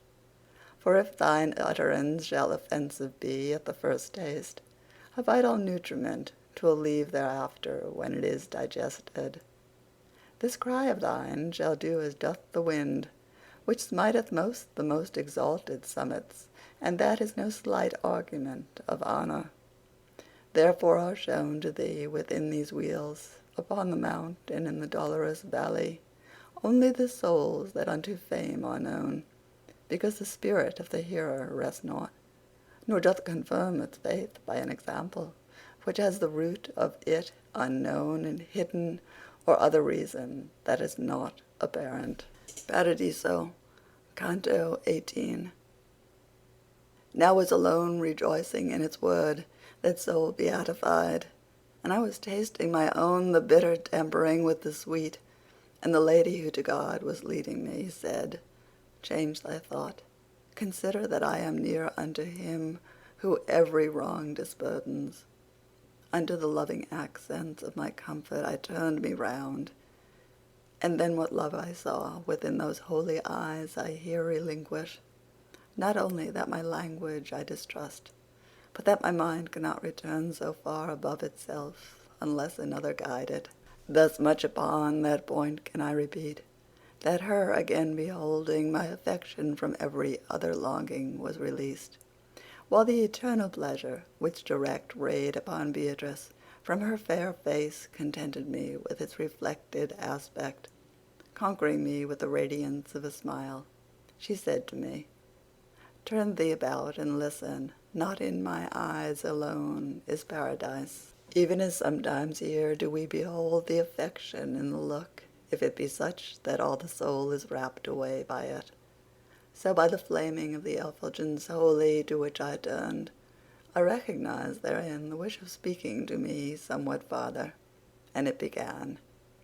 In this fifth resting place, upon the tree that liveth by its summit, and bears fruit and never loses leaf, are blessed spirits that below, ere yet they came to heaven, were of such renown that every muse therewith would affluent be.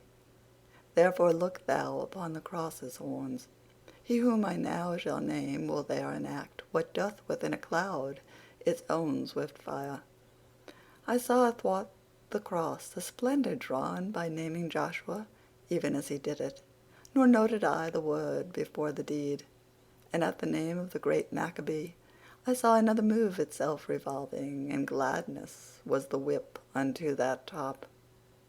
Likewise for Charlemagne and for Orlando, two of them my regard attentive followed, as followeth the eye its falcon flying. William thereafterward, and Renaud, and the Duke Godfrey did attract my sight upon that cross, and Robert Guiscard. Then, moved and mingled with the other lights, the soul that had addressed me showed how great an artist was among the heavenly singers. To my right side I turned myself around, my duty to behold in Beatrice, either by words or gesture signified, and so translucent I beheld her eyes, so full of pleasure, that her countenance surpassed its other and its latest wont. And as, by feeling greater delectation, a man in doing good from day to day becomes aware his virtue is increasing, so I became aware that my gyration with heaven together had increased its arc, that miracle beholding more adorned.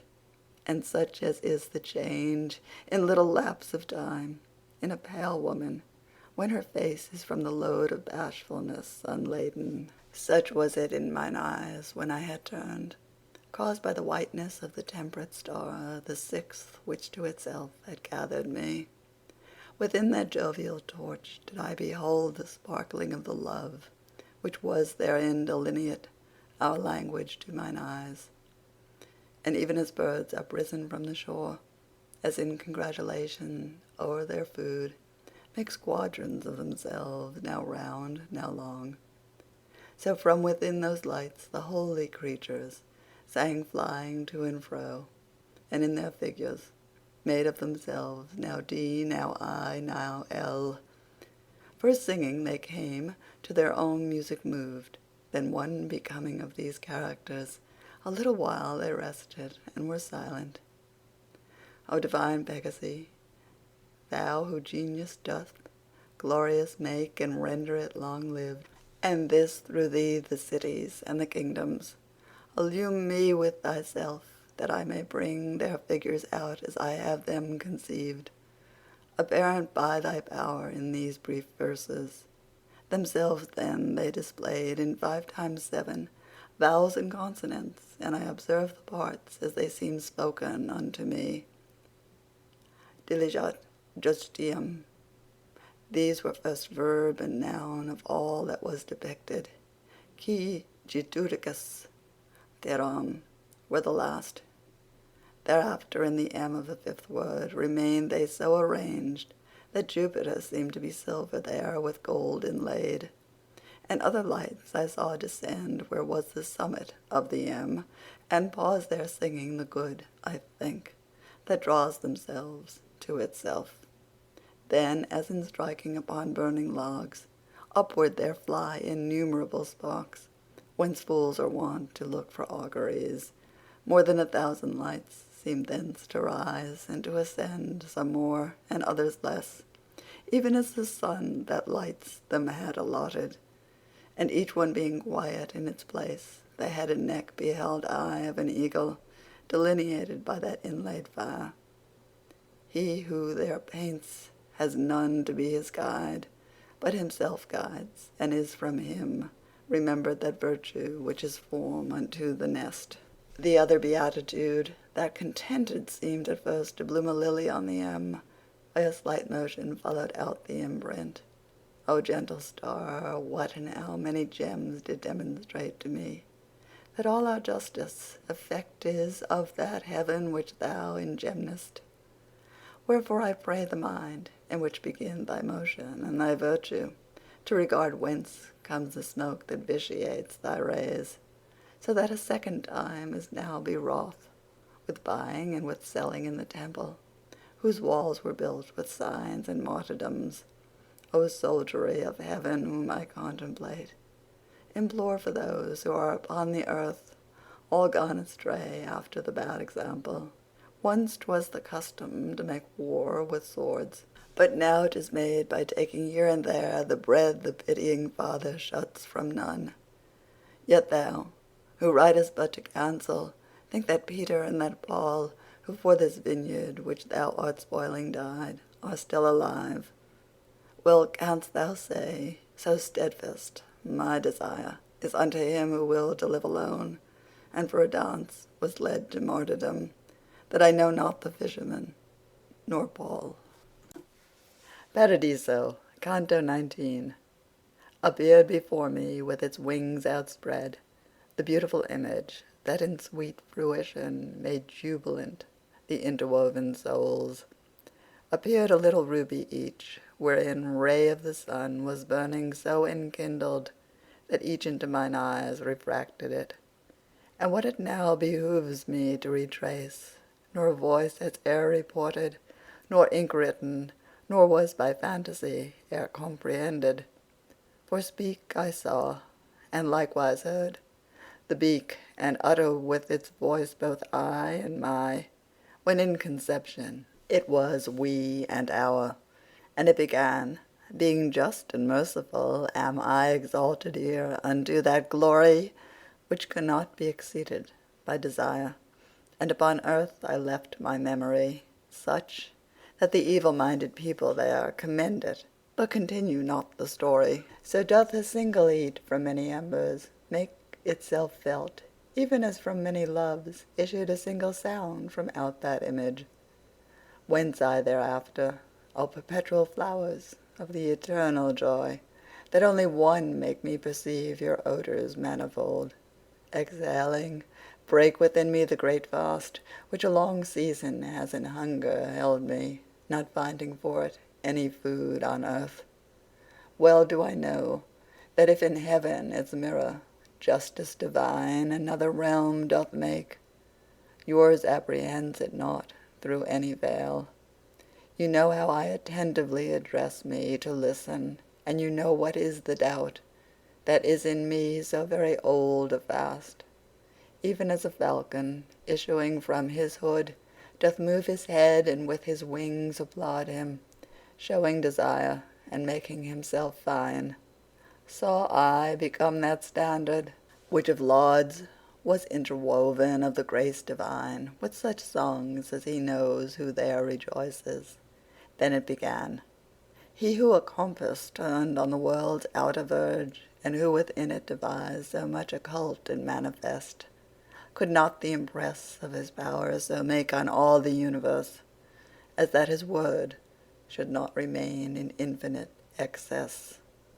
And this makes certain that the first proud being, who was the paragon of every creature, by not awaiting light, fell immature, and hence appears it that each minor nature is scant receptacle unto that good which has no end and by itself is measured.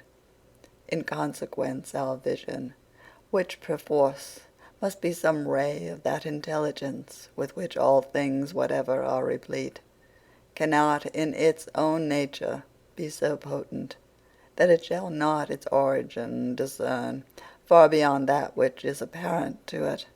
Therefore into the justice sempiternal the bower of vision that your world receives, as I into the ocean penetrates, which though it see the bottom near the shore, upon the deep perceives it not, and yet 'tis there, but it is hidden by the depth. There is no light but comes from the serene that never is o'ercast. Nay, it is darkness, or shadow of the flesh, or else its poison. Amply to thee is opened now the cavern, which has concealed from thee the living justice, of which thou madst such frequent questioning. For saidst thou, born a man is on the shore of Indus, and is none who there can speak of Christ, nor who can read, nor who can write. And all his inclinations and his actions are good, so far as human reason sees, without a sin in life or in discourse. He dieth unbaptized and without faith. Where is this justice that condemneth him? Where is his fault, if he do not believe? Now who art thou that on the bench wouldst sit in judgment at 1,000 miles away, with the short vision of a single span? Truly to him who with me subtilizes, if so the scripture were not over you, for doubting there were marvellous occasion. O animals terrene, O stolid minds, the primal will, that in itself is good, ne'er from itself the good supreme has moved. So much is just as in accordant with it, no good created draws it to itself, but it by raying forth occasions that. Even as above her nest goes circling round the stork, when she has fed her little ones, and he who has been fed looks up at her, So lifted I my brows, and even such became the blessed image, which its wings were moving, by so many counsels urged, circling around it sang and said, as are my notes to thee, who dost not comprehend them, such is the eternal judgment to you mortals. Those lucent splendors of the Holy Spirit grew quiet then, but still within the standard that made the Romans reverend to the world. It recommenced. Unto this kingdom never ascended one who had not faith in Christ, before or since he to the tree was nailed. But look thou, many crying are, Christ, Christ, who at the judgment shall be far less near to him than some shall be who knew not Christ.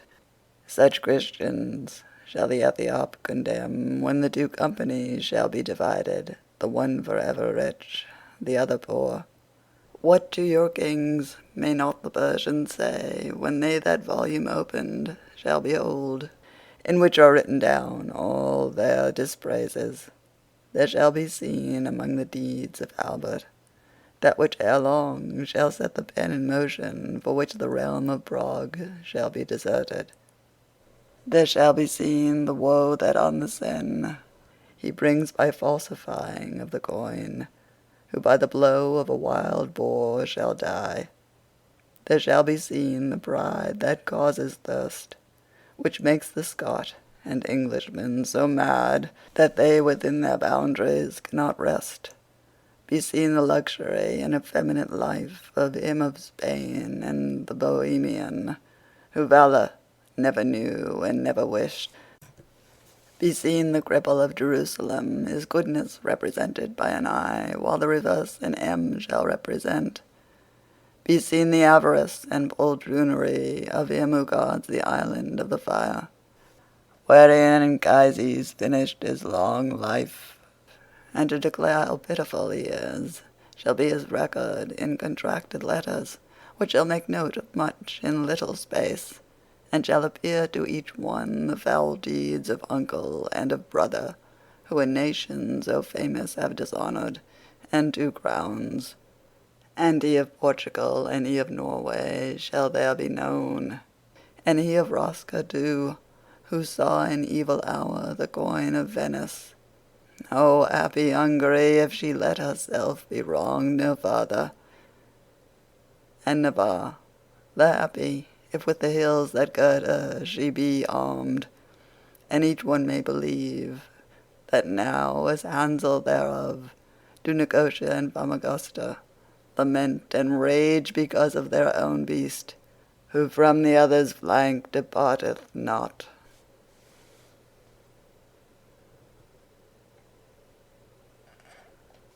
When he who all the world illuminates out of our hemisphere so far descends that on all sides the daylight is consumed, the heaven that erst by him alone was kindled doth suddenly reveal itself again by many lights, wherein in one resplendent. And came into my mind this act of heaven, when the ensign of the world and of its leaders had silent in the blessed beak become, because those living luminaries all, so far more luminous, did songs begin lapsing and falling from my memory. O gentle love, that with a smile dost cloak thee, how ardent in those sparks didst thou appear, that had the breath alone of holy thoughts. After the precious and pellucid crystals with which begemmed the sixth light, I beheld silence imposed on the angelic bells. I seemed to hear the murmuring of a river that clear descendeth down from rock to rock, showing the affluence of its mountain top, and as the sound upon the cithern's neck taken its form, and as upon the vent of rustic pipe the wind that enters it, even thus, relieved from the delay of waiting, that murmuring of the eagle mounted up along its neck, as if it had been hollow. There it became a voice, and issued thence from out its beak, in such a form of words as art waited for wherein I wrote them. The part in me which sees and bears the sun in mortal eagles, it began to me, now fixedly must needs be looked upon. For of the fires of which I make my figure, those whence the eye doth sparkle in my head, of all their orders the supremest are. He who is shining in the midst as pupil was once the singer of the Holy Spirit, who bore the ark from city unto city. Now knoweth he the merit of his song, in so far as effect of his own counsel, by the reward which is commensurate. Of 5 that make a circle for my brow, he that approacheth nearest to my beak did the poor widow for her son console. Now knoweth he how dearly it doth cost, not following Christ, by the experience of this sweet life and of its opposite. He who comes next in the circumference of which I speak, upon its highest arc, did death postpone by penitence sincere. Now knoweth he that the eternal judgment suffers no change, albeit worthy prayer maketh below tomorrow of today. The next who follows with the laws and me, under the good intent that bore bad fruit, became a Greek by ceding to the pastor. Now knoweth he how all the ill deduced from his good action is not harmful to him, although the world thereby may be destroyed, and he, whom in the downward arc thou seest, Guglielmo was, whom the old same land deplores, that weepeth Charles and Frederick yet alive. Now knoweth he how heaven enamoured is with a just king, and in the outward show of his effulgence he reveals it still. Who would believe down in the errant world that ere the Trojan Rufus in this round could be the 5th one of the holy lights? Now knoweth he enough of what the world has not the power to see of grace divine, although his sight may not discern the bottom, like as a lark that in the air expatiates, first singing and then silent with content of the last sweetness that doth satisfy her. Such seemed to me the image of the imprint of the eternal pleasure, by whose will doth everything become the thing it is. And notwithstanding, to my doubt, I was as glass is to the colour that invests it, to wait the time in silence it endured not. But forth from my mouth, what things are these, extorted from the force of its own weight? Whereas I saw great joy of coruscation. Thereafterward, with eye still more enkindled, the blessed standard made to me reply, to keep me not in wonderment suspended. I see that thou believest in these things, because I say them, but thou seest not how, so that, although believed in, they are hidden. Thou doest as he doth, who a thing by name well apprehendeth, but its quiddity cannot perceive unless another show it. Regnum colorum suffereth violence, from fervent love and from that living hope that overcometh the divine volition. Not in the guise that man overcometh man, but conquers it because it will be conquered, and conquered conquers by benignity. The first life of the eyebrow and the 5th caused thee astonishment, because with them thou seest the region of the angels painted. They passed not from their bodies, as thou thinkest, Gentiles, but Christians in the steadfast faith of feet that were to suffer, and had suffered. For one from hell, where no one e'er turns back unto good will, returned upon his bones, and that of living hope was the reward. Of living hope that placed its efficacy in prayers to God, made to resuscitate him, so that 'twere possible to move his will. The glorious soul concerning which I speak, returning to the flesh, where brief its stay, believed in him who had the power to aid it, and in believing kindled to such fire of genuine love, that at the second death worthy it was to come unto this joy.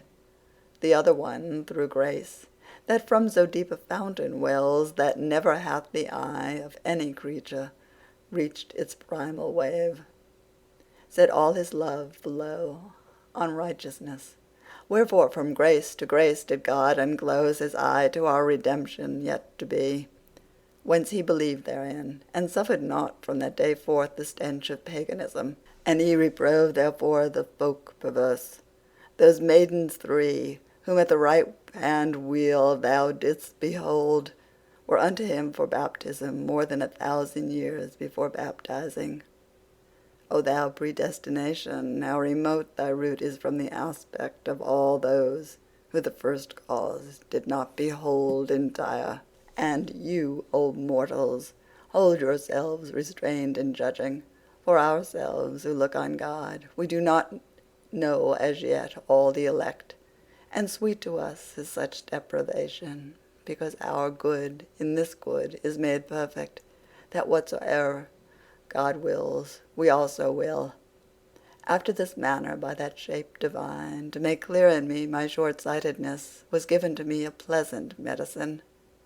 And as a good singer, a good lutenist accompanies with vibrations of the chords, whereby more pleasantness the song acquires, so while it spake, do I remember me that I beheld both of those blessed lights, even as the winking of the eyes concords, moving unto the words, their little flames. Paradiso, Canto 21. Already on my lady's face mine eyes again were fastened, and with these my mind, and from all other purpose was withdrawn, and she smiled not. But if I were to smile, she unto me began, thou wouldst become like Semele, where she was turned to ashes, because my beauty that along the stairs of the eternal palace more enkindles, as thou hast seen, the farther we ascend, if it were tempered not, is so resplendent, that all thy mortal power in its effulgence would seem a leaflet, like the thunder crushes. We are uplifted to the seventh splendor, that underneath the burning lion's breast now radiates downward, mingled with his power. Fix in direction of thine eyes the mind, and make of them a mirror for the figure that in this mirror shall appear to thee. He who could know what were the pastorage my sight had in that blessed countenance, when I transferred me to another care, would recognize how grateful was to me obedience unto my celestial escort, by counterposing one side with the other, within the crystal which, around the world revolving, bears the name of its dear leader, under whom every wickedness lay dead. Colored like gold on which the sunshine gleams, a stairway I beheld, to such a height uplifted, that mine eyes pursued it not. Likewise beheld I down the steps descending so many splendors, that I thought each light that in the heaven appears was there diffused, and as accordant with their natural custom, the rooks together at the break of day bestir themselves to warm their feathers cold. Then some of them fly off without return, others come back to where they started from, and others, wheeling round, still keep at home. Such fashion it appeared to me was there within the sparkling that together came, as soon as on a certain step it struck, and that which nearest unto us remained, became so clear that in my thought I said, will I perceive the love thou showest me? But she, from whom I wait the how and when of speech and silence, standeth still, whence I against desire do well if I ask not. She thereupon, who saw my silentness, in the sight of him who seeth everything, said unto me, let loose thy warm desire. And I began. No merit of my own renders me worthy of response from thee, and for her sake who granteth me the asking. Thou blessed life, that doth remain concealed in thy beatitude, make known to me the cause which draweth thee so near my side, and tell me why is silent in this wheel the dulcet symphony of paradise, that through the rest below sounds so devotedly. Thou hast thy hearing, mortal, as thy sight. If answer made to me, they sing not here for the same cause that Beatrice has not smiled. Thus far adown the holy stairway's steps have I descended, but to give thee welcome with words, and with the light that mantles me, nor did more love cause me to be more ready. For love is much and more up there is burning, as doth the flaming manifest to thee. But the high charity that makes us servants prompts to the counsel which controls the world, allotteth here, even as thou doth observe. I see full well, said I, O sacred lamp, how love unfettered in this court sufficeth to follow the eternal providence. But this is what seems odd for me to see. Wherefore, predestinate, wast thou alone unto this office from among thy consorts? No sooner had I come to the last word, than of its middle made a light of centre, whirling itself about like a swift millstone. When answer made the love that was therein on me directed, is the light divine, piercing through this in which I am embosomed, of which the virtue with my sight conjoined lifts me above myself so far, I see the supreme essence from which this is drawn. Hence comes the joyfulness with which I flame, for to my sight, as far as it is clear, the clearness of the flame I equal make.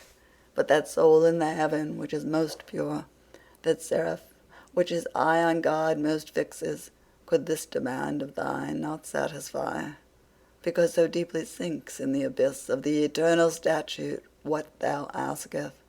From all created sight it is cut off, and to the mortal world, when thou returnest, this carry back, that it may not presume longer toward such a goal to move its feet. The mind that shineth here on earth doth smoke. From this observe, how can it do below that which it cannot through the heaven assume it?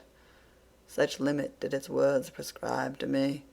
The question I relinquished, and restricted myself to ask it humbly who it was. Between two shores of Italy rise cliffs, but not far distant from thy native place. So high the thunders far below them sound, and form a ridge that Catria is called, neath which is consecrate a hermitage, wont to be dedicate to worship only. Thus unto me the third speech commenced, and then continuing it said, Thereon unto God's service I become so steadfast, that feeding only on the juice of olives, lightly I passed away the heats and frosts, contented in my thoughts contemplative.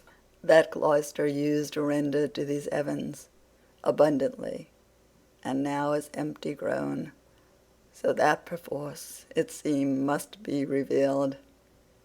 I in that place was Peter Damiano, and Peter the sinner was I in the house of Our Lady on the Adriatic shore. Little of mortal life remained to me, when I was called and dragged forth to the hat, which shifteth evermore from bad to worse. Came Cephas, and the mighty vessel came of the Holy Spirit, meagre and barefooted, taking the food of any hostelry.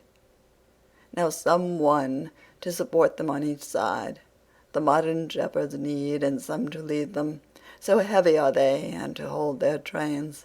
They cover up their palfreys with their cloaks, so that two beasts go underneath one skin. O patience that doth tolerate so much! At this voice saw I many little flames from step to step, descending and revolving, and every revolution made them fairer. Round about this one came they and stood still, and a cry uttered of so loud a sound it here could find no parallel, nor I distinguished it. The thunder so overcame me. Paradiso, Canto 22. Oppressed with stupor, I unto my guide turned, like a little child who always runs for refuge there where he confideth most. And she, even as a mother who straightway gives comfort to her pale and breathless boy with voice whose wont it is to reassure him, said to me, Knowest thou not thou art in heaven? And knowest thou not that heaven is holy all, and what is done here cometh from good zeal? After what wise the singing would have changed thee, and I by smiling, thou canst now imagine, since that the cry has startled thee so much, in which, if thou hadst understood its prayers, already would be known to thee the vengeance which thou shalt look upon before thou diest. The sword above here smiteth not in haste, nor tardily, howe'er it seem to him who fearing or desiring waits for it. But turn thee round towards the others now, for very illustrious spirits shalt thou see if thou thy sight directest as I say. As it seemed good to her, mine eyes I turned, and saw 100 spherules that together with mutual rays each other more embellished. I stood as one who in himself represses the point of his desire, and ventures not to question, he so feareth the too much. And now the largest and most luculent among those pearls came forward, that it might make my desire concerning it content.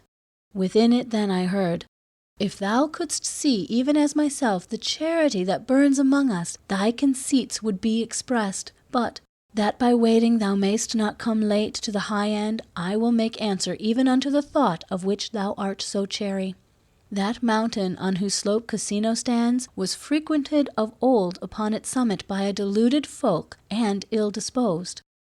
And I am he who first up thither bore the name of him who brought us upon the earth, the truth that so much sublimateth us. And such abundant grace upon me shone that all the neighboring towns I drew away from the impious worship that seduced the world. These other fires, each one of them were men contemplative, enkindling by that heat which maketh holy flowers and fruits spring up. Here is Macarius, here is Romualdus, here are my brethren who within the cloisters their footsteps stayed and kept a steadfast heart.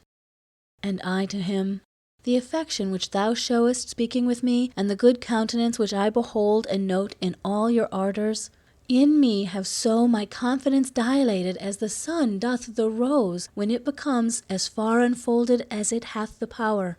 Therefore I pray, and thou assure me, Father, if I may so much grace receive that I may thee behold with countenance unveiled. He thereupon, Brother, thy high desire in the remotest fear shall be fulfilled, where are fulfilled all others, and my own. There perfect is, and ripened, and complete every desire. Within that one alone is every part where it has always been, for it is not in space, nor turns on poles, and unto it our stairway reaches up, whence thus from out thy sight it steals away.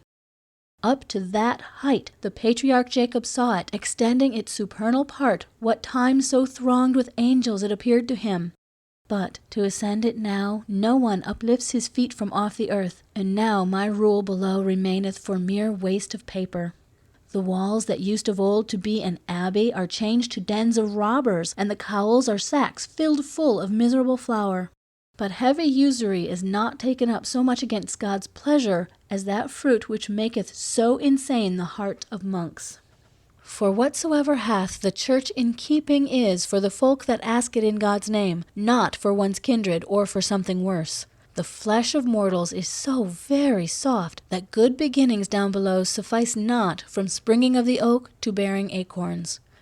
Peter began with neither gold nor silver, and I with orison and abstinence, and Francis with humility his convent.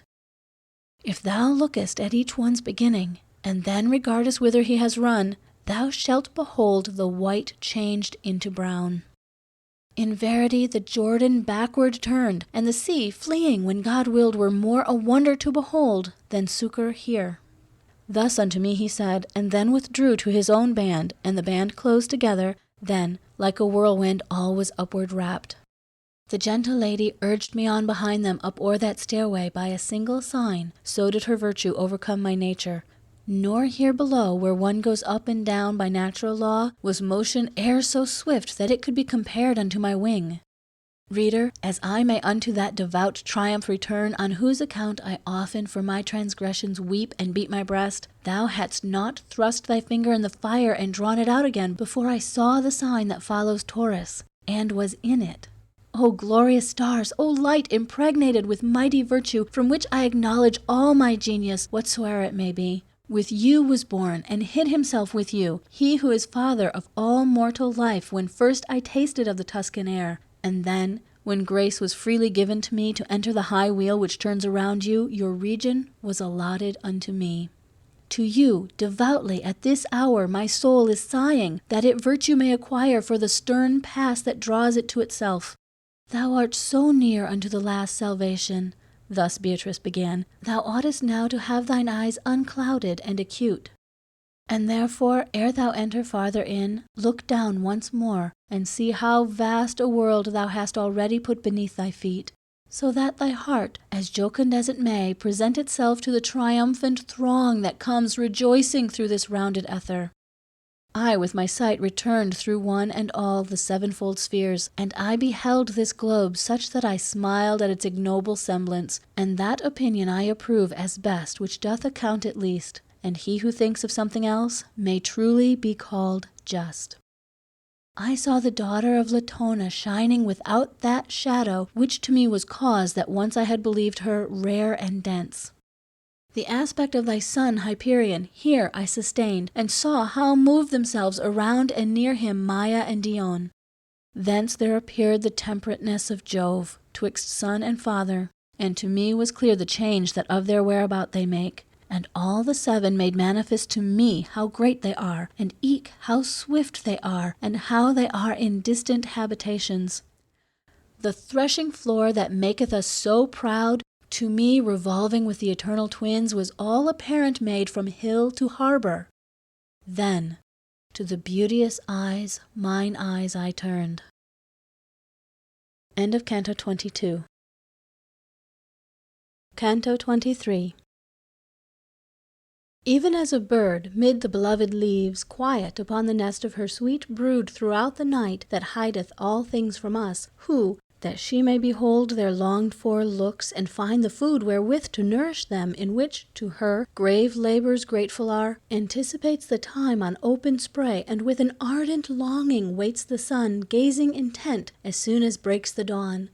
Even thus my lady standing was, erect and vigilant, turned round towards the zone underneath which the sun displays less haste. So that, beholding her, distraught and wistful, such I became as he is, who, desiring for something, yearns, and hoping is appeased. But brief the space from one when to the other of my awaiting, say I, and the seeing, the welkin grow resplendent more and more. And Beatrice exclaimed, Behold the hosts of Christ's triumphal march, and all the fruit harvested by the rolling of these spheres. It seemed to me her face was all aflame, and eyes she had so full of ecstasy that I must needs pass on without describing. As when in nights serene of the full moon smiles Trivia among the nymphs eternal, who paint the firmament through all its gulfs, saw I, above the myriads of lamps, a sun, that one and all of them enkindled, e'en as our own doth the supernal sights. And through the living light transparent shone the lucent substance so intensely clear into my sight that I sustained it not. O Beatrice, thou gentle guide and dear, to me she said, what overmasters thee a virtue is, from which naught shields itself. There are the wisdom and the omnipotence that oped the thoroughfares twixt heaven and earth, for which there erst had been so long a yearning. As fire from out a cloud unlocks itself, dilating so it finds not room therein, and down against its nature falls to earth, so did my mind among those elements become larger, issue from itself, and that which it became cannot remember. Open thine eyes and look at what I am. Thou hast beheld such things that strong enough hast thou become to tolerate my smile. I was as one who still retains the feeling of a forgotten vision, and endeavors in vain to bring it back into his mind, when I this invitation heard, deserving of so much gratitude, it never fades out of the book that chronicles the past. If at this moment sounded all the tongues that Polyhymnia and her sisters made most lubrical with their delicious milk, to aid me, to 1,000th of the truth it would not reach, singing the holy smile, and how the holy aspect it illumed. And therefore, representing paradise, the sacred poem must perforce leap over, even as a man who finds his way cut off. But whoso thinketh of the ponderous theme, and of the mortal shoulder laden with it, should blame it not, if under this it tremble. It is no passage for a little boat, this which goes cleaving the audacious prow, nor for a pilot who would spare himself. Why doth my face so much enamour thee, that to the garden fair thou turnest not, which under the rays of Christ is blossoming? There is the rose in which the Word divine became incarnate. There the lilies are, by whose perfume the good way was discovered. Thus Beatrice. And I, who to her counsels was wholly read, once again betook me unto the battle of the feeble brows. As in the sunshine, that unsullied streams through fractured cloud, ere now a meadow of flowers mine eyes with shadow covered o'er have seen, so troops of splendors manifold I saw, illumed from above with burning rays, beholding not the source of the effulgence. O power benignant that dost so imprint them, thou didst exalt thyself to give more scope there to mine eyes that were not strong enough. The name of that fair flower I e'er invoke morning and evening, utterly enthralled my soul to gaze upon the greater fire. And when in both mine eyes depicted were the glory and greatness of the living star which there excelleth, as it here excelled, athwart the heavens a little torch descended, formed in a circle like a coronal, and cinctured it, and whirled itself about it. Whatever melody most sweet soundeth on earth, and to itself most draws the soul, would seem a cloud that, rent asunder, thunders. Compared unto the sounding of that lyre wherewith was crowned the sapphire beautiful, which gives the clearest heaven its sapphire hue. I am angelic, love, that circle round the joy sublime which breathes from out the womb that was the hostelry of our desire, and I shall circle, Lady of Heaven, while thou followest thy Son, and makest diviner the sphere supreme, because thou enterest there. Thus did the circulated melody seal itself up, and all the other lights were making to resound the name of Mary. The regal mantle of the volumes, all of that world which most fervid is, and living with breath of God, and with his works and ways, extended over us its inner border, so very distant, that the semblance of it there, where I was not yet, appeared to me. Therefore mine eyes did not possess the power of following the incoronated flame, which mounted upward near to its own seed.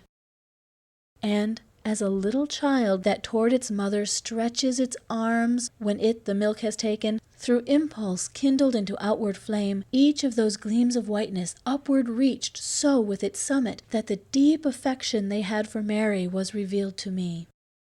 Thereafter they remained there in my sight, Regina Coeli singing with such sweetness that ne'er from me has the delight departed.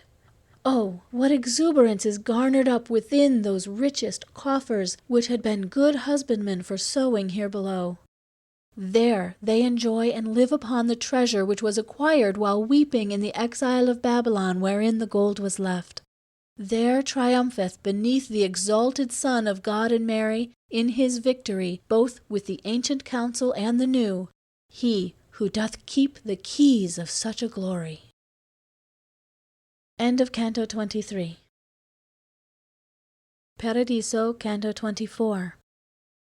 O company elect to the great supper of the Lamb Benedight, who feedeth you so that forever full is your desire, if, by the grace of God, this man foretaste something of that which falleth from your table, or ever death prescribe to him the time, direct your mind to his immense desire, and him somewhat be due. Ye drinking are for ever at the font whence comes his thought. Thus Beatrice. And those souls beatified transform themselves to spheres on steadfast poles, flaming intensely in the guise of comets. And as the wheels in works of horologies revolve so that the first to the beholder motionless seems, and the last one to fly, so in like manner did those carols, dancing in different measure of their affluence, give me the gauge as they were swift or slow. From that one which I noted of most beauty beheld I issue forth a fire so happy that none it left there of a greater brightness. And around Beatrice 3 several times it whirled itself with so divine a song, my fantasy repeats it not to me. Therefore the pen skips, and I write it not, since our imagination for such folds, much more our speech, is of a tint too glaring. O holy sister mine, who is implorest with such devotion, by thine ardent love thou dost unbind me from that beautiful sphere. Thereafter, having stopped, the blessed fire unto my lady did direct its breath, which spake in fashion as I here have said. And she, O light eterna of the great man to whom our Lord delivered up the keys, he carried down of this miraculous joy. This one examine on points light and grave, as good beseemeth thee, about the faith by means of which thou on the sea didst walk. If he love well, and hope well, and believe, from thee 'tis hid not, for thou hast thy sight there where depicted everything is seen.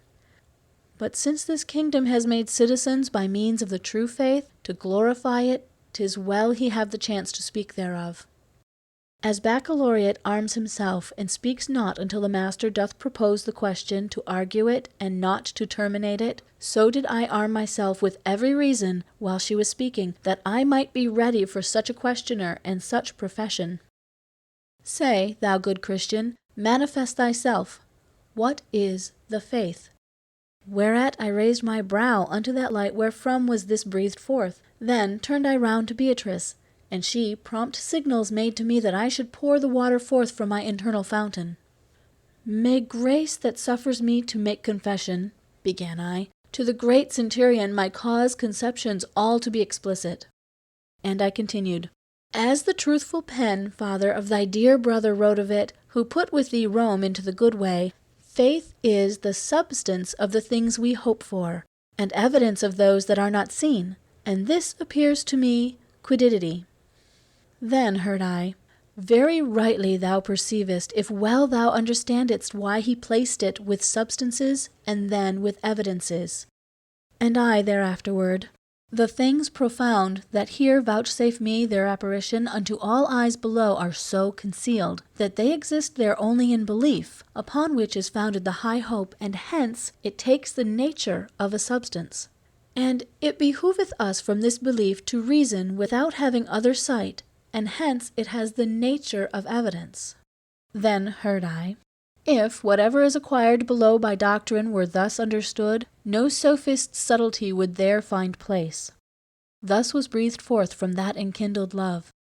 Then added, very well has been gone over already of this coin, the alloy and weight, but tell me if thou hast it in thy purse. And I, yes, both so shining and so round that in its stamp there is no peradventure.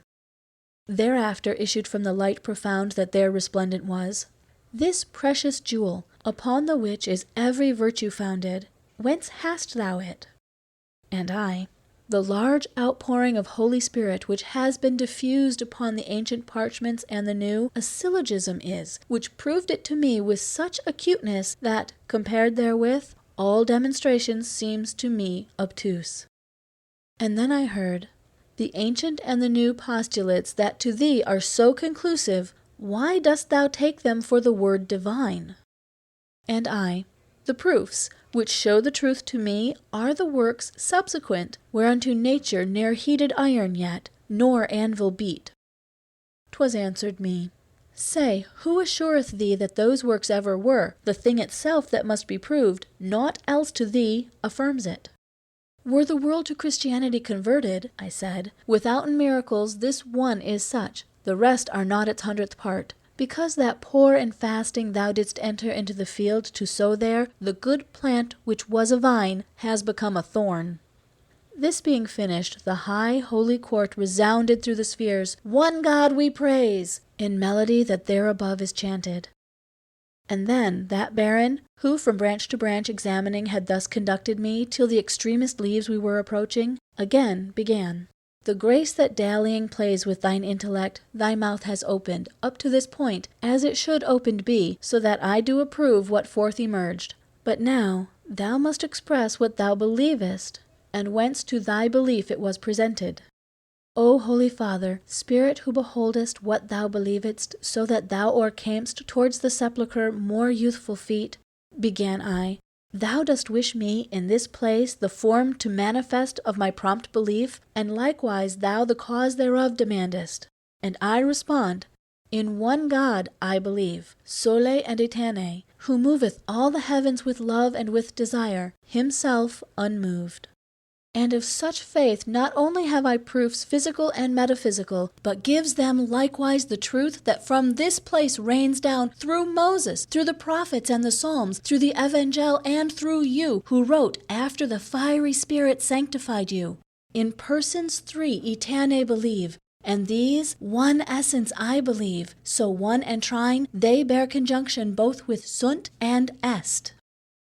With the profound condition and divine which now I touch upon, doth stamp my mind ofttimes the doctrine evangelical. This the beginning is. This is the spark which afterwards dilates to vivid flame, and, like a star in heaven, is sparkling in me. Even as a lord who hears what pleaseth him, his servant straight embraces, congratulating for the good news as soon as he is silent, so, giving me its benediction, singing 3 times encircled me when I was silent, the apostolic light, at whose command I spoken had, in speaking I so pleased him. End of Canto 24. Canto 25. If e'er it happened that the poem sacred, to which both heaven and earth have set their hand, so that it many a year hath made me lean, o'ercome the cruelty that bars me out from the fair sheepfold, where a lamb I slumbered, an enemy to the wolves that war upon it, with other voice forthwith, with other fleece poet will I return, and at my font baptismal will I take the laurel crown, because into the faith that maketh known all souls to God there entered I, and then, Peter, for her sake, thus my brow encircled. Thereafterward, towards us moved a light out of that band whence issued the first fruits which of his vicars Christ behind him left. And then my lady, full of ecstasy, said unto me, Look, look, behold the baron from whom below Galatia is frequented. In the same way as, when a dove alights near his companion, both of them pour forth, circling about and murmuring their affection, so one beheld I by the other, grand prince glorified, to be with welcome greeted, lauding the food that there above is eaten. But, when their gratulations were complete, silently, coram me, each one stood still, so incandescent it o'ercame my sight. Smiling thereafterwards, said Beatrice, Illustrious life, by whom the benefactions of our basilica have been described, make hope resound within this altitude. Thou knowest, as oft thou dost personify it, as Jesus to the 3 gave greater clearness. Lift up thy head and make thyself assured, for what comes hither from the mortal world must needs be ripened in our radiance. This comfort came to me from the second fire, wherefore mine eyes I lifted to the hills, which bent them down before with too great weight. Since through his grace our Emperor wills that thou shouldst find thee face to face, before thy death, in the most secret chamber, with his counts, so that, the truth beholden of this court, hope, which below there rightfully enamors, thereby thou strengthen in thyself and others. Say what it is, and how is flowering with it thy mind, and say from whence it came to thee. Thus did the second light again continue. And the compassionate, who piloted the plumage of my wings in such high flight, did in reply anticipate me thus.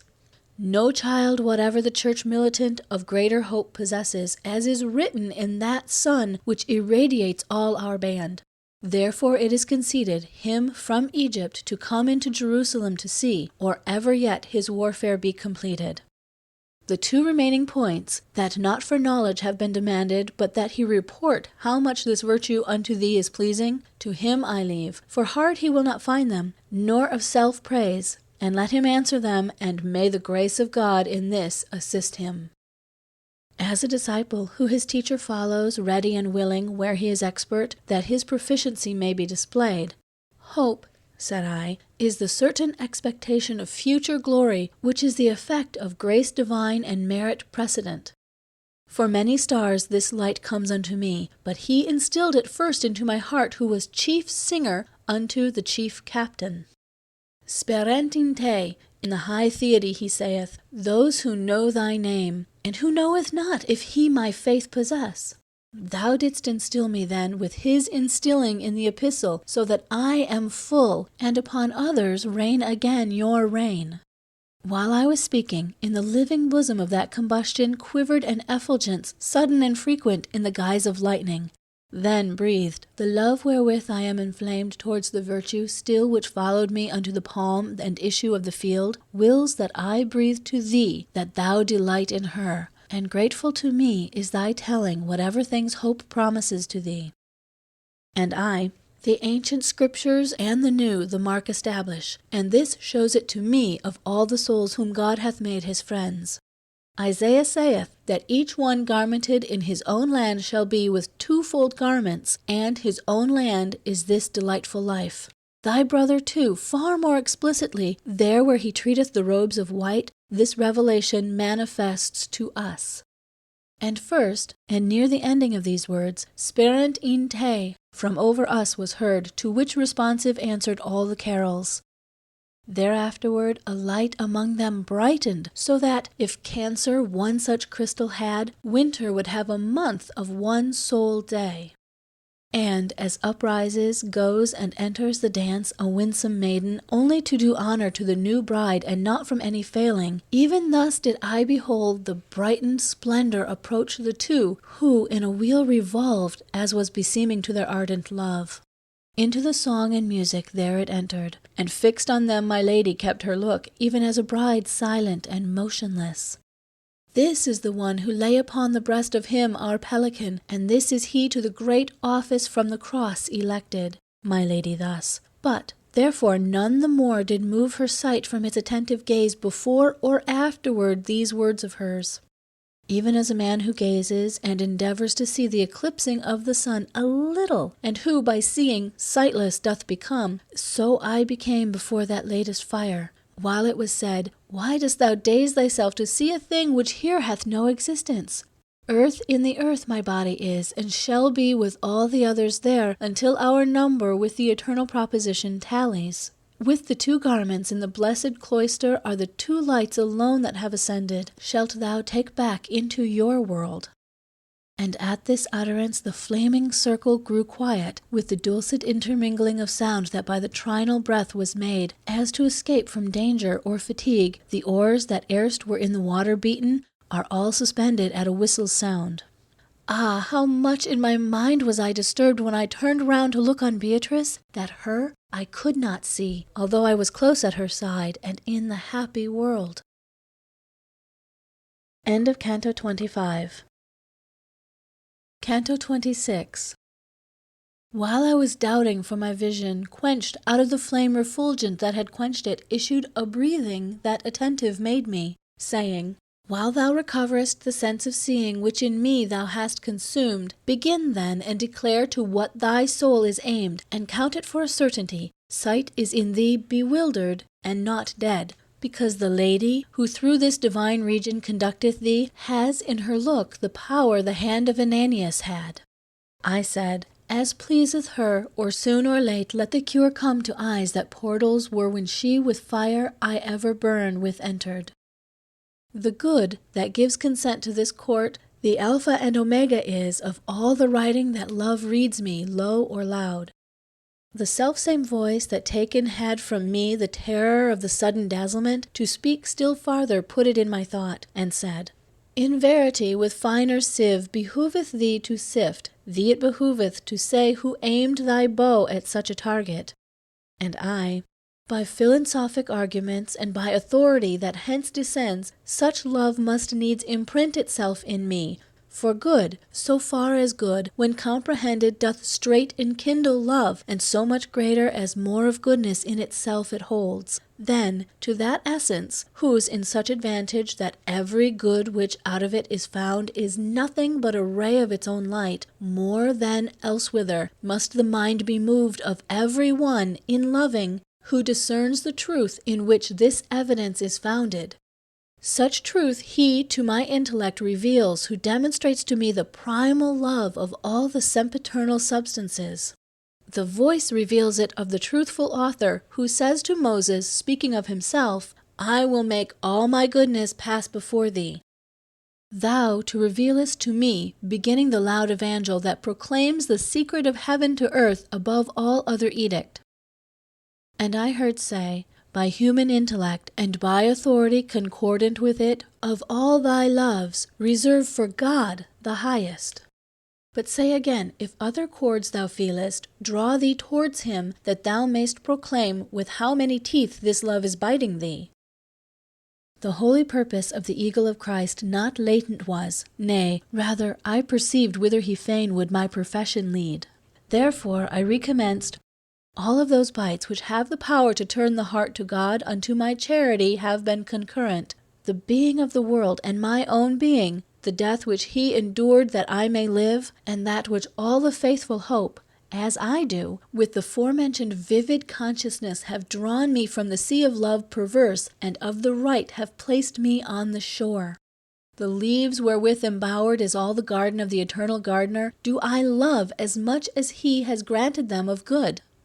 As soon as I had ceased, a song most sweet throughout the heaven resounded, and my lady said with the others, Holy, holy, holy!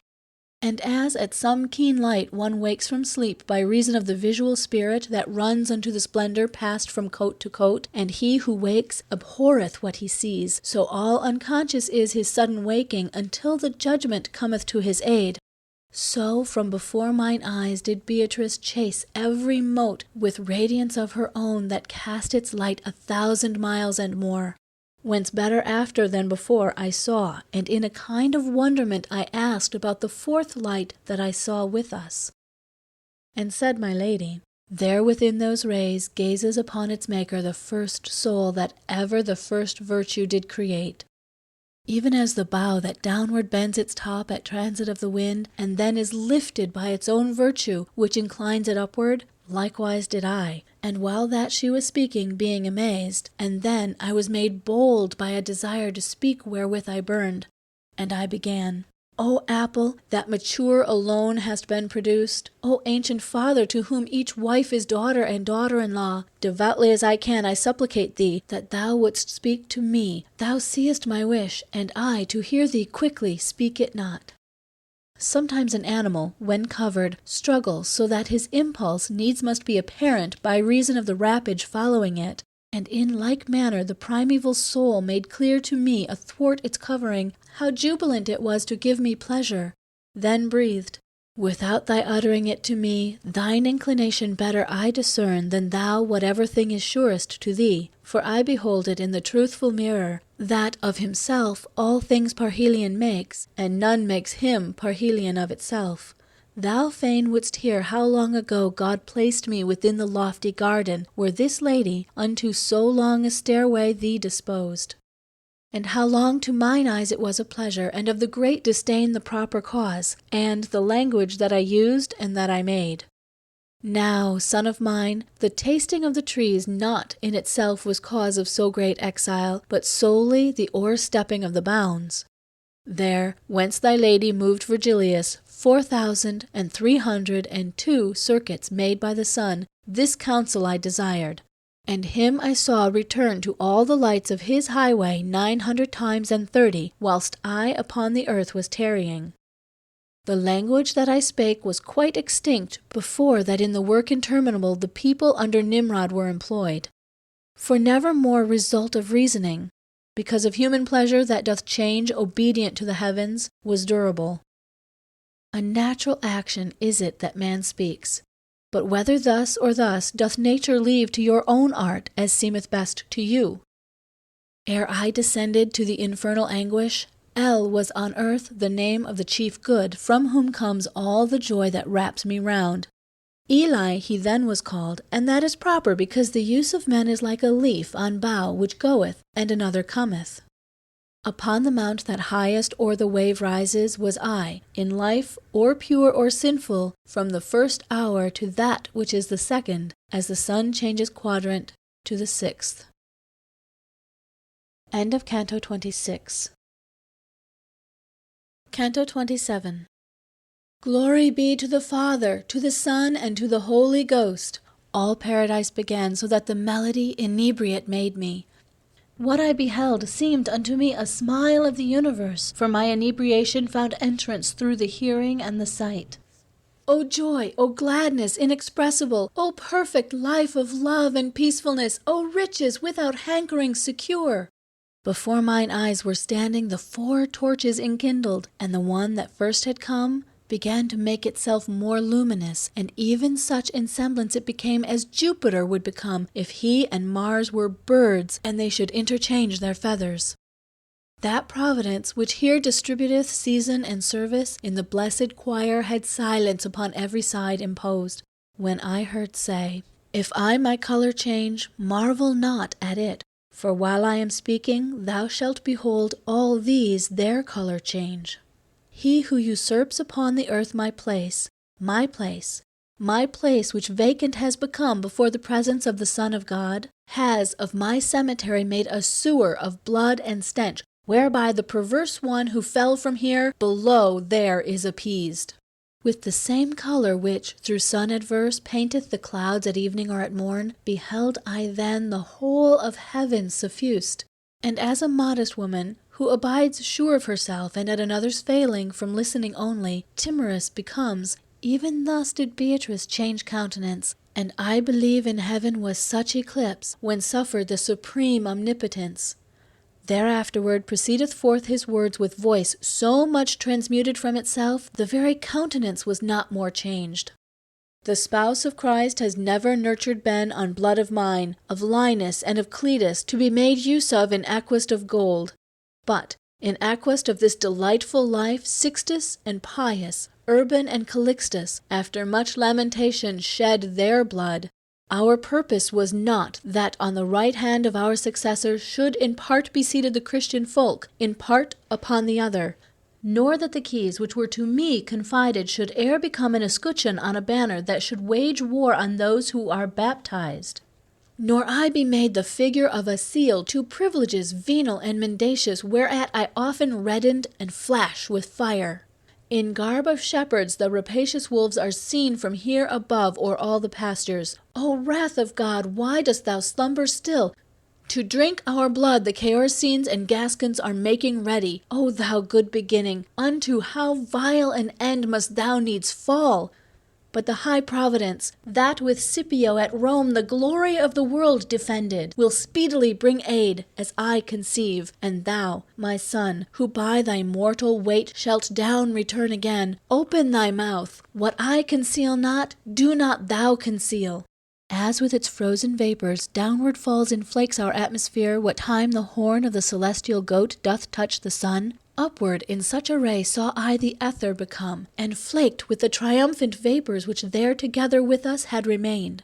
My sight was following up their semblances, and followed till the medium, by excess the passing farther onward, took from it. Whereat the lady, who beheld me freed from gazing upward, said to me, Cast down thy sight, and see how far thou art turned round. Since the first time that I had downward looked, I saw that I had moved through the whole arc which the first climate makes from midst to end, so that I saw the mad track of Ulysses past Gades, and this side well nigh the shore whereon became Europa a sweet burden.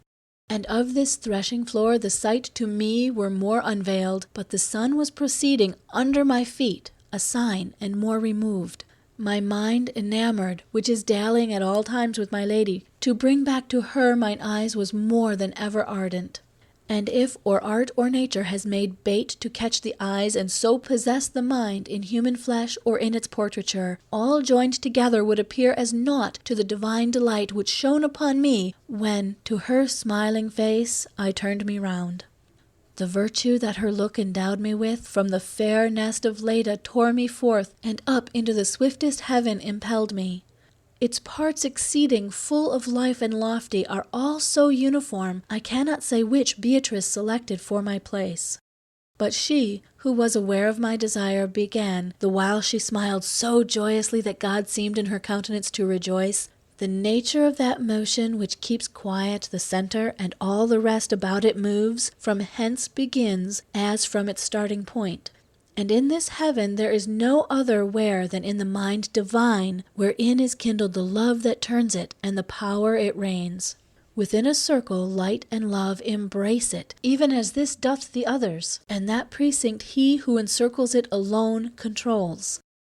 Its motion is not by another meted, but all the others measured are by this, as 10 is by the half and by the fifth. And in what manner time in such a pot may have its roots, and in the rest its leaves, now unto thee can manifest be made. O covetousness, that mortals dost engulf beneath thee so, that no one hath the power of drawing back his eyes from out thy waves. Full fairly blossoms in mankind the will, but the uninterrupted rain converts into abortive wildings the true plums. Fidelity and innocence are found only in children. Afterwards they both take flight, or ere the cheeks with down are covered. One, while he prattles still, observes the fasts, who, when his tongue is loosed, forthwith devours whatever food under whatever moon. Another, while he prattles, loves and listens unto his mother, who, when speech is perfect, forthwith desires to see her in her grave. Even thus is swarthy made the skin so white in its first aspect of the daughter fair of him who brings the morn and leaves the night. Thou, that it may not be a marvel to thee, think that on earth there is no one who governs whence goes astray the human family.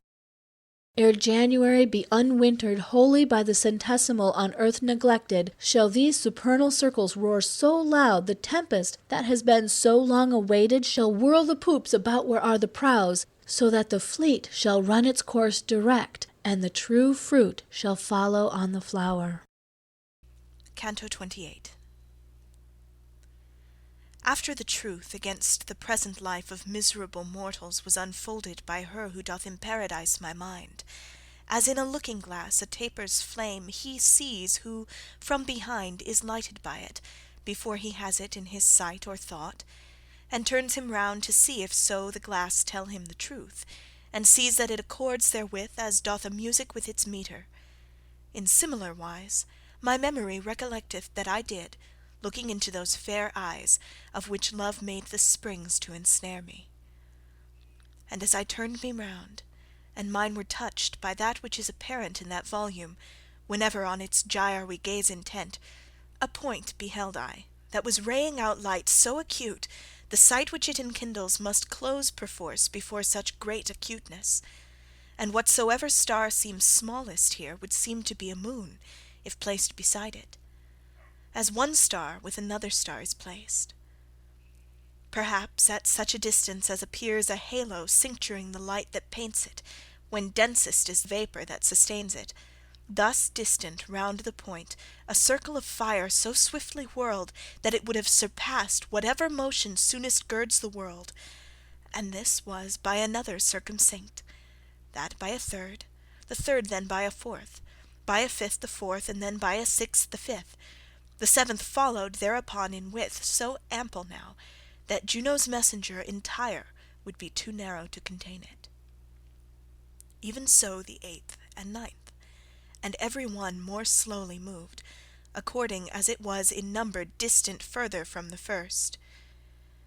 And that one had its flame most crystalline, from which less distant was the stainless spark, I think because more with its truth imbued.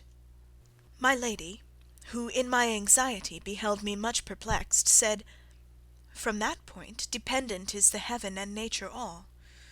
Behold that circle most conjoined to it, and know thou that its motion is so swift through burning love, whereby it is spurred on." And I to her, "If the world were arranged in the order which I see in yonder wheels, what set before me would have satisfied me. But in the world of sense we can perceive that evermore the circles are diviner, as they are from the centre more remote. Wherefore, if my desire is to be ended in this miraculous and angelic temple, that has for confines only love and light, to hear behoves me still how the example and the exemplar go not in one fashion, since for myself in vain I contemplate it. If thine own fingers unto such a knot be insufficient, it is no great wonder, so hard hath it become for want of trying." My lady thus. Then said she, "Do thou take what I shall tell thee, if thou wouldst be sated, and exercise on that thy subtlety. The circles corporal are wide and narrow, according to the more or less of virtue which is distributed through all their parts. The greater goodness works the greater weal, the greater weal the greater body holds, if perfect equally are all its parts. Therefore this one which sweeps along with it the universe sublime doth correspond unto the circle which most loves and knows. On which account, if thou unto the virtue apply thy measure, not to the appearance of substances that unto thee seem round, thou wilt behold a marvellous agreement, of more to greater, and of less to smaller, in every heaven with its intelligence. Even as remaineth splendid and serene the hemisphere of air, where Boreas is blowing from that cheek where he is mildest, because it is purified, and resolved the rack that erst disturbed it, till the welkin laughs with all the beauties of its pageantry. Thus did I likewise.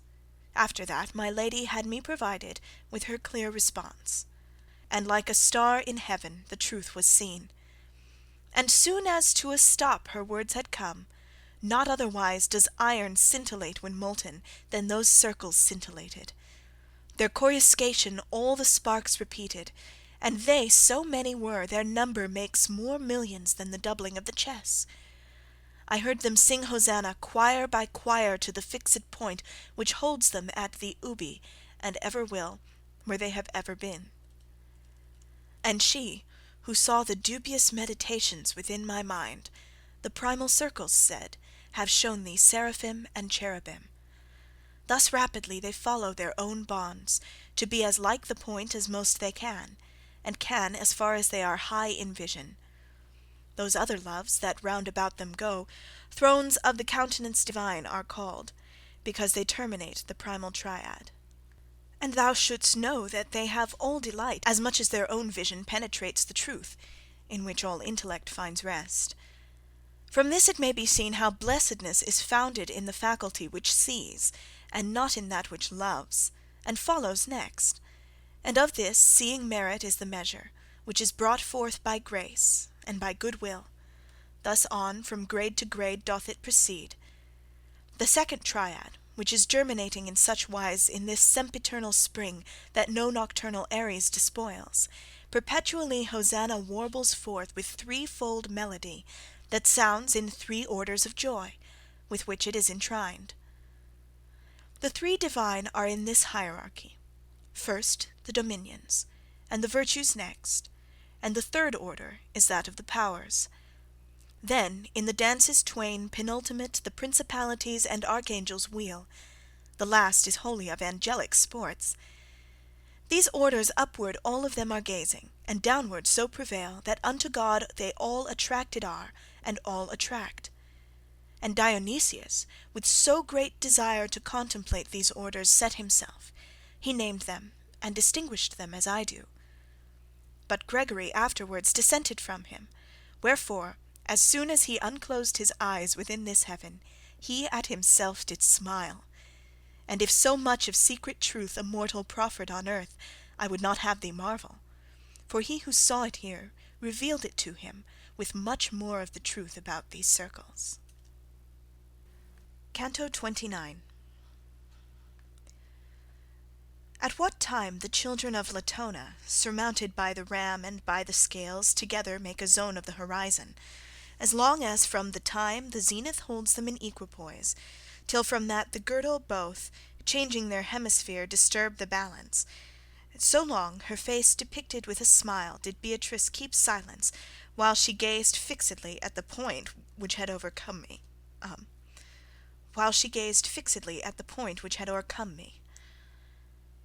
Then she began, I say, and I ask not what thou dost wish to hear, for I have seen it where centres every when and every ubi, not to acquire some good unto himself, which is impossible, but that his splendour, in its resplendency, may say, subsisto, in his eternity outside of time, outside all other limits, as it pleased him, into new loves the eternal love unfolded.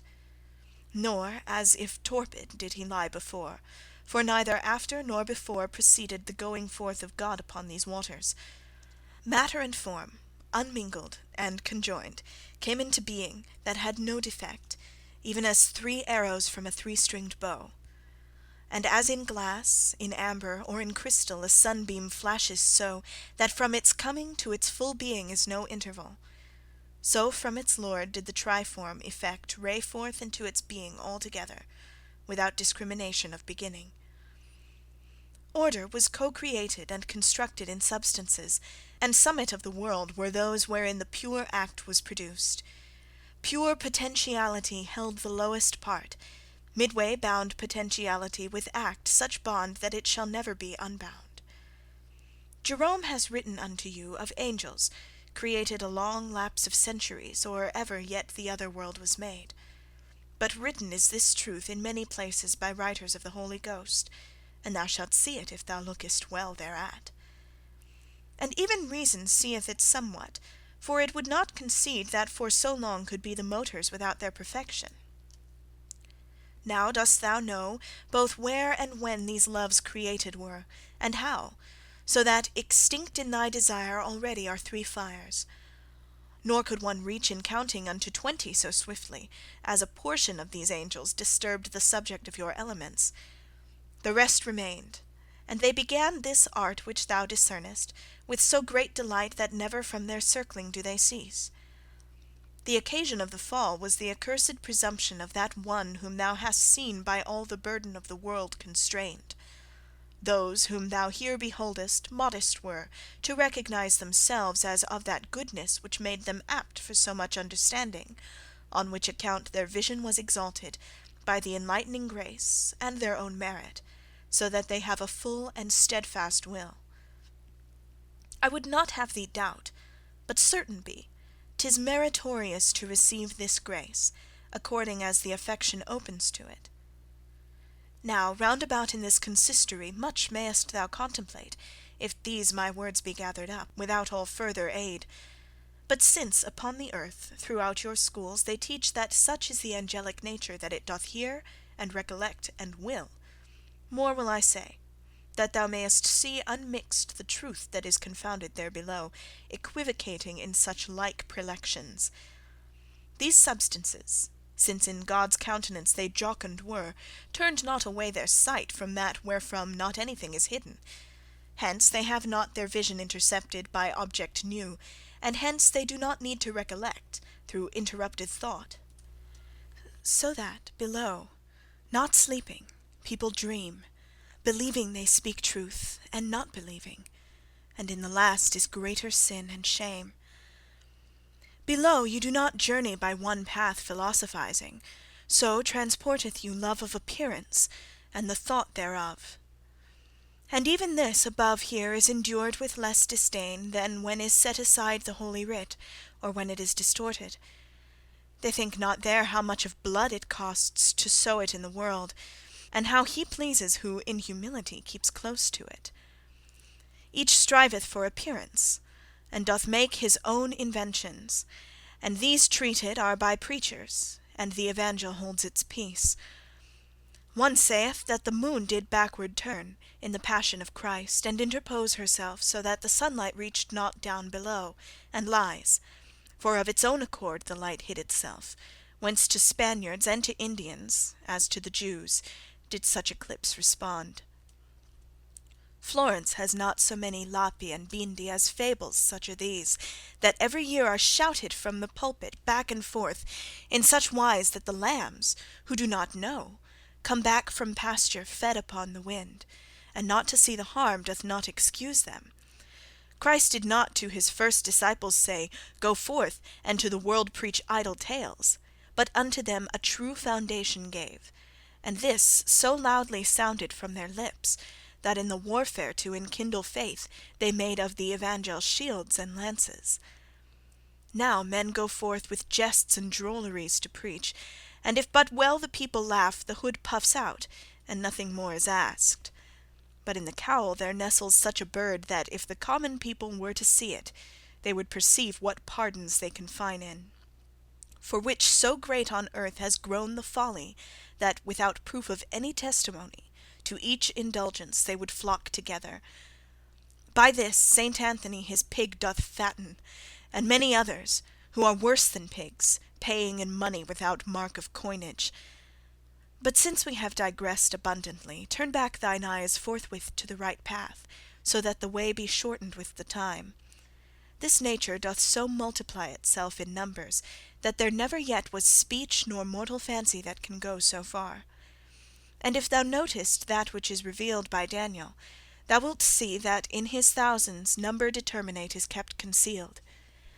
The primal light that all irradiates it by modes as many is received therein, as are the splendours wherewith it is mated. Hence, inasmuch as on the act conceptive the affection followeth, of love the sweetness therein diversely fervid is, or tepid.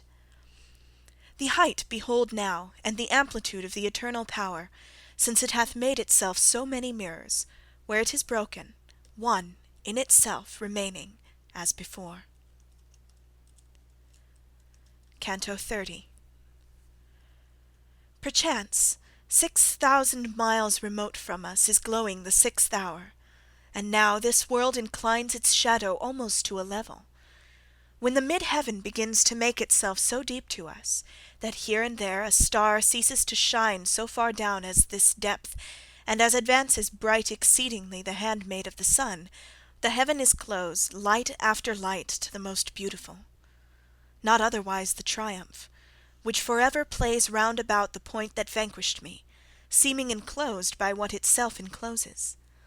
Little by little from my vision faded, whereat to turn mine eyes on Beatrice, my seeing nothing and my love constrained me. If what has hitherto been said of her were all concluded in a single praise, scant would it be to serve the present turn. Not only does the beauty I beheld transcend ourselves, but truly I believe its maker only may enjoy it all. Vanquished do I confess me by this passage, more than by problem of his theme was ever overcome the comic or the tragic poet. For as the sun the sight that trembles most, even so the memory of that sweet smile my mind depriveth of its very self. From the first day that I beheld her face in this life, to the moment of this look, the sequence of my song has never been severed. But now perforce this sequence must desist from following her beauty with my verse, as every artist at his uttermost. Such as I leave her to a greater fame than any of my trumpet, which is bringing its arduous matter to a final close. With voice and gesture of a perfect leader she recommenced. We from the greatest body have issued to the heaven that is pure light, light intellectual, replete with love, love of true good, replete with ecstasy, ecstasy that transcendeth every sweetness. Here shalt thou see the one host and the other of paradise, and one in the same aspects which at the final judgment thou shalt see. Even as a sudden lightning that disperses the visual spirits, so that it deprives the eye of impress from the strongest objects, thus round about me flashed a living light, and left me swathed around with such a veil of its effulgence that I nothing saw.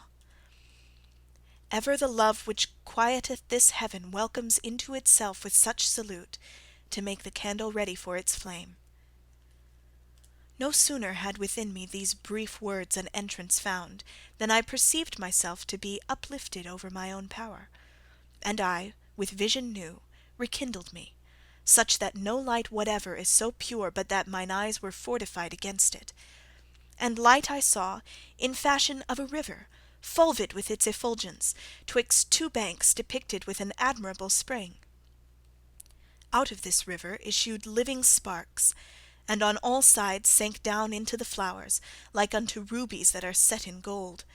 And then, as if inebriate with the odours, they plunged again into the wondrous torrent, and as one entered, issued forth another. The high desire that now inflames and moves thee to heave intelligence of what thou seest, pleaseth me all the more it swells. But of this water it behoves thee drink, before so great a thirst in thee be slaked. Thus said to me the sunshine of mine eyes, and added, the river and the topazes, going in and out, and the laughing of the herbage, are of their truth foreshadowing prefaces. Not that these things are difficult in themselves, but the deficiency is on thy side, for yet thou hast not vision so exalted. There is no babe that leaps so suddenly with face towards the milk, if he awake much later than his usual custom is, as I did, that I might make better mirrors still of mine eyes, down stooping to the wave which flows, that we therein be better made. And even as the penthouse of mine eyelids drank of it, it forthwith appeared to me out of its length to be transformed to round. Then, as a folk who have been under masks seem other than before, if they divest the semblance not their own they disappeared in. Thus into greater pomp were changed for me the flowerets and the sparks, so that I saw both of the courts of heaven made manifest. O splendour of God, by means of which I saw the lofty triumph of the realm veracious, give me the power to say it how I saw.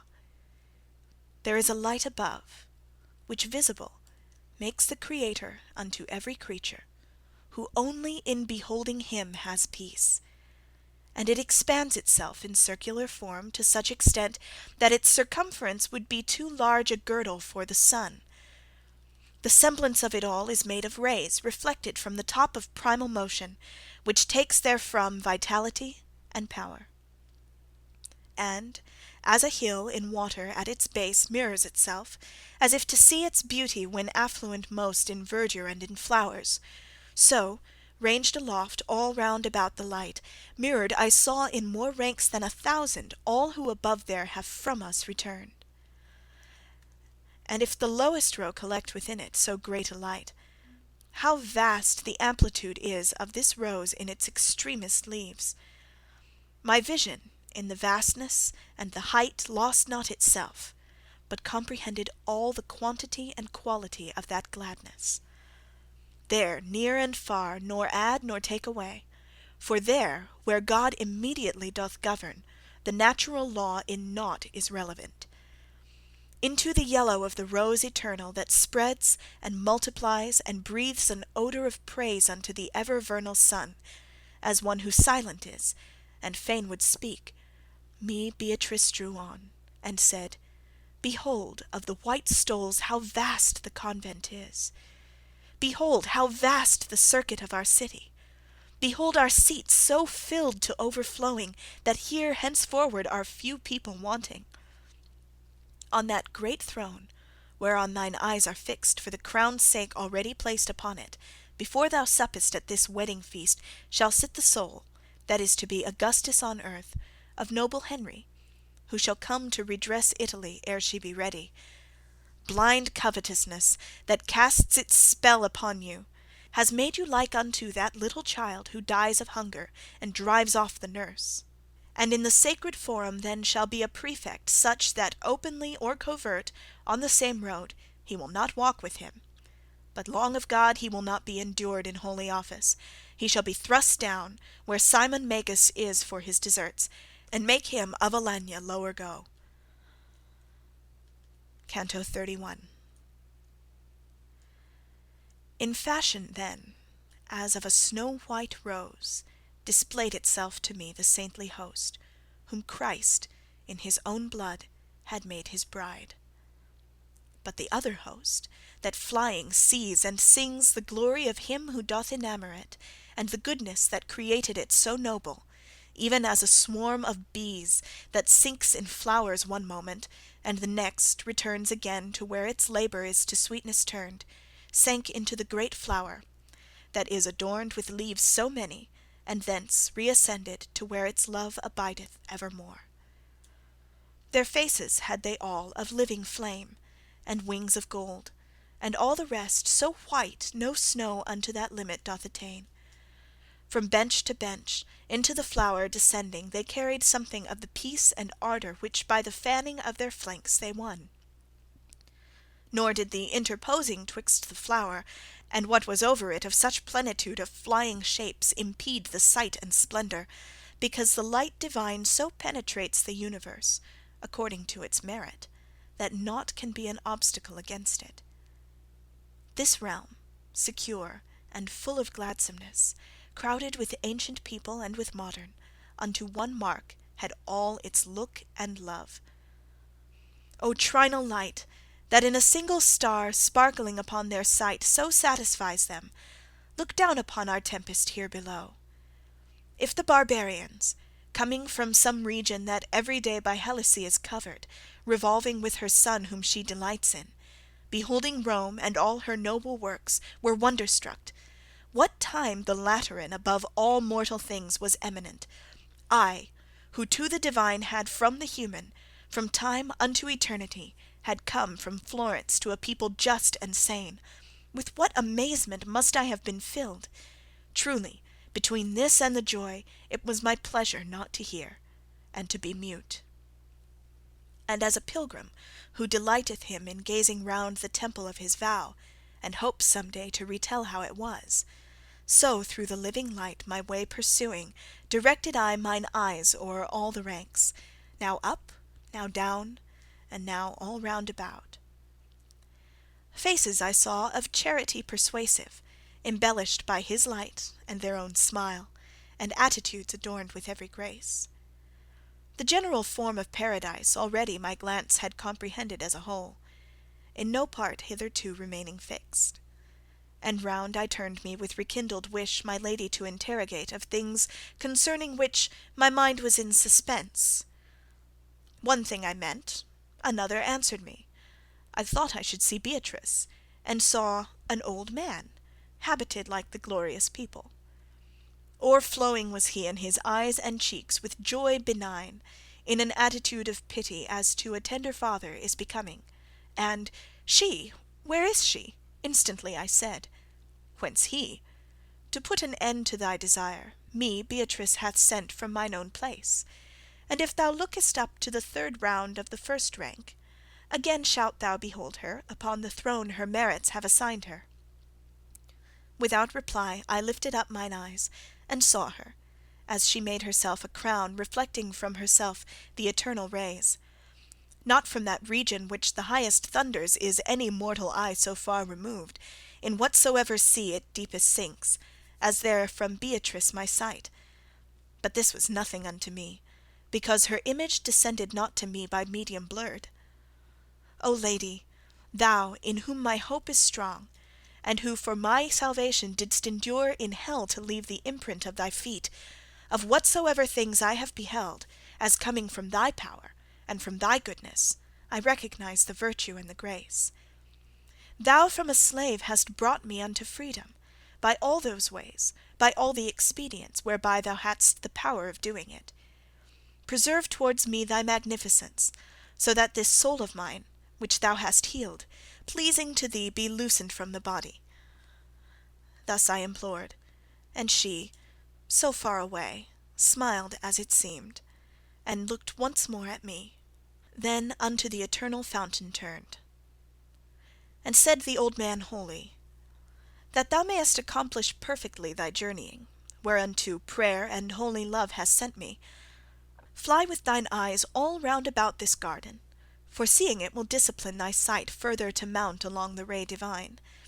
And she, the Queen of Heaven, for whom I burn wholly with love, will grant us every grace, because that I her faithful Bernard am.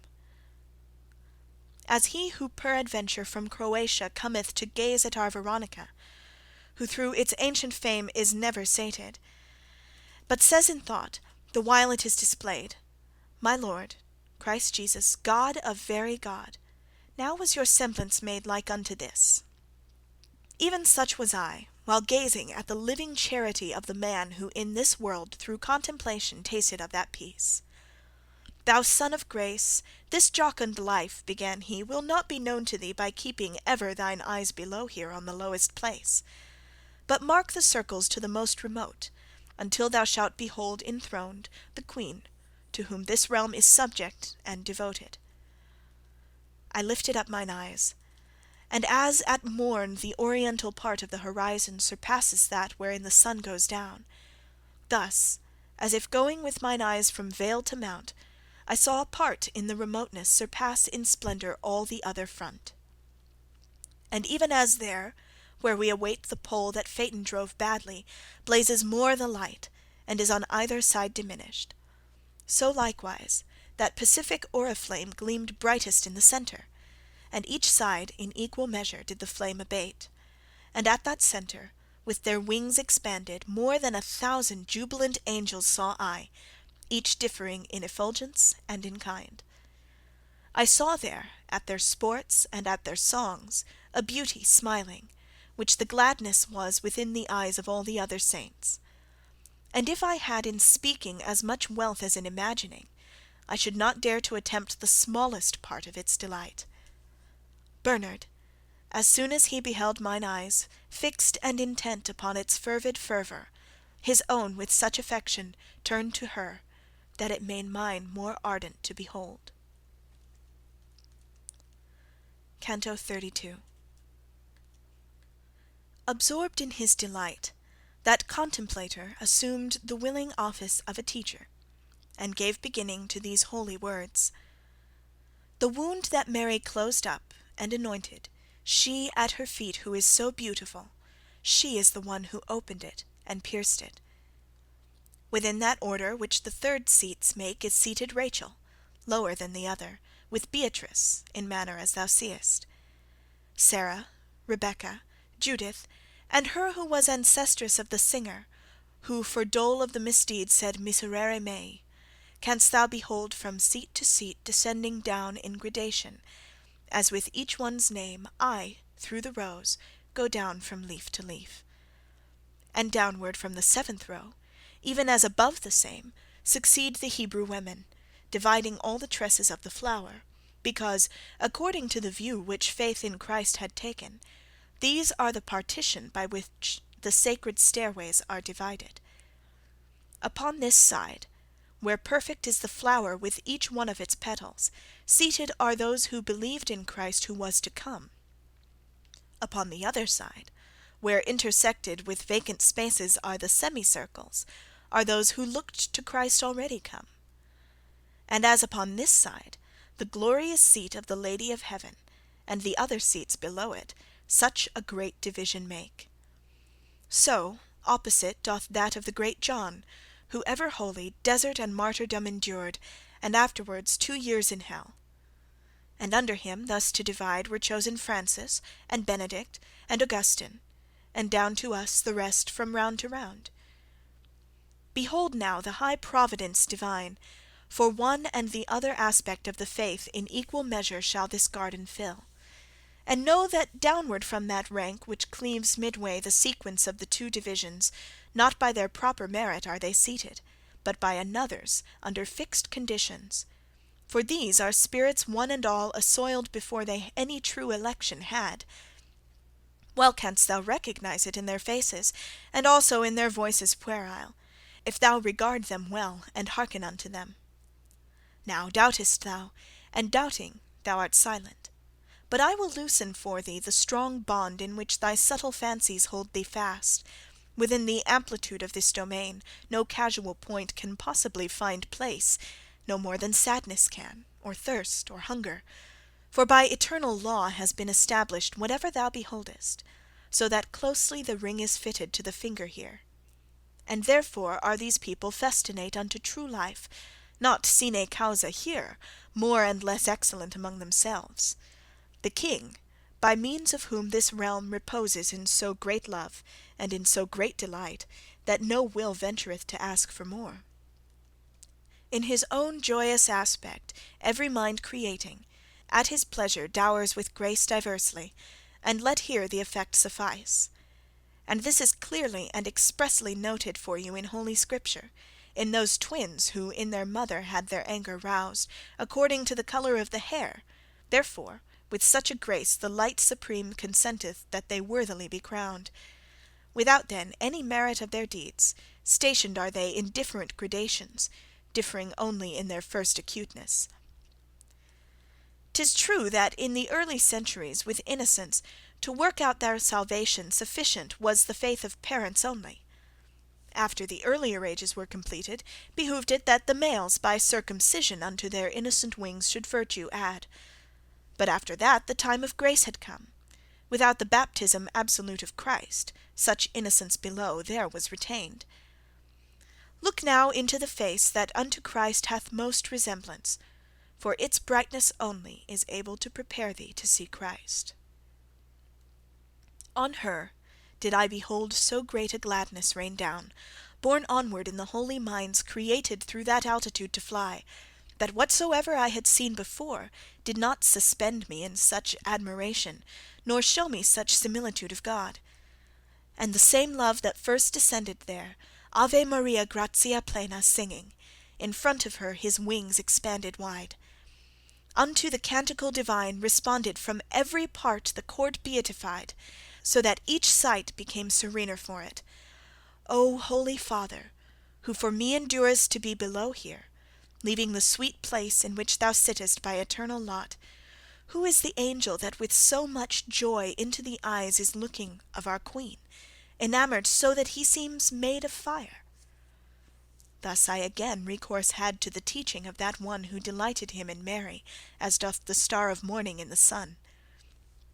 And he to me, such gallantry and grace as there can be in angel and in soul, all is in him, and thus we fain would have it, because he is the one who bore the palm down unto Mary, when the Son of God to take our burden on himself decreed. But now come onward with thine eyes, as I speaking shall go, and note the great patricians of this most just and merciful of empires. Those two that sit above there most in rapture, as being very near unto Augusta, are as it were the two roots of this rose. He who upon the left is near her placed, the Father is, by whose audacious taste the human species so much bitter tastes. Upon the right thou seest that ancient Father of Holy Church, into whose keeping Christ the keys committed of this lovely flower.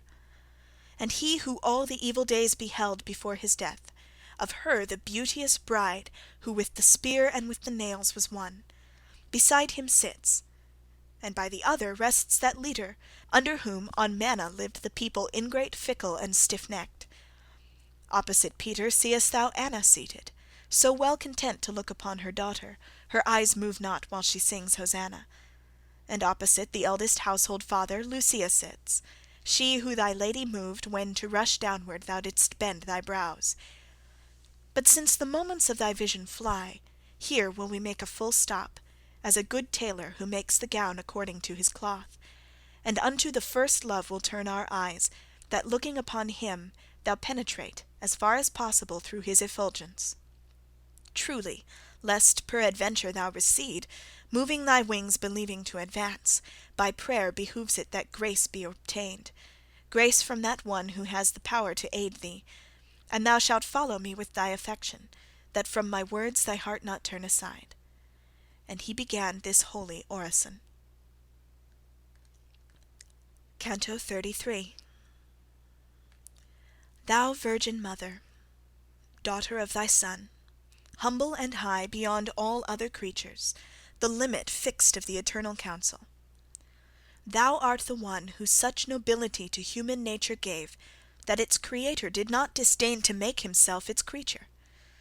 Within thy womb rekindled was the love, by heat of which in the eternal peace, after such wise this flower has germinated. Here unto us thou art a noonday torch of charity, and below, there among mortals, thou art the living fountainhead of hope. Lady, thou art so great and so prevailing, that he who wishes grace, nor runs to thee, his aspirations without wings could fly. Not only thy benignity gives succour to him who asketh it, but oftentimes forerunneth of its own accord the asking. In thee compassion is, in thee is pity, in thee magnificence, in thee unites whatever of goodness is in any creature. Now doth this man, who from the lowest depth of the universe as far as here has seen one after one the spiritual lives, supplicate thee through grace for so much power, that with his eyes he may uplift himself higher towards the uttermost salvation. And I, who never burned for my own seeing more than I do for his, all of my prayers proffer to thee, and pray they come not short, that thou wouldst scatter from him every cloud of his mortality, so with thy prayers, that the chief pleasure be to him displayed. Still further do I pray thee, Queen, who canst whatever thou wilt, that sound thou mayest preserve after so great a vision his affections. Let thy protection conquer human movements. See Beatrice and all the blessed ones my prayers to second clasp their hands to thee.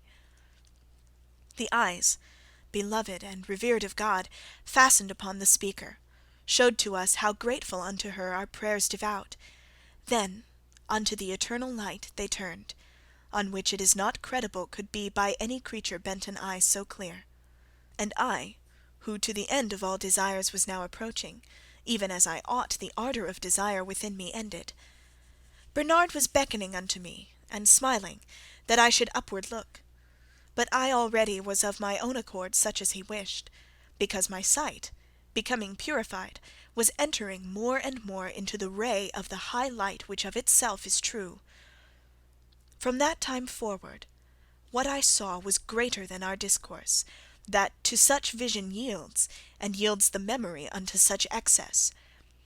Even as he is who seeth in a dream, and after dreaming the imprinted passion remains, and to his mind the rest returns not, even such am I. For almost utterly ceases my vision, and distilleth yet within my heart the sweetness born of it.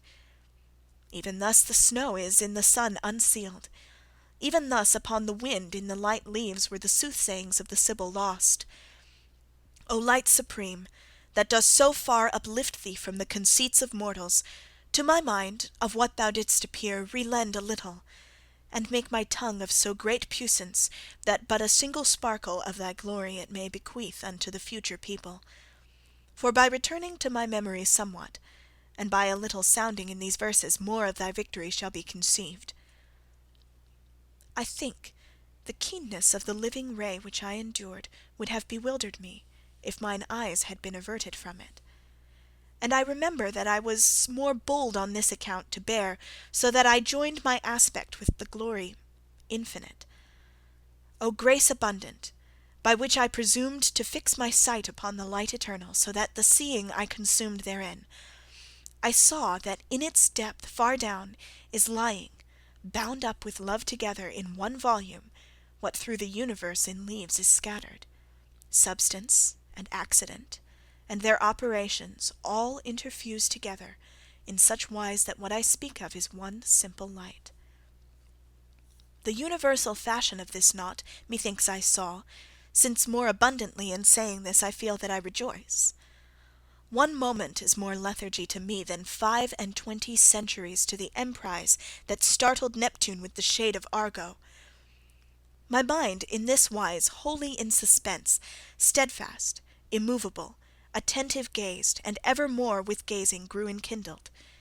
In presence of that light one such becomes, that to withdraw therefrom for other prospect it is impossible he ever consent, because the good, which object is of will, is gathered all in this, and out of it that is defective which is perfect there. Shorter henceforth will my language fall of what I yet remember than an infant's who still his tongue doth moisten at the breast, not because more than one unmingled semblance was in the living light on which I looked, for it is always what it was before, but through the sight that fortified itself in me by looking, one appearance only to me was ever changing, as I changed. Within the deep and luminous subsistence of the high light appeared to me 3 circles, of threefold colour, and of one dimension. And by the second seemed the first reflected, as iris is by iris, and the third seemed fire that equally from both is breathed. O how all speech is feeble, and falls short of my conceit! And this, to what I saw, is such, 'tis not enough to call it little. O light eternal, soul in thyself that dwellest, soul knowest thyself, and known unto thyself, and knowing, lovest and smilest on thyself. That circulation, which being thus conceived, appeared in thee as a reflected light, when somewhat contemplated by mine eyes, within itself, of its own very colour, seemed to me painted with our effigy, wherefore my sight was all absorbed therein. As the geometrician, who endeavours to square the circle, and discovers not, by taking thought, the principle he wants, even such was I at that new apparition. I wished to see how the image to the circle conformed itself, and how it there finds place, but my own wings were not enough for this, had it not been that then my mind there smote a flash of lightning, wherein came its wish. Here vigour failed the lofty fantasy, but now was turning my desire and will, even as a will that equally is moved, the love which moves the sun and other stars. End of the Divine Comedy by Dante Alighieri.